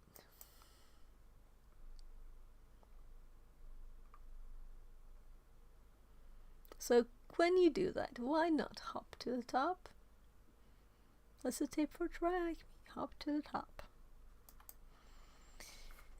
What is SQL injection? The point wherein a web application using SQL can turn into SQL injection is when user-provided data gets included in the SQL query. What does it look like? Take the following scenario where you come across an online blog, and each blog entry has a unique ID number. The blog entries may be either set public or private, depending on whether they are ready for public release. The URL for each blog entry may look something like this. From the URL above, you can see that the blog entry selected comes from the ID parameter in the query string. The web application needs to retrieve the article from the database and may use an SQL statement that looks something like the following. So let's start from blog where ID equals 1 and private equals 0, limit 1. From what you learned in the previous task, you should be able to work out that the SQL statement above is looking in the blog table for an article with a number 1 and the private column set to 0, which means it's able to be viewed by the public and limits the results to only one match. So I was thinking we were going for SQLi already, but they were just explaining what I was like giggling a bit. As was mentioned at the start of this task, SQL injection is introduced when user inputs is introduced into the database query. In this instance, the ID parameter from the query string is used directly in the SQL query. Let's pretend article ID 2 is still locked as private, so it cannot be viewed on the website. We could instead call the URL. Yeah. So let me just scroll down here. This is a comment. In case you didn't know.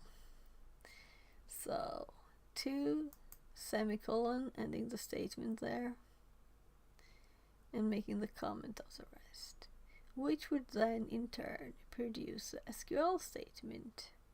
The semicolon in the URL signifies the end of the SQL statement. and the 2 dashes cause everything afterwards to be treated as a comment. By doing this, you're in fact just running this query.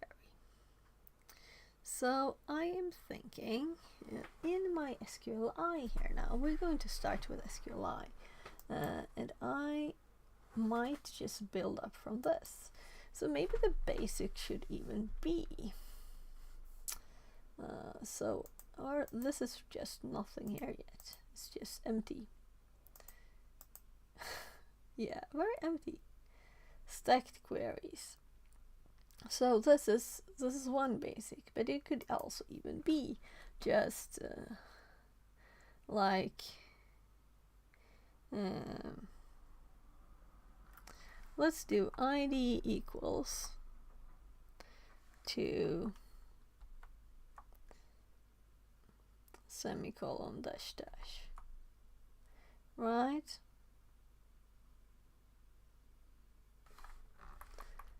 And let's put these and these, so it's obvious that this is what's meant to be the added thing, and we have a tip here that we can do this when there's an ID, right?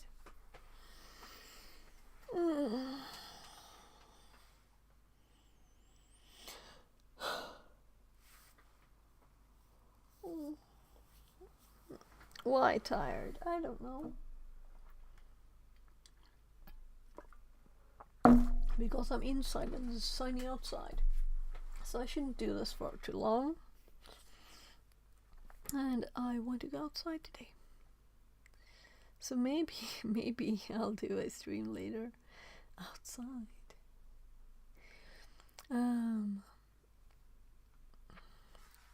So let's just check to see everything.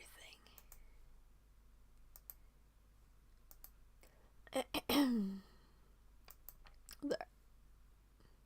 I'm just making sure I can see the chat and everything. So you're welcome to talk, you know. So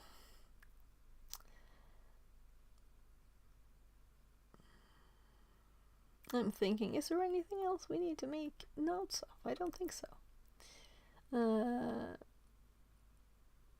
So I read this, right? Anyway, this was just one example of SQL injection vulnerability of a type called in-band SQL injection. There are 3 types in total: in-band, blind, and out-of-band, which we'll discuss over the following tasks.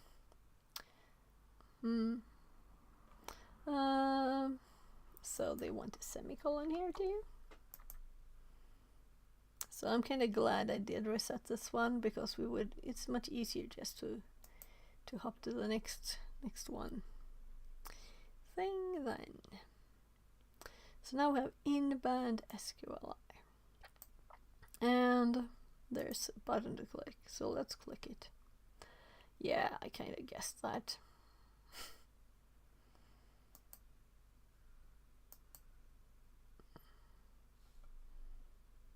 But we'll get an IP. So let's minus this, since this is one of the very starting introduction rooms, you know. Right, so I unfinished my junior penetration testing by restarting this one too. So it's not finished anymore. So I want to do all of the paths because they're good. Most of the rooms are good. And the one I'm doing currently it's actually boxes. So it's nice. But it's different there because it's boxes instead of just learning rooms with instructions.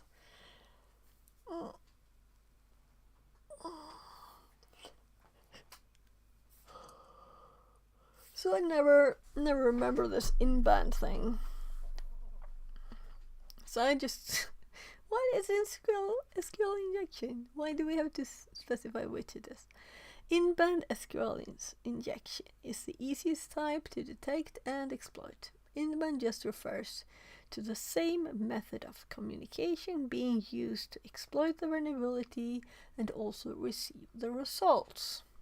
So this bit, I should get it into my head. That's it.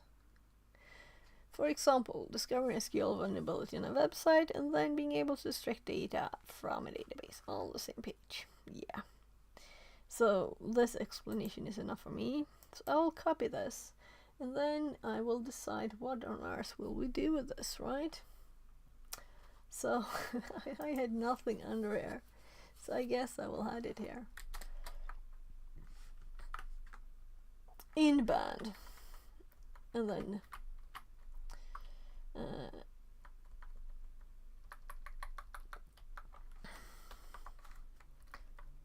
that was advanced, pressing one key and managing to get 3 keys output. 2 being the same. The same method of communication used to exploit the vulnerability and receive the results. Why adding a lot of extra ones? It's like they're trying to change something not to be exactly the same as some other texts that they were getting it from.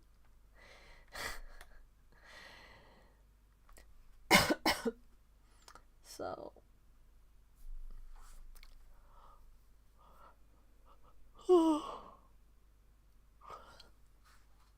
if we go back here, let's actually put this that there's supposed to be 3 types, right? Because the list we get now is much more. So 3 types.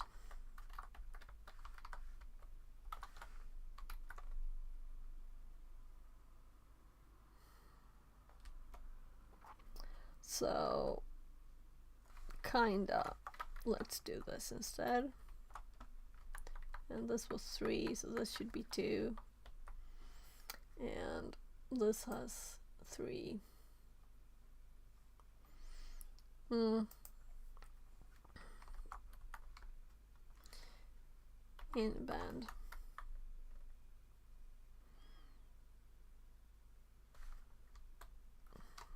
Blind. Out of band. So what is the real actual difference between them? Here we already have the answer here. So same method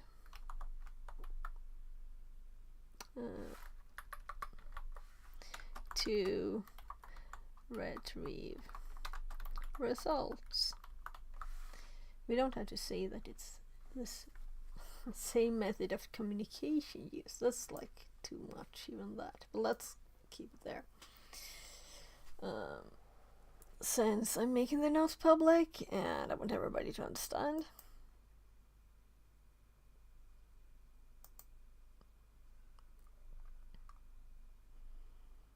So,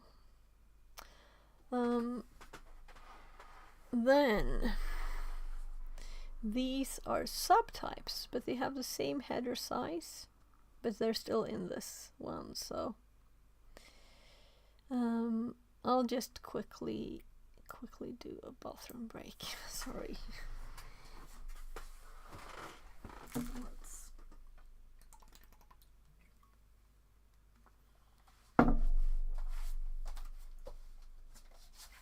And also, I didn't look at chat, did I? I think I'm getting used to it. A bit of movement there on the side. There, so I'll be right back.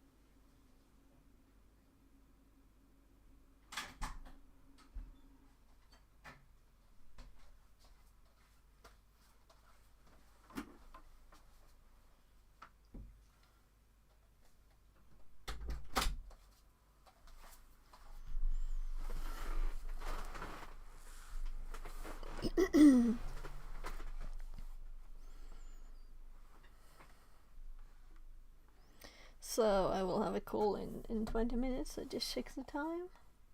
But maybe they're not exactly there. But let's just go on until then, and I'll continue a tiny bit after at least, depending on the time, of course. Maybe I'll just go forever. Never stop streaming. For all time and eternity, we'll be streaming from now on. So, error-based SQL injection. This type of SQL injection is the most useful for easily obtaining information about the database structure, as error messages from the database are printed directly to the browser screen. This can often be used to enumerate a whole database. So, this is a subgroup of this, which is 4, or 3. So, let's do 4. And we call it error-based. And let's also do error-based here. So we have this quick check through here. In case we would ever think, oh my god, what did this person mean, you know? Let's add the union.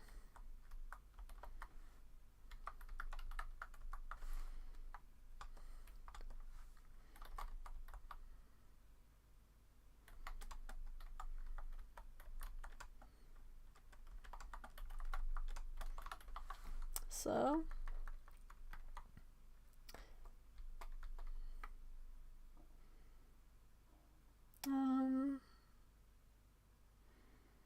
well, errors shown on web page.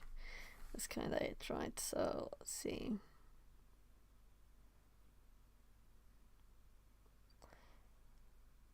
Let's just copy my own text.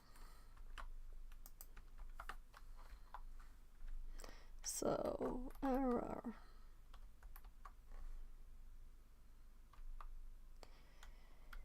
Paste.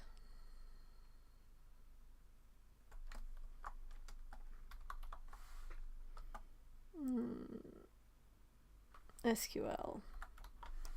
Errors are shown on the web page. Well, I think it's a lot of things are obvious, but since remembering the differences, if someone would ever care about the names, you know,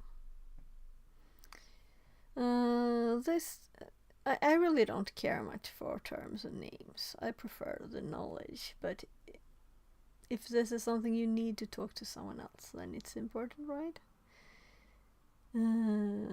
So if you just say you did it by using union, it's kind of the same as saying it's union-based. And if you say they got it, there were error page messages, you know, on the web page. You don't have to say that it's called error-based. Are these even official terms from who, then? Yeah, I'm like anti too much of the set names thingy. Just talk, people. Union-based SQL injection. We're just adding them here still. Well, I'm assuming I'll make comments or like examples here, right? So these headers are not just for these explanations. We're going to add lots of examples here. That's the plan. So then we'll have to add based to this.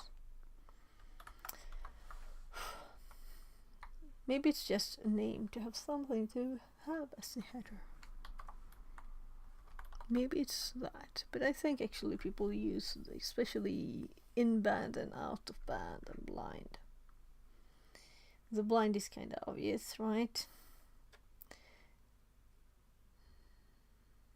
Yeah, let's continue. So union-based equals. I'm assuming we use union for this type of injection. Utilize SQL union surprise operator alongside a select statement to return additional results to the page. This method is the most common way of extracting language large, my God, amounts of data via SQL injection vulnerability. And this is why I'm redoing the room, because there are good examples here in this one for this. And I didn't have anything in my notes, but I did have the union header here and I didn't find it, so maybe the search is just odd. Anyway, union based, using union. Let's do select union statements, queries. Now, uses. There.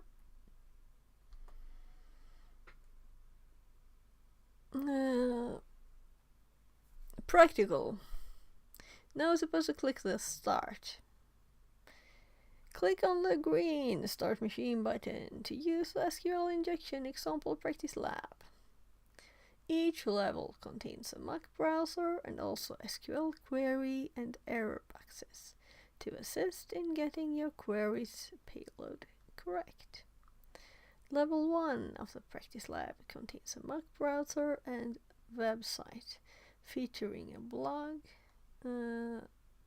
with different articles, which can be accessed by changing the ID number of the query string.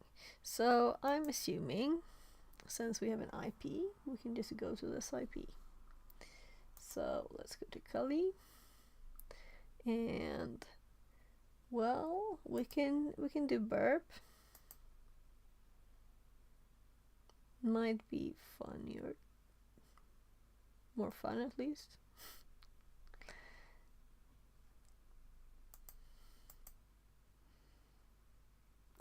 Hi, squirrel mail. Yeah, so the reason I pulled my color bar to the bottom is because I have the VMware one up here, and it's annoying to have both at the same place. So we can say bye-bye, Kappa CMS. Skynet is also finished. And yeah, and I broke the poor Skynet page by deleting this image. So IP, HTTP, thank you.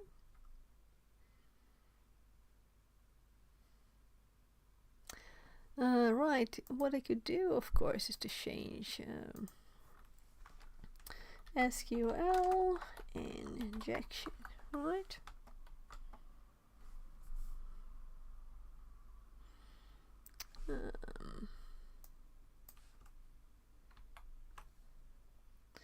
Since I recently found that streamer bots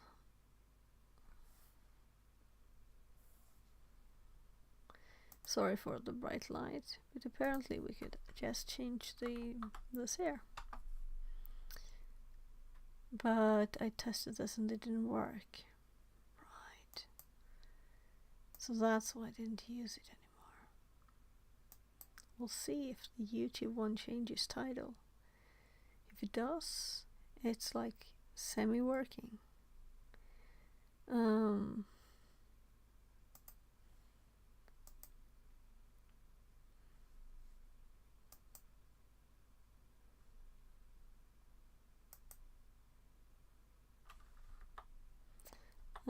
OBS. I have to click done here. Or it won't upload it, or whatever you want to call it, update it. And just getting up the chat again so I can see. Oh look, we actually got a message here in this chat. Stream updated.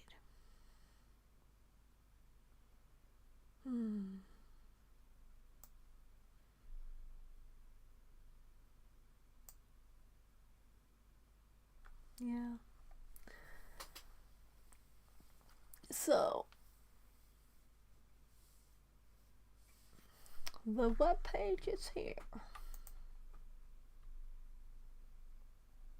No? I'm definitely on this page. I can't zoom. I just clicked the wrong one. Held shift instead of control. Shh. So this is the first practical example. We have the ID here. And we can even see the query.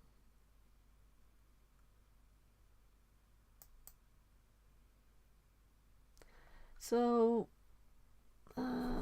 I'm thinking about that someone will call soon, so good morning. Good morning, Panda. The TTS is dead for today, so sorry.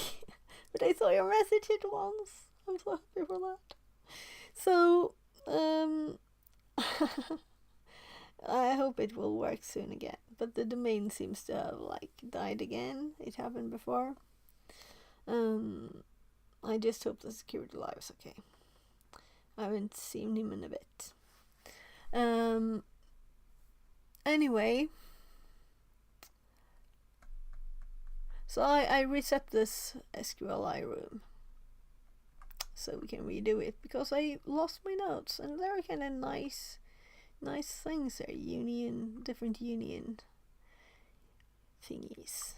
So I'm remaking my notes. So we're at the practical bit.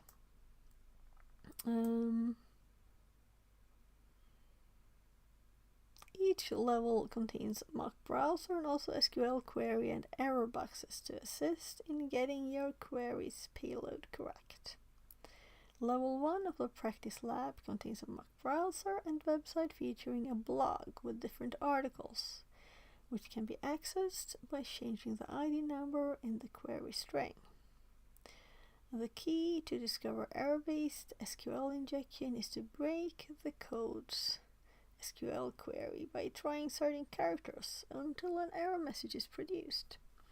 These are most commonly single apostrophes and quotation marks. So I should use these words, right?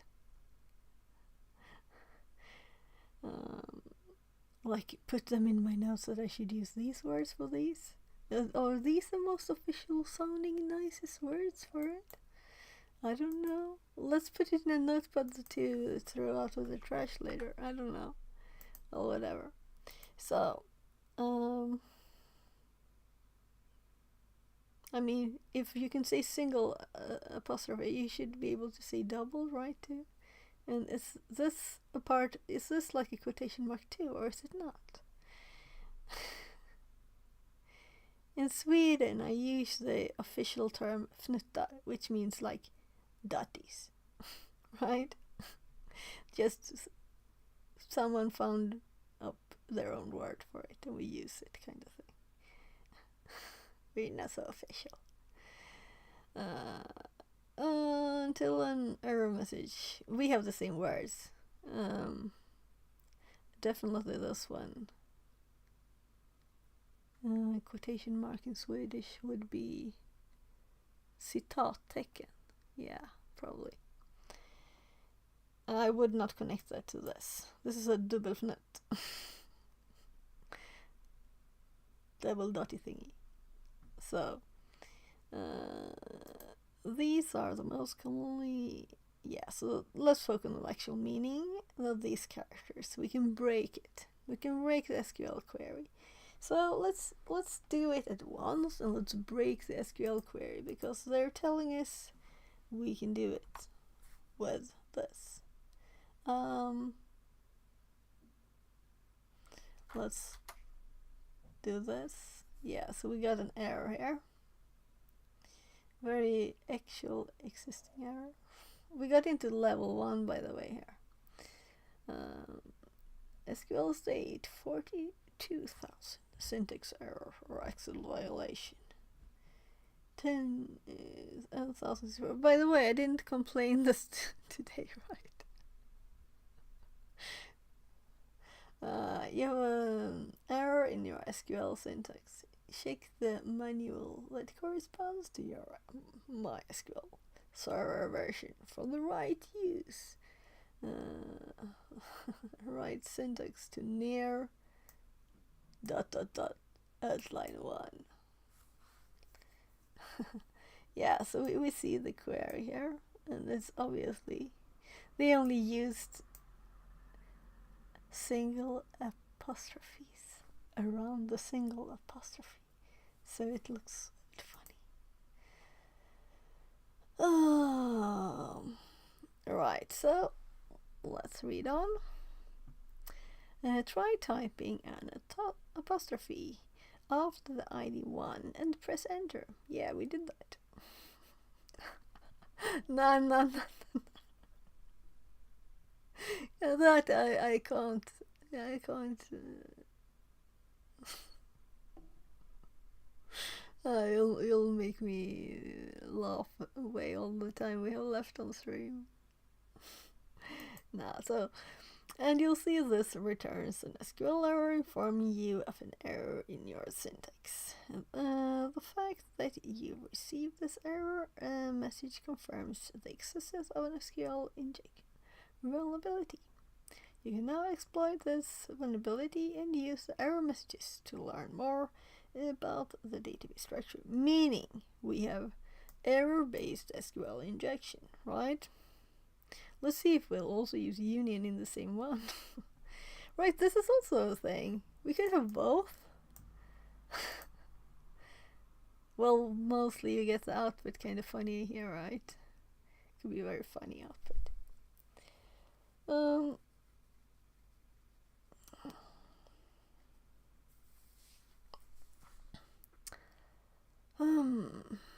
So where were I? Too much scrolling.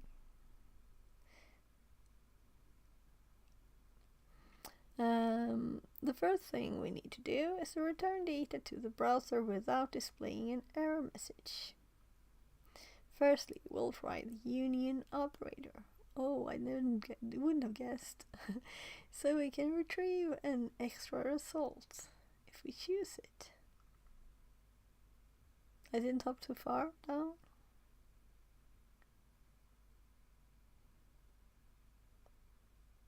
No, I didn't.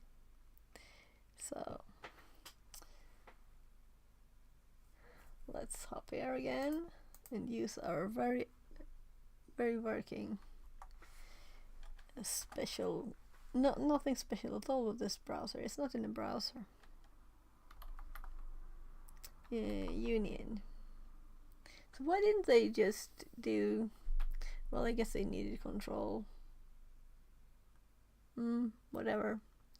One union, select one. So I'm thinking maybe I should have select union instead of union select in my nose to make this more obvious. But it's also select union select, right? So because we're combining the selectors, but we need to have one first that we don't see too. So union select one.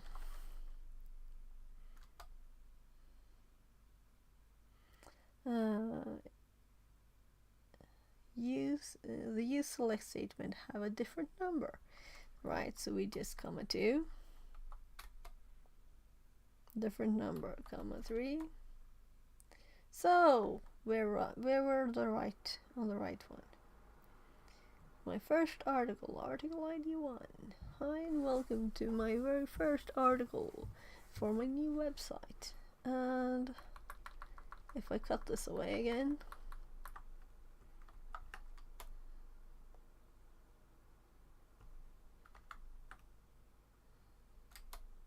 we have the same thing.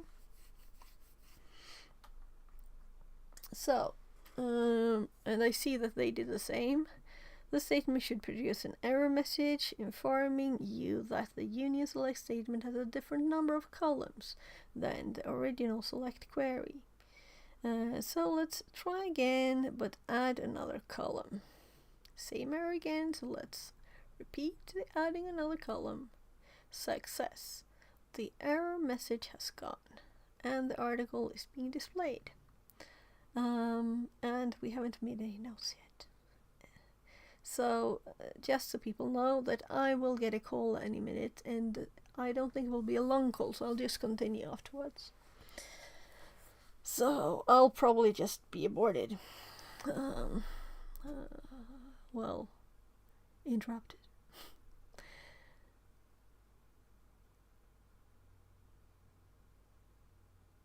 But now we want to display our data instead of the article. The article is displayed because it takes the first return result somewhere in the website's code and shows that. To get around that, we need to first query to produce no results, right? So this can be simply done by changing the article ID from 1 to 0. So that's why we got the same result. So we didn't actually see this result yet, because this is, and if 0 had been an okay result here, or okay query, that wouldn't work either. So now we see the odd stuff. The 2 and 3.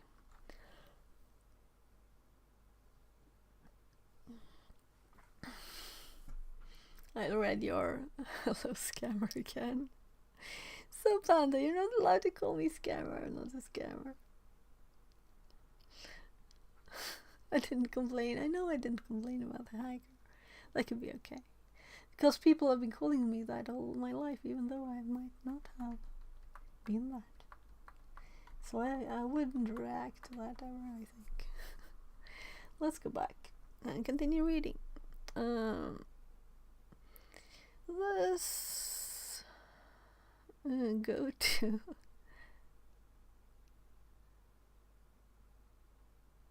what?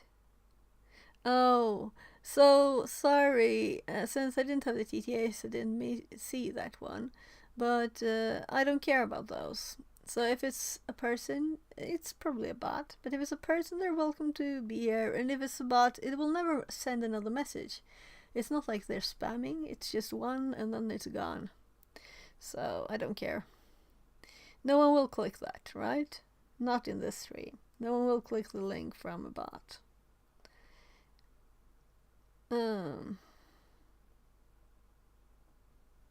I can click your link.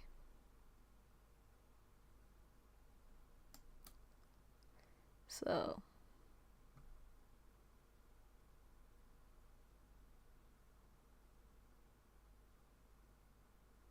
whatever.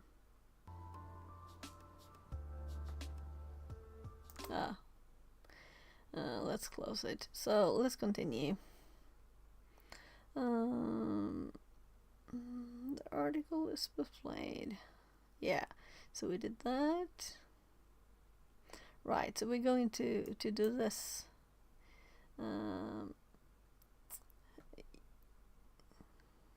I'm just expecting the phone to ring any second. You'll now see the article is just made up of the result from the union select, returning the column value 1, 2, and 3. We can start using these returned values to retrieve more useful information. First, we'll get the database name that we have access to. So let's do that.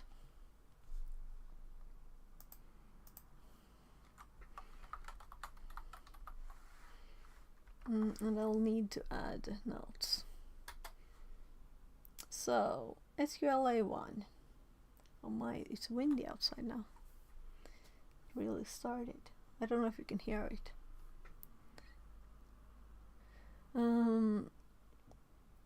Yeah. You'll now see there where the number 3 was previously displayed. Yeah. It now shows the name of the database, which is SQL-A1. Our next query will gather a list of tables that are in the database, and we'll need to start adding notes, right? We can't just type it here. So let's make notes. So the actual thing, add or to produce an error. Right, so that's all we had so far. Well, let's do try adding. Right, because it's not like it's certain that it will work. Union based. It's Obsidian. It's kind of nice because everything is just files. You can just show it in System Explorer, and you can see it's .md files, all of it. So very, very simple. And images are just images, like here. And also you could even do color with HTML tags and stuff like that. And I think there's a Obsidian public GitHub repo. Yeah, but I think OneNote, it's not in your control really, right? So I have full control over where these files end up. Yeah, it's very nice. Especially that it's free, and when I can sync it to my GitHub, that's free. I can decide what parts I want other people to see and not. I can put stuff no one should ever see, like keys and things in this, without having any problems. Like putting stuff on the internet, like I used before Google Docs. There you wouldn't want to put everything, right? And people using Notion, you wouldn't want to do that for secret stuff. Yeah, so it's very cool. And very simple. I'll have a file there. This is a good thing to do, not something not like intense when they call, because I don't want to hop abort the middle. So here's my list of the Obsidian things. I could let's see. I did click here, right?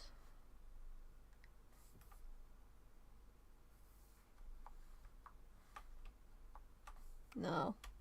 So I was trying to make it bigger, but I think I did switch to my actual full Obsidian now. So I have my private notes here too. So I don't have all my shortcuts. But you can have plugins and stuff here too. Anyway, you can make lines with 3 dashes.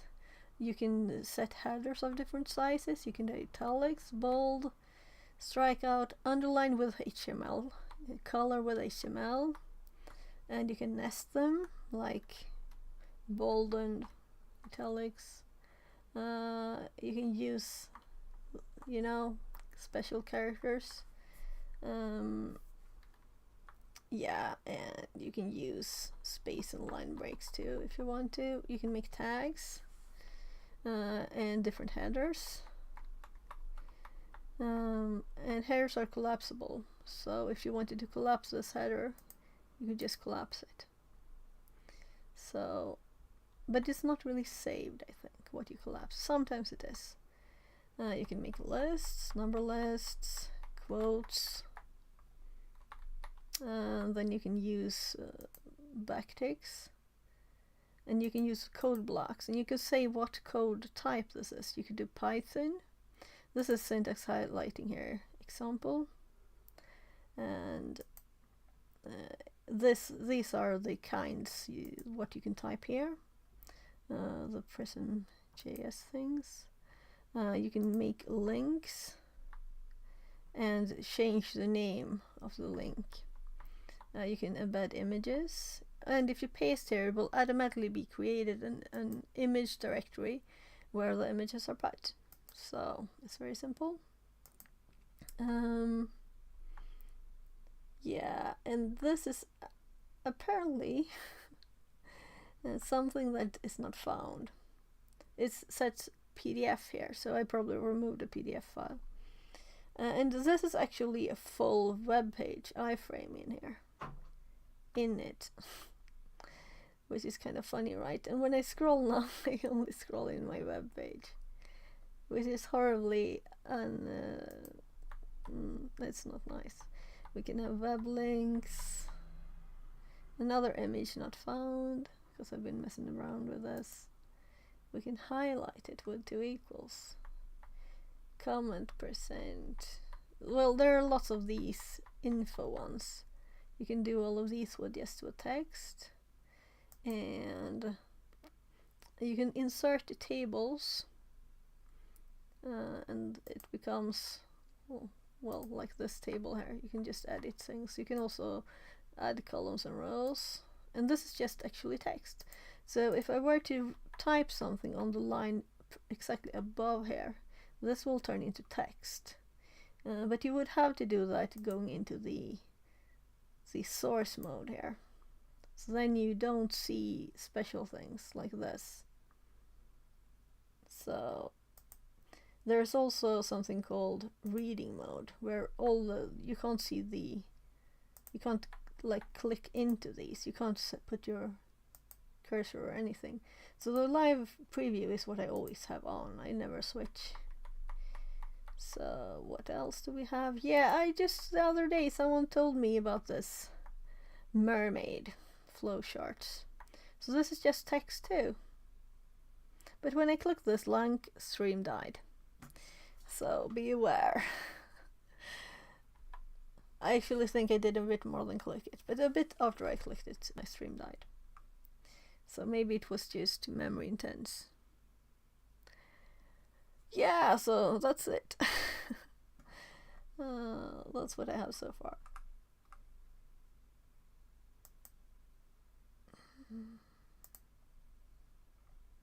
Yeah, and also, right, I have programming here. I just opened the same thing here.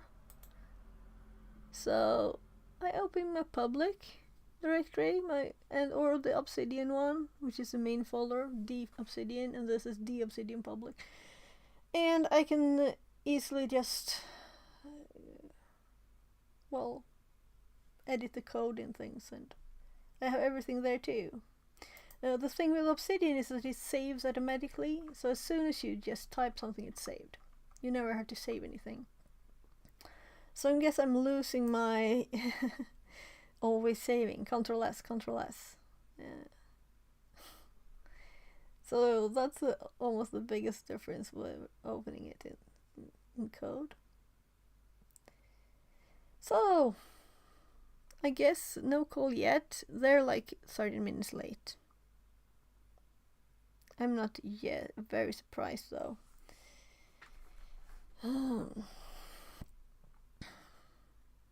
We'll call you 14:30. It's 14:43, 14:44.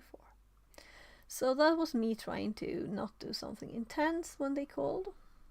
Failed. But I hope you, yeah. Oh, so the TDS is down today. I don't know why. It's not me. Yeah, so migrate all your notes from OneNote to Obsidian. But when you have them in Obsidian, they're text files, and that's easy, very easy to manage. Yeah. So I hope everything is good with you too. I don't know if I should call you Resop, or what should I call you? So now I have 2 people talking at the same time. So let's do that. I'll have to. I did notice chat. I hope I wasn't too far behind there. Anyway, I think that this one is kind of like.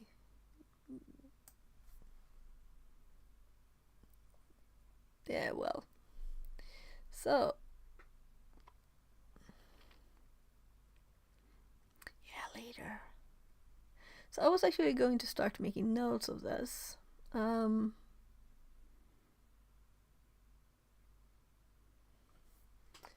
thing is that annoys me a bit is that I have notes on this. I made notes on this. I was so pleased with my notes. I know that I sent some of them to Discord, or someone on Discord. So let's just start with that to see if I can find what I sent them. So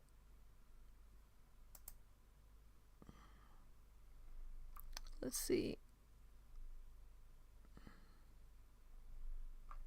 I'm going to the top of this person's chat.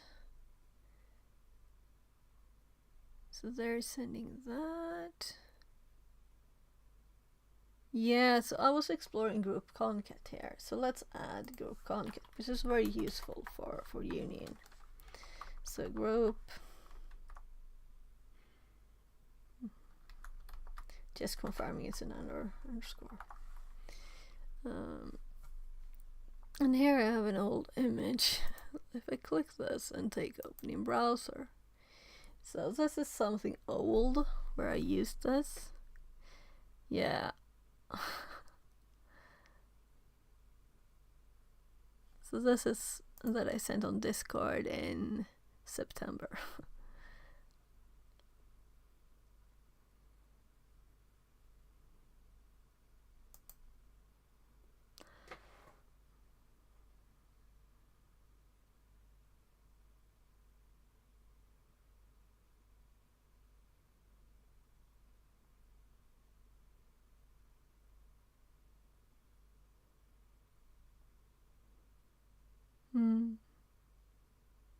So I'm just thinking, should I add this to my notes? So let's copy the image and put it in the notes. So I think, oh, the call. I'll mute.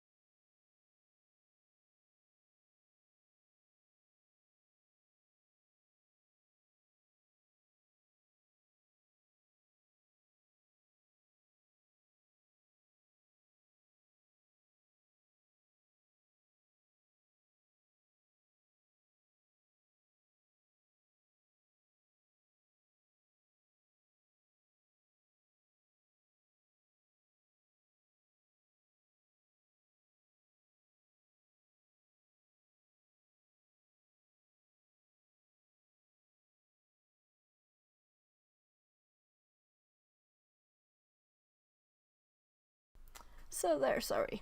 It was a bit longer because I wanted to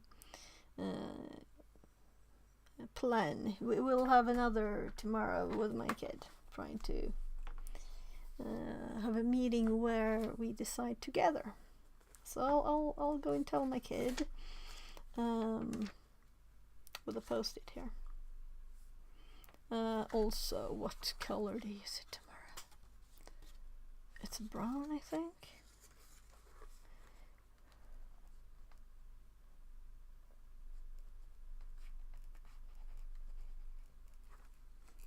So I had to type in English too. He doesn't read Swedish.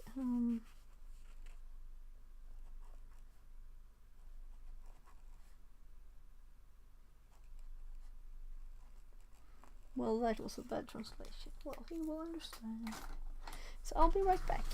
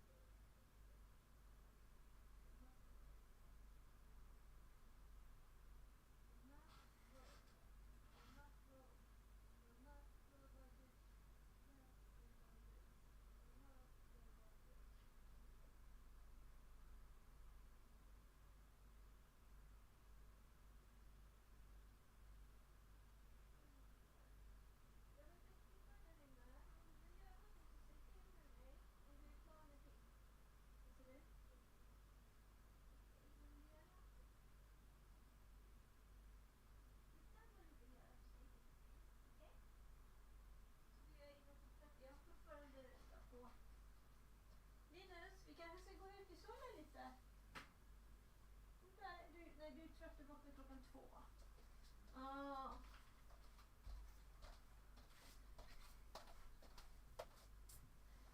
So there.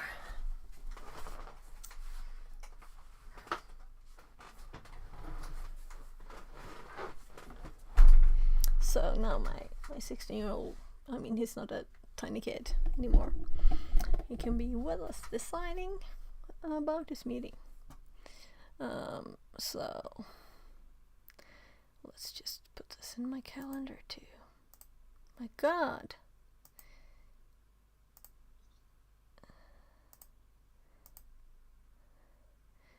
So I'm just adding it to my calendar. How did it know the time? Because it's the same time now? No, it's not.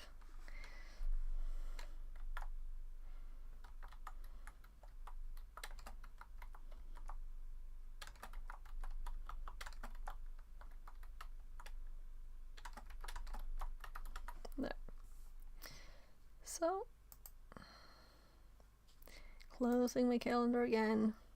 Right, I had my image from my old stuff. And yeah, right, I remember I made this even better than this. Let's actually put all of these in like a tiny note. And let me check chat because I didn't. So, thanks for the follow. Be people. Thanks for the follow. I'm sorry for having a long call. I thought it would be a tad shorter at least, but now I'm back at least. So I'm going to make notes on well, let's call it my stuff. Very official sounding, right? So I think I copied this, so we just paste it, and then I have more things. Right, I open Discord, and I'm going to actually move it from the screen far away. So let's see.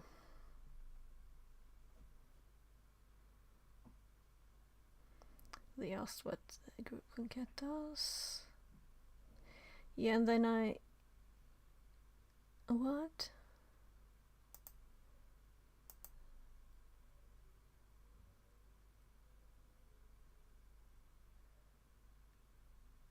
Right. So this is they asked what it was, so I explained that if I don't do group concat, we will all get only the password here, and if I use the group concat, we get the username and password, which is much nicer, right? Select password from account, select group concat from account.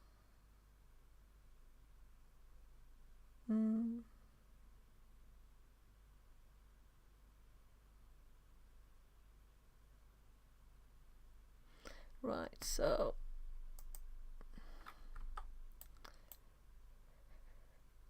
many things to try and make notes of. But I think it's very important to have SQL-like stuff notes, you know? So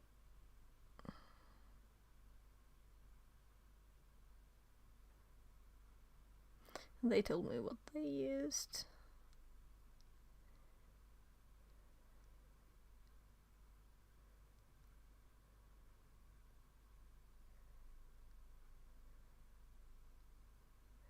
Yeah, they have all the questions all the unions we will just add in a bit.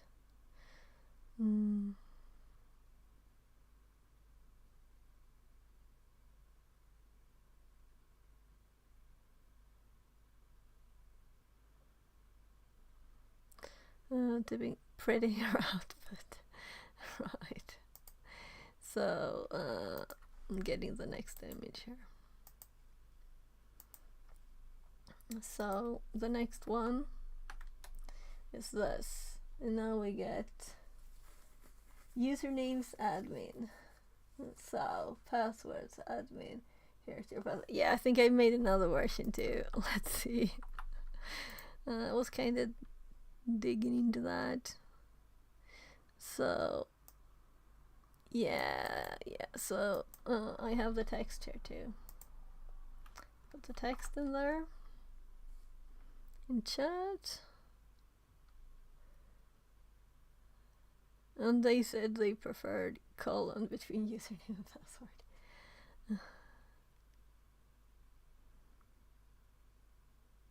Creds in pairs. Yeah, but then you have to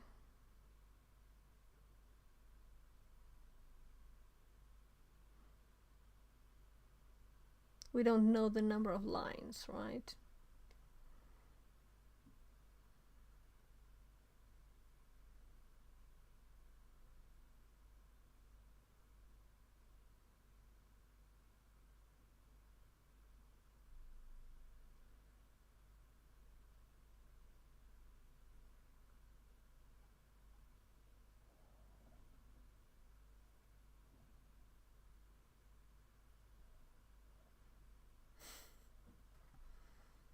So you don't have to go crazy on the formatting. Let's see if there was something more here. Yeah, so I tried \t and \n and it didn't work or something.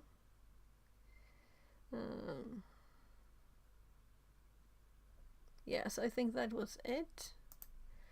Let's go back to minimizing that.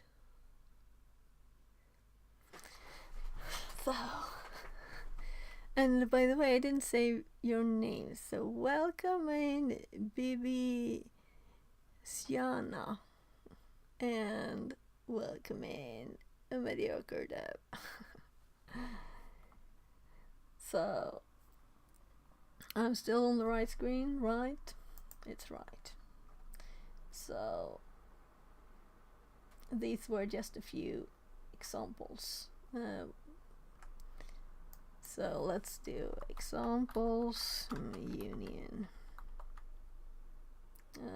group,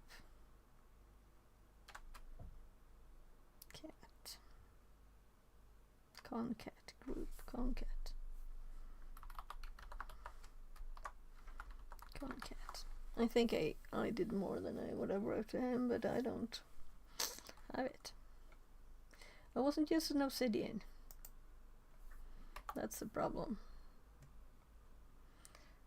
So let's go back here. And I told my kid that has problems deciding stuff, and you can go like forever trying. I said, do you want to do something with me? And he said, yes. And I said, what do you want to do? And then he said, I don't know. So I told him, if he thinks of something to do, I will stop streaming and we'll do that, you know? So we'll see. Maybe I'll go ask him in a bit again. But we'll do a bit of this. And also, I did tell him 15 about food, but I don't think it matters if he were to wait a bit.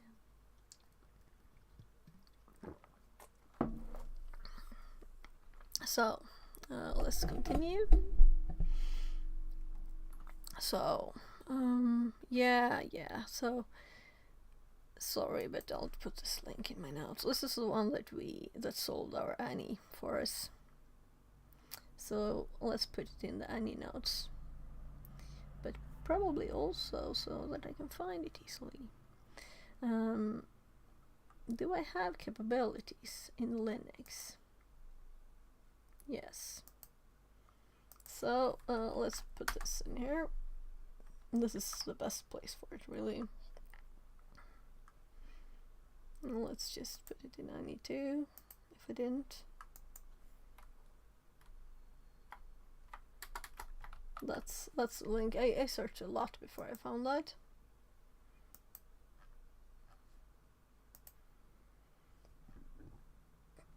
Sorry. Let's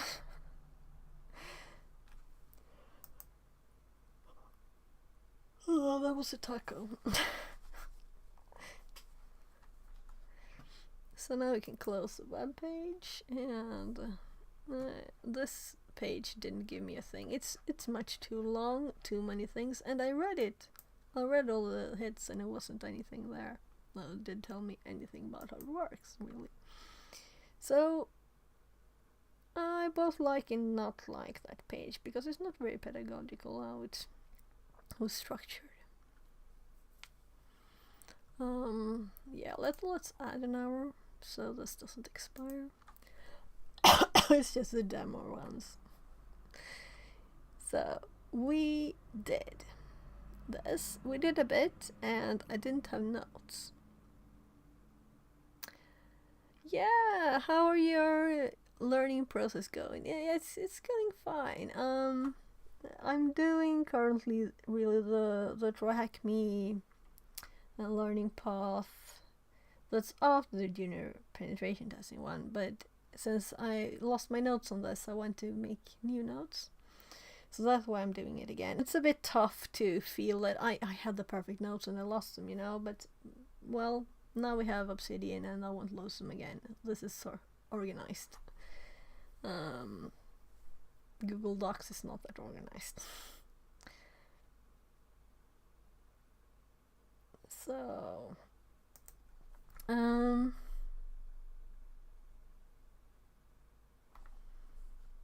let's see.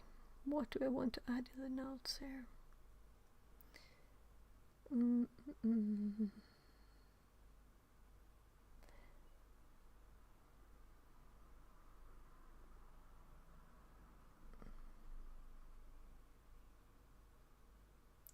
So let's go to SQL one and let's copy this one about how union works, right? Because this is the base for using it when doing in SQLi. So union.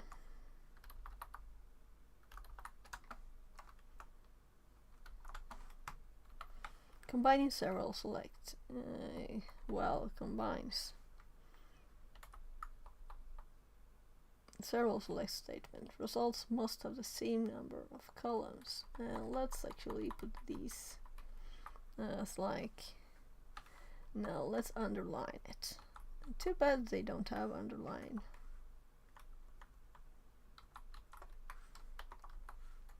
There. Same number of columns. Maybe we should even have columns underlined too.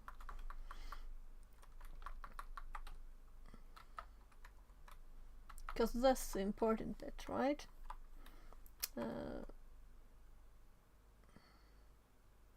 And also similar data type.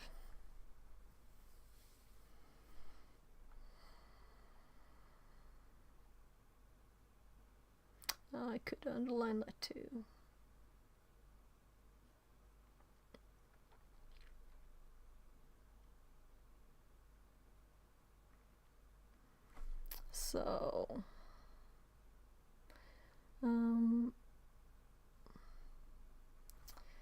So try union select. So try, and then we do special thingy. So whatever. Let's actually do whatever union select 1.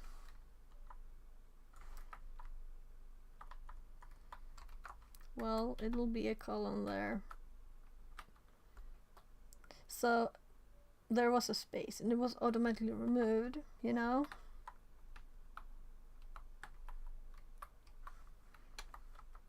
When you can do something with simple means and repetition to make it clearer, do it, right? So until you find the right number of columns. And we don't need feedback from the error as we're getting here. We just can try until we get something, right? Also make sure the whatever does not return actual results, or you will only see these. There. So whatever might actually work. Right. So instead of 0, we could try whatever and see what happens. It might need the integer type though. So if we continue on the page, this is this. Then we can try database. And then there's also the fact that there are different databases. I mean, there's MySQL, MS SQL, all the things. So let's add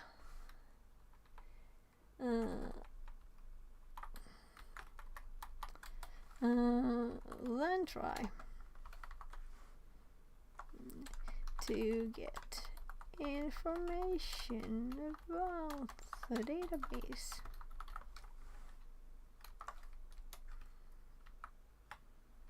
And let's do, this is the database name. There.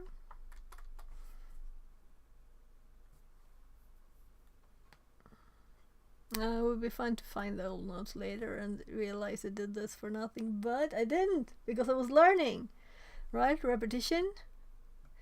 That's the best thing. So you'll now see where number 3 was displayed. Shows the name of the database. Our next query will gather a list of tables that are in the database, and this is a very good one to have. Because why wouldn't we want this? Why would we run SQL map if we can do this manually? With like burp that I used in the other examples, or just in the browser, right? So now we had whatever here.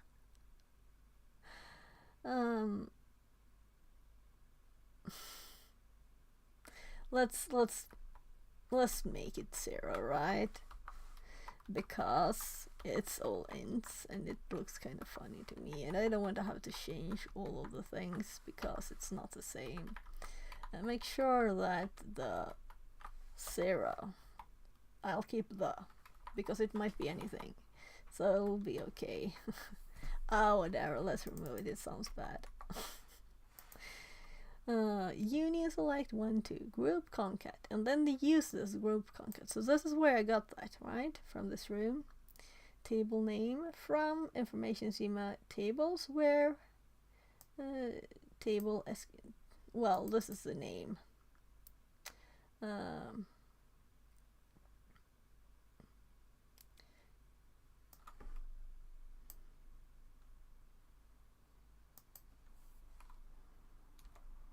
So list, yeah, this is good. List tables in the database as QLI1, right? There. I think I clicked 2 things at once. No, my camera is still there. I clicked like this. My god, it's warm in here. Though it's 20 degrees outside. I will open my window a bit, okay? And we'll see if the cars are too noisy.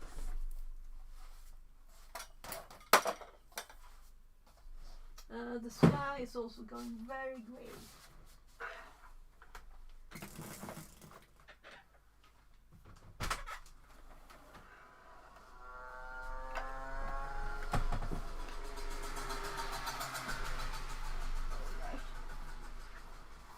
I'm putting a pollen filter in the window. There. So let's see if I can squeeze myself back.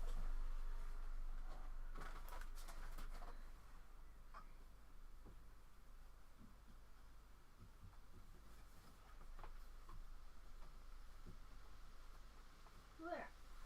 So now I will get 26 degrees air inside. A bit at least. So it looks like it will start raining. It's kind of windy. All the trees' leaves, they're like vibrating. You can see how they turn, you know. And I can also hear that. I don't know if you can. But I think at this time of the day, it's 15:30. No one's going to work or from work, or we'll see what happens with the sound. I can mostly hear trees rustling in the wind. Right, so this one is copied to the notes, and it says list tables in the database. Yeah, so list tables is the important bit here, right? So how will we make this more visible? And I do think that the underline is actually the trick here, even though it's not actually Obsidian, but just HTML. So works. So if I'm looking through the text and I'm looking for how to get tables, I see list tables there popping out of the text. Bold doesn't do the same thing, for me at least. There, so there are a couple of new things to learn in this query. Firstly, the method group concat gets a specified column, in our case table name, from the multiple return rows and puts it in the string. Sorry, cars.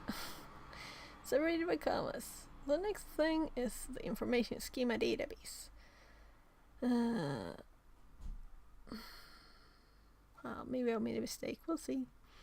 Every user on the database has access to this, and it contains information about all the databases and tables the user has access to. In this particular query, we're interested in listing all the tables in the SQLi1 database, which is the article and staff users. As the first level aims to discover Martin's password.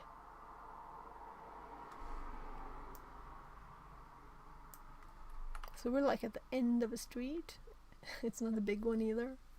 Still a lot of cars. The staff user table is what interests us. We can utilize the information schema database again to find the structure of the table using the below query. So I should probably run these two, but I see it in my head already, so that's why I don't. So list columns. In the table,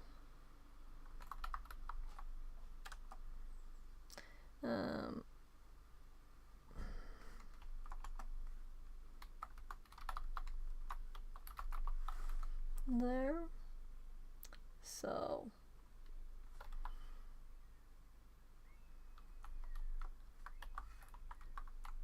oh, well, how did that happen?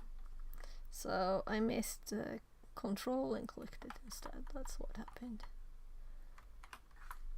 There. List columns in the table.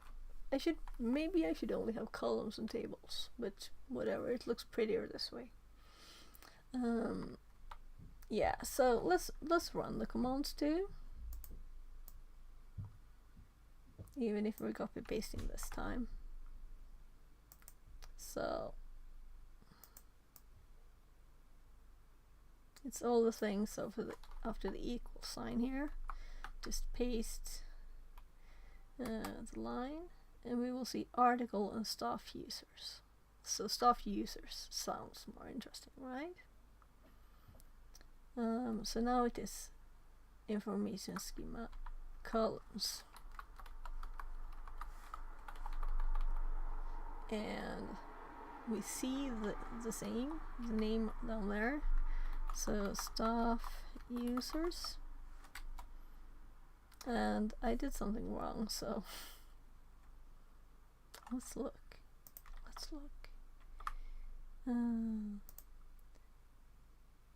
Columns.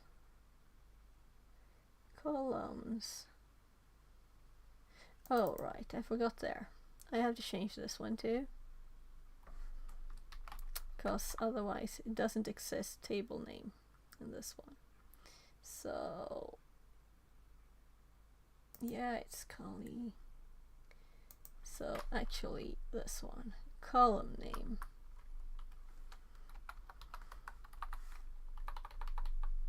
There, this is very good to do manually, but there's also the possibility to get errors. So let's actually copy what I have here, and let's paste it in here. Oh gosh, that's the ice cream track. Ice cream track, and it always stops just outside the house. So what did I change? Oh, table name, not schema. Okay, great. So let's undo that, and let's get back here, and it's called table name. I don't like the word schema. I never liked it. So now we have ID, password, username, right? So that worked, and I changed in 3 places. I changed columns, column name, schema columns, and table name instead of tables, column schema.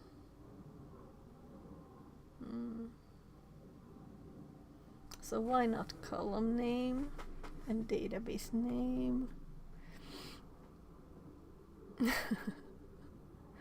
I'm in Sweden. Where are you? Now I'm interested to know if it's in more places. Yeah, cool, you're Swedish too. Yes, I'm in Rotepro outside Stockholm, like Sollentuna. Where are you? Yeah, that's funny. Well, so you didn't hear me speak Swedish anything yet. I speak Swedish to my kids all the time. Oh, cool. Do you know where our country house is? It's vacation time, so in like a few weeks I'll be going to Ödebyn outside Åmål, kinda.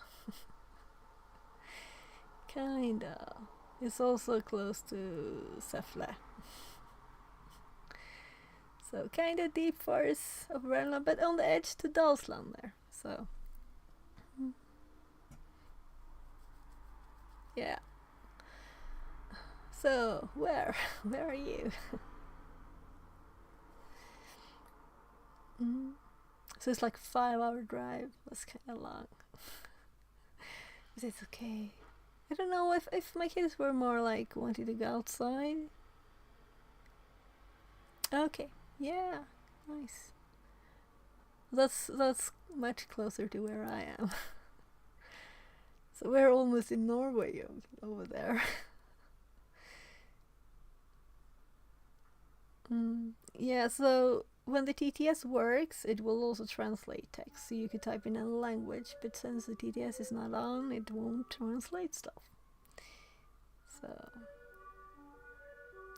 okay, that's wild. So my dad's parents lived close to Karlstad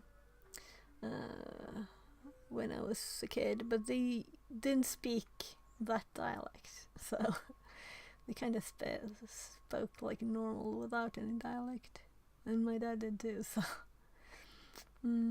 but my hubby's mother, she's from Åmål, so. But also she dropped a bit of accent, of course. Live in Stockholm most of her life. Okay. Yeah, everybody does. But don't like young people drop the distinct dialect? Isn't more like smoothing all over? Small world, right? Yeah, and still we have 4 hours car drive between us still. Well, when I was a kid it would have been like 7, right? Because the roads are getting better. Yeah, cool. So what's your interest in cybersecurity? Is it like you just stumble into the stream, or did you have any, you're studying it too, right? Didn't you say that? I have to check up. So no, I can't scroll further up. I'm not friends with the chat of StreamerBot yet. We'll see. If I always have it open, then all the chat will end up in there, I guess. Yeah. So it's very tightly connected to web dev, right? Because that's the way we get into all the systems, all the boxes we do. Everything starts with the web, almost all of it. This anyone started with AnyDesk, so that was kind of funny, but there's almost always web first. Mediocre. I don't think that. If you say you're mediocre, that means you're a great one, right? Because someone who's very new to there will think they know everything. Nah?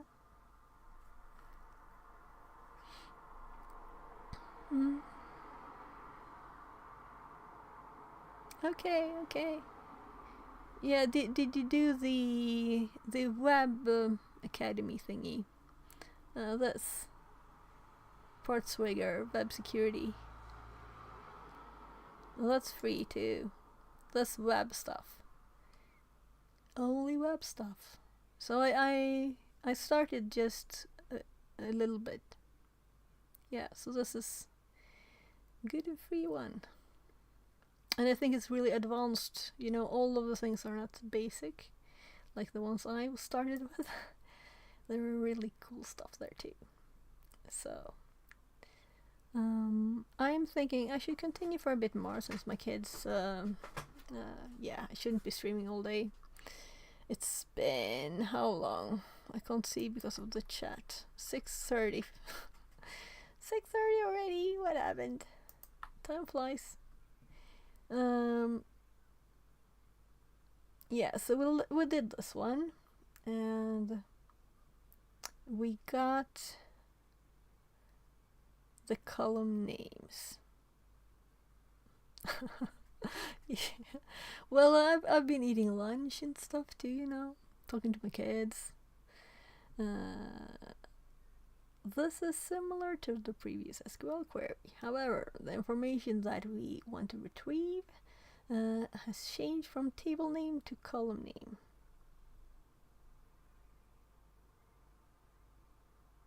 Well, they're wrong because it's table schema. So I was like, what? Find a bug.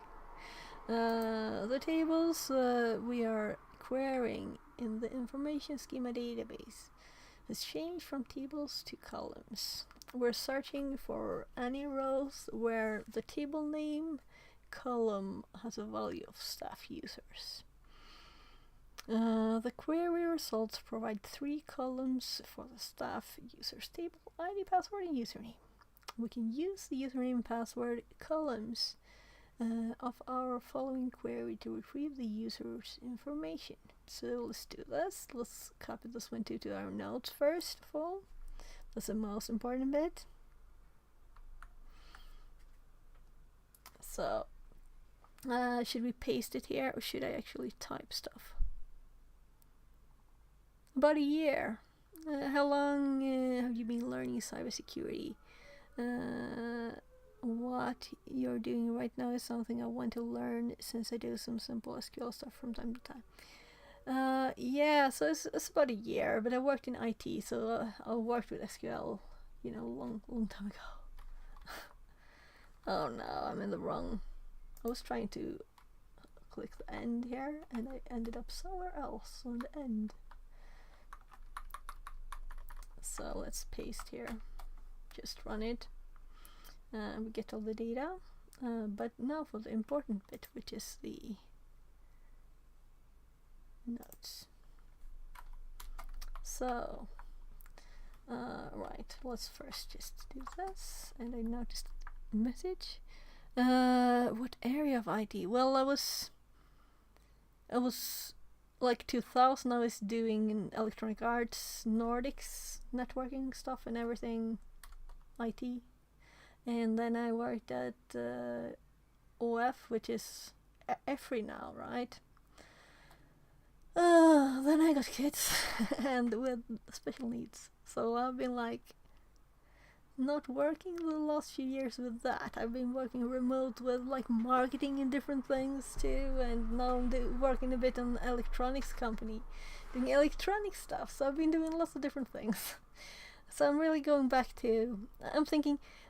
People have asked me, do you want to work at this company? Run IT on this shop in Arlando's whatever IT stuff. I'm like, oh yeah, okay, but is it not on location 8 hours a day job? Yeah, it is.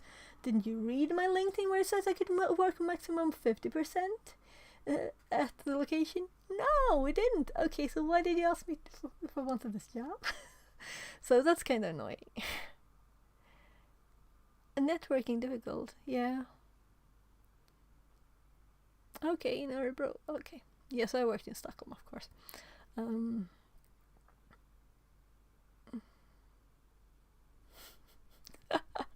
Yeah, but since my kids are still home, so I can't just.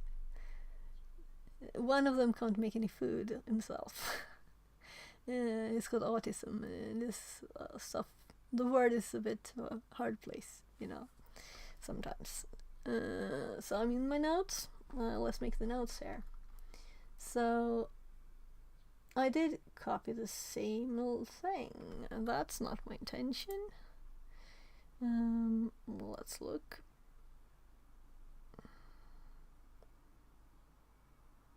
So sometimes when I copy, I'm not at the place where I think I am with my actual. There, now we should have it, right? So we actually had double special characters. Oh, there's a BR in there. That's so cute. It actually did the BR.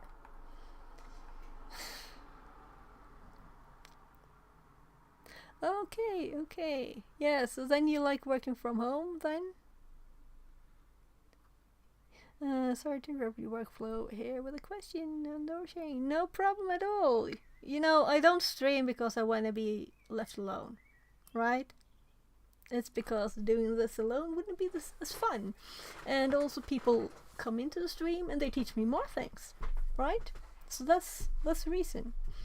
I don't want to sit here all alone in the room with just my kids. I need something social. I need that. So, but I'm going to look for jobs, and I would prefer to have like 40% maybe, or some kind of like mix. 40% on a location close by, of course. But I could take a remote one if that's what I get. Yeah, also have a partner who is very sick, so I travel between rooms. Okay, so working on the game doesn't work. Okay, oh, I hope they get better. Thank you. Yeah, very sick doesn't sound very good, so I hope they get better soon. Ah.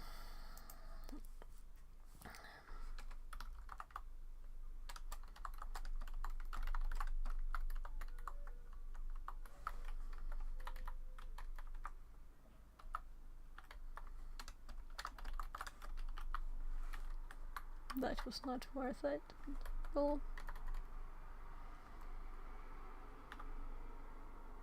Well, I should make like a shortcut thingy. Can't you do that on this? I think so, in Obsidian. Oh my, okay. Yeah, so I hope it's not too bad then. I hope it's okay. That is as good as possible. Whatever you can say. Yeah, but nice that you can work from home then. That's great. So dev work works kind of good from home, right?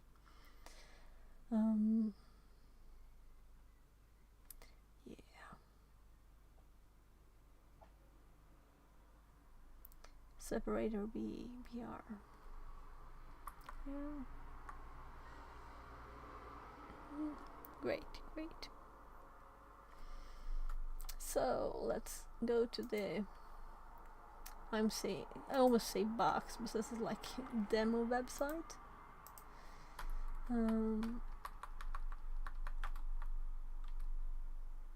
So putting the new query here. Apparently, I need to copy it again. So there.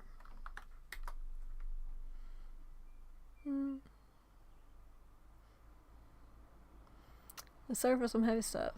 So anyway, this looks interesting. Yeah, but life is all parts, Life is all parts. And sometimes, well, I'm here if someone wants to talk about something heavy, that's all okay. So, yeah. I've been very much locked to the home when the kids were younger, especially. So I had one very wild ADHD kid and one autistic kid who couldn't handle that. much. Well, he is probably a bit ADHD too, but because he never stands still when he talks now. He just keeps dancing, like, yeah. So, but now it's getting better and better. They can do more and more stuff, but it was school crashes. So we have the admin and password and stuff. Yeah, definitely. And also my dad passed away 2 years ago from cancer, so and my hubby's mom for like 5 years ago from another kind of cancer. So life is what it is, you know. And you should enjoy it while you can. Her last few years there, she was traveling abroad, she was doing all the things. She had like a checklist, things she wanted to do. My dad was different. So yeah, so do what you can. Do what you want to and have as fun as you can with the time that you have. That's the thing, right? So, right, I usually put the name of the table, so I didn't here. So let's do that. Staff users. So we can imagine the results. I'm sorry, it's a taco. It's a taco.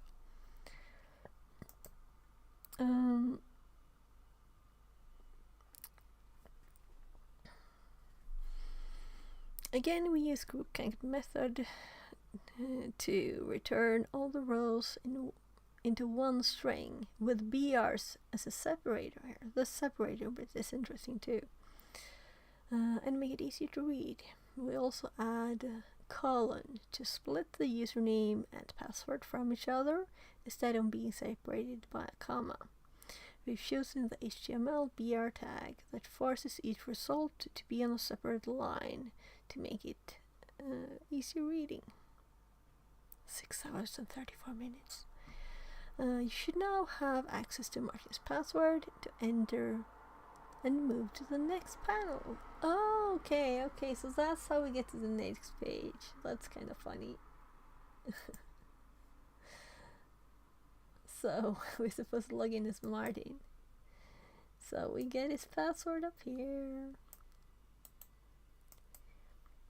And we can also see the full query here. So this is a good learning room. I like it. I wonder if I did like it officially.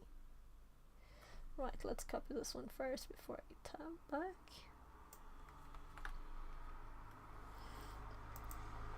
So, your answer is correct.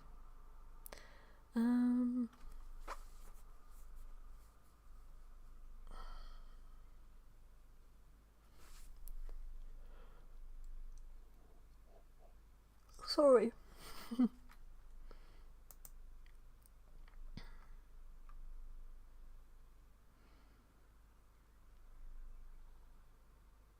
Yeah, so I'm thinking notes.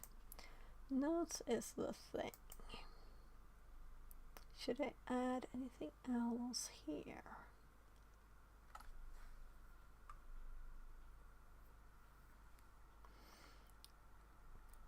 So we're now at blind SQLi. So, oh my god, that's so annoying. It keeps happening. So did I make a header already for blind? No. So this is not really a part of this. Let's keep popping it down. A lot of space. What level header did I make this one? 3. So let's make the next one 3 too. Blind SQLi.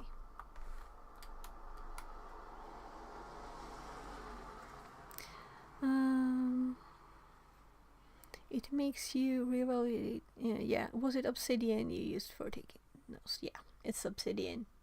And I just went through my Obsidian notes a bit earlier on stream. So if you want, you can look at the VOD a bit earlier when I went through my notes here on Obsidian. So I have this file here with all the things you can add that I know about. There's definitely more. So let's hop back.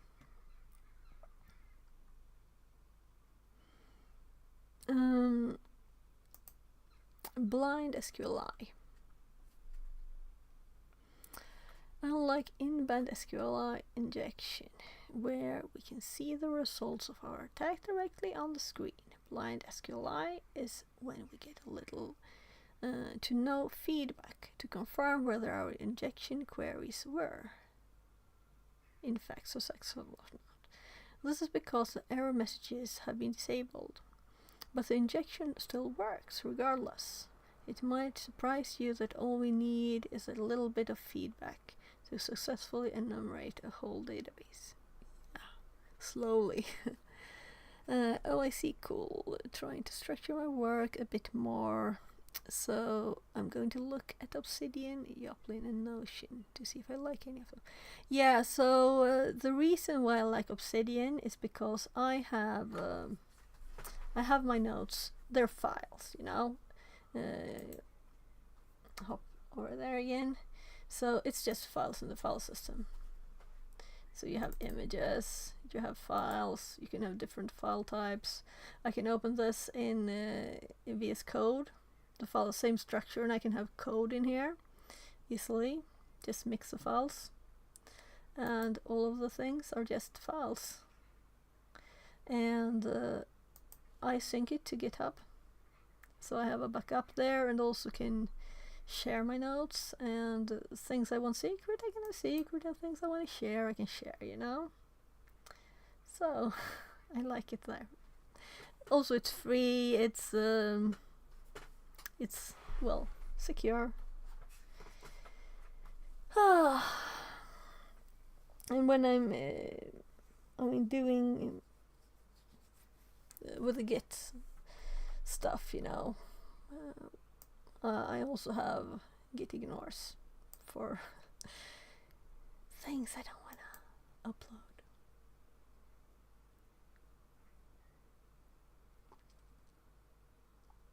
Yeah, Obsidian is MD. It's all MD. So it's very... you can just open the same things, right? So let's... So we even have the ChatGPT up here. Let's go to GitHub.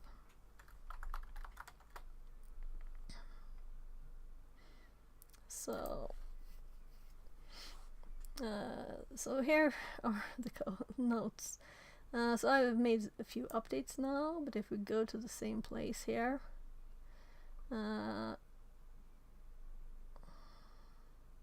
so it's tools and info, and go to SQL where we're at. We click one of the files there.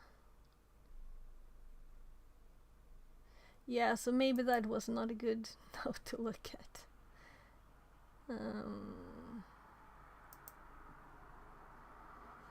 Yeah, so not long notes these.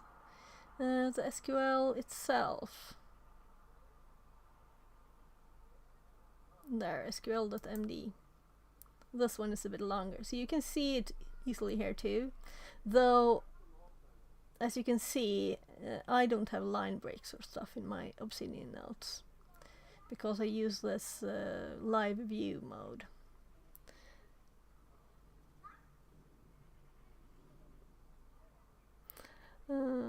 Let's see. Then I can also use, I know, and to edit the files if I need. yeah, you're allowed to. Not my choice though. Big fan of MD. It's just the right amount of customization to not get overwhelming. Yeah. Looks like a great way to structure notes. Yeah, you're welcome to steal whatever you want from me. I'm probably not the first one, you know, to do it like this. I got a hint that you could. I had looked at other ways to sync it to and looked at this, but then someone else was doing it, so I did too. Yeah. So here's the. Let's see how the obsidian bit of it, because you know all markdown is not equal. So this is what it looks like here.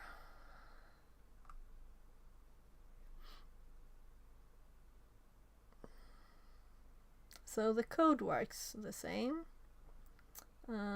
but as you can see, when the embed of an PDF and the iframe doesn't work in here.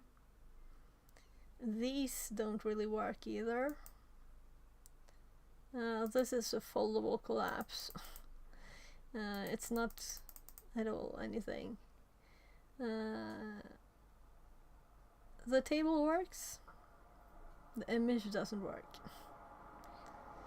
So some things works. There are more things on Obsidian than what GitHub can show you.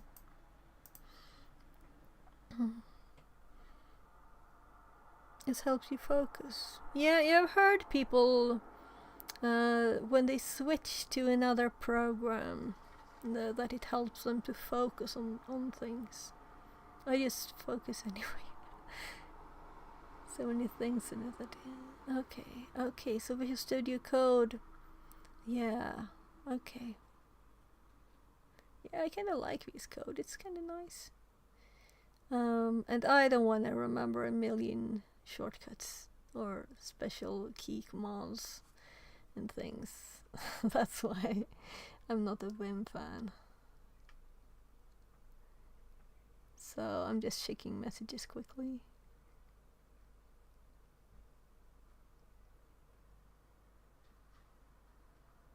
Oh, okay.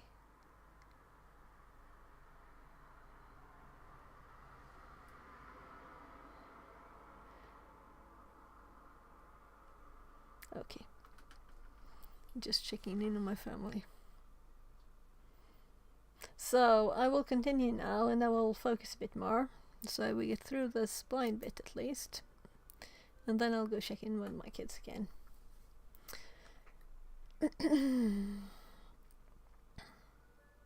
Yeah, so we can enumerate a whole database with the tiniest feedback. Authentication bypass. One of the most straightforward blind SQL injection techniques is when bypassing authentication methods, such as login forms. In this instance, we aren't that interested in retrieving data from the database. We just want to get past the login. Yeah. So I didn't think of it, but of course that's a blind thing. But we get feedback. We get in. We are logged in, right? So it's not blind. I don't agree fully there. Login forms that are connected to a database of users are often developed in such a way that the web application isn't interested in the content of the username and password, but more whether the two make a matching pair in the user table. In basic terms, the web application is asking the database, do you have a user with username Bob and the password Bob123? The database replies with either yes or no, true or false. And depending on the answer, dictates whether the web application lets you proceed or not. Taking the above information into account, it's unnecessary to enumerate a valid username password pair.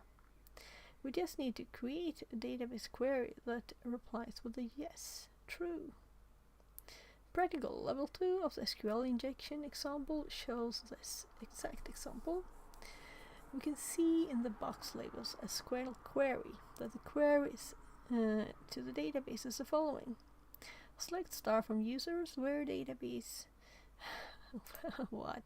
Where username and password limit 1. So I'm going to copy this and I'm going to make this an authentication example.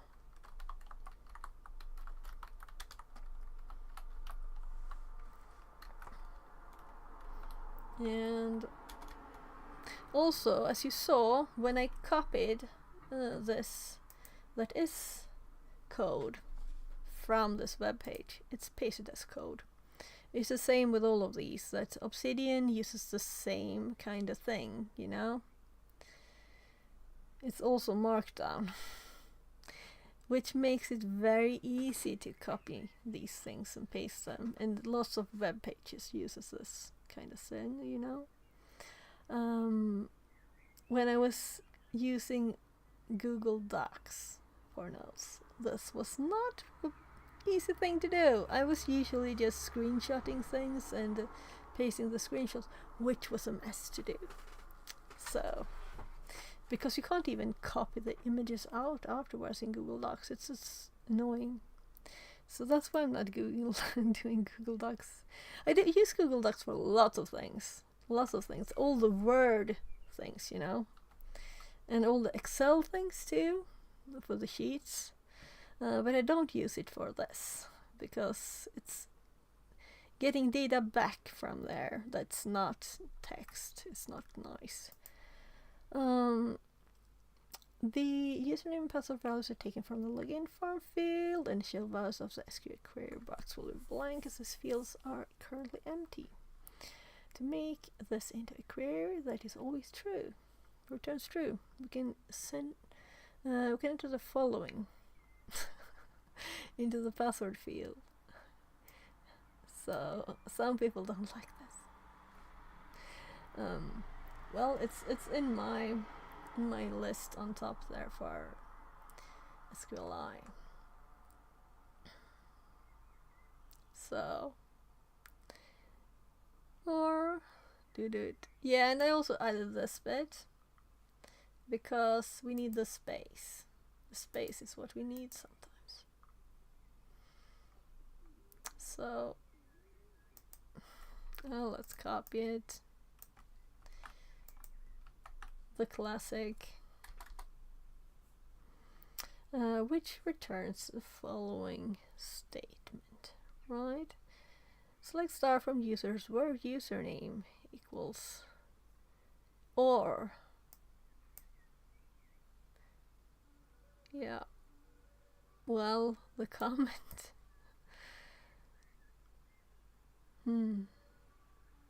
Well, let's go to the page 2, right? Why did I click that? I was going to click this. So I think they put it in the password field. Yeah, which is like you can't see it.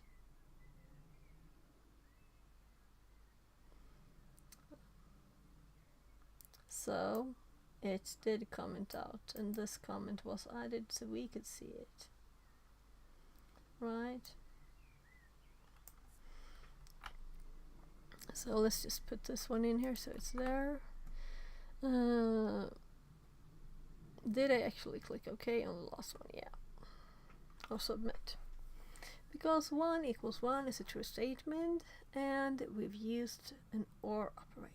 This will always cause a query to return as true, which satisfies the web application logic that the database found a valid username password combination and that the access should be allowed. So let's go back to this page. I don't want to hop there yet, thank you. So let's instead, oh well, let's type. So we want to do this one. Hopping up automatically at a user. Well, yeah. So works too. But now we just commented the password bit too. So it's the same thing.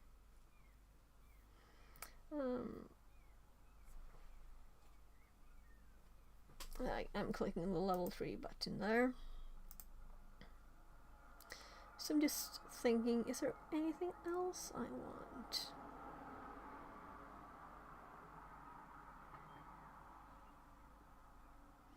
So look at this page. Okay, Um,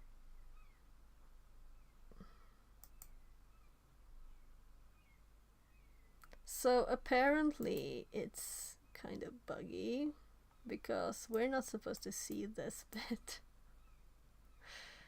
Right? Look. We broke the poor thing. So let's click this. No? It's just broken. It's just broken. So we did finish the blind bit, and I was kind of thinking, right. No, I didn't click submit there. Oh, my answer is not correct. So this is the answer that it wanted then. Okay. So I was like, what? But it was okay. Good. So I'm thinking it's probably time for me to raid. So let's see. Did we have anyone on? Let's go for Theo. Poor Theo gets lots of raids here. If he's online this time, he will be raided. He will be raided. Yeah, so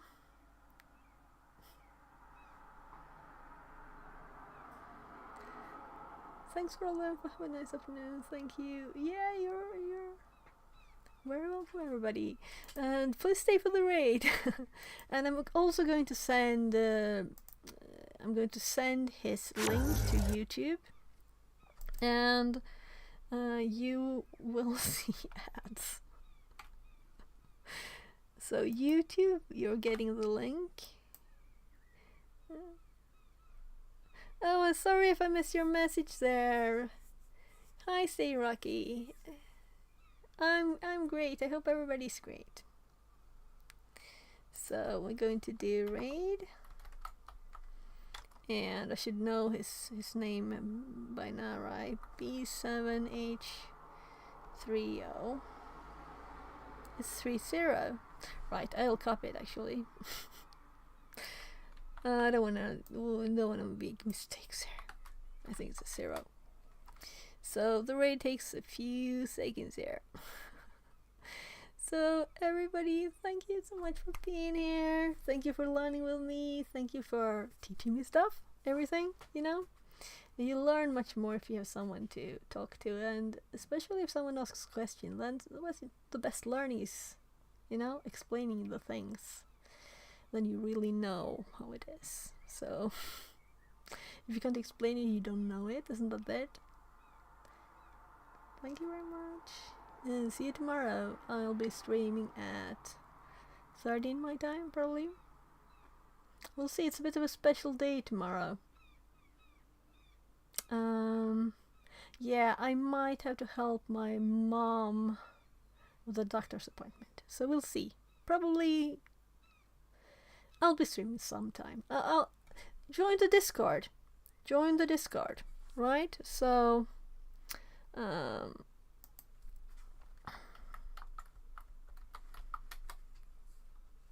there, I'm going to copy this link.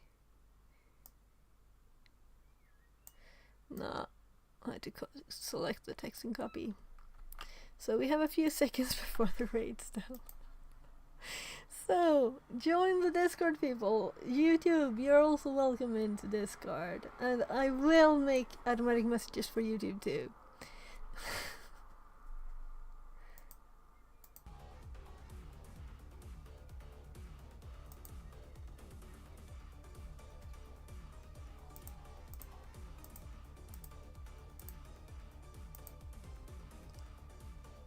I'm stopping streams. Bye, YouTube. You're welcome over to Twitch if you want. Thank you very much for today.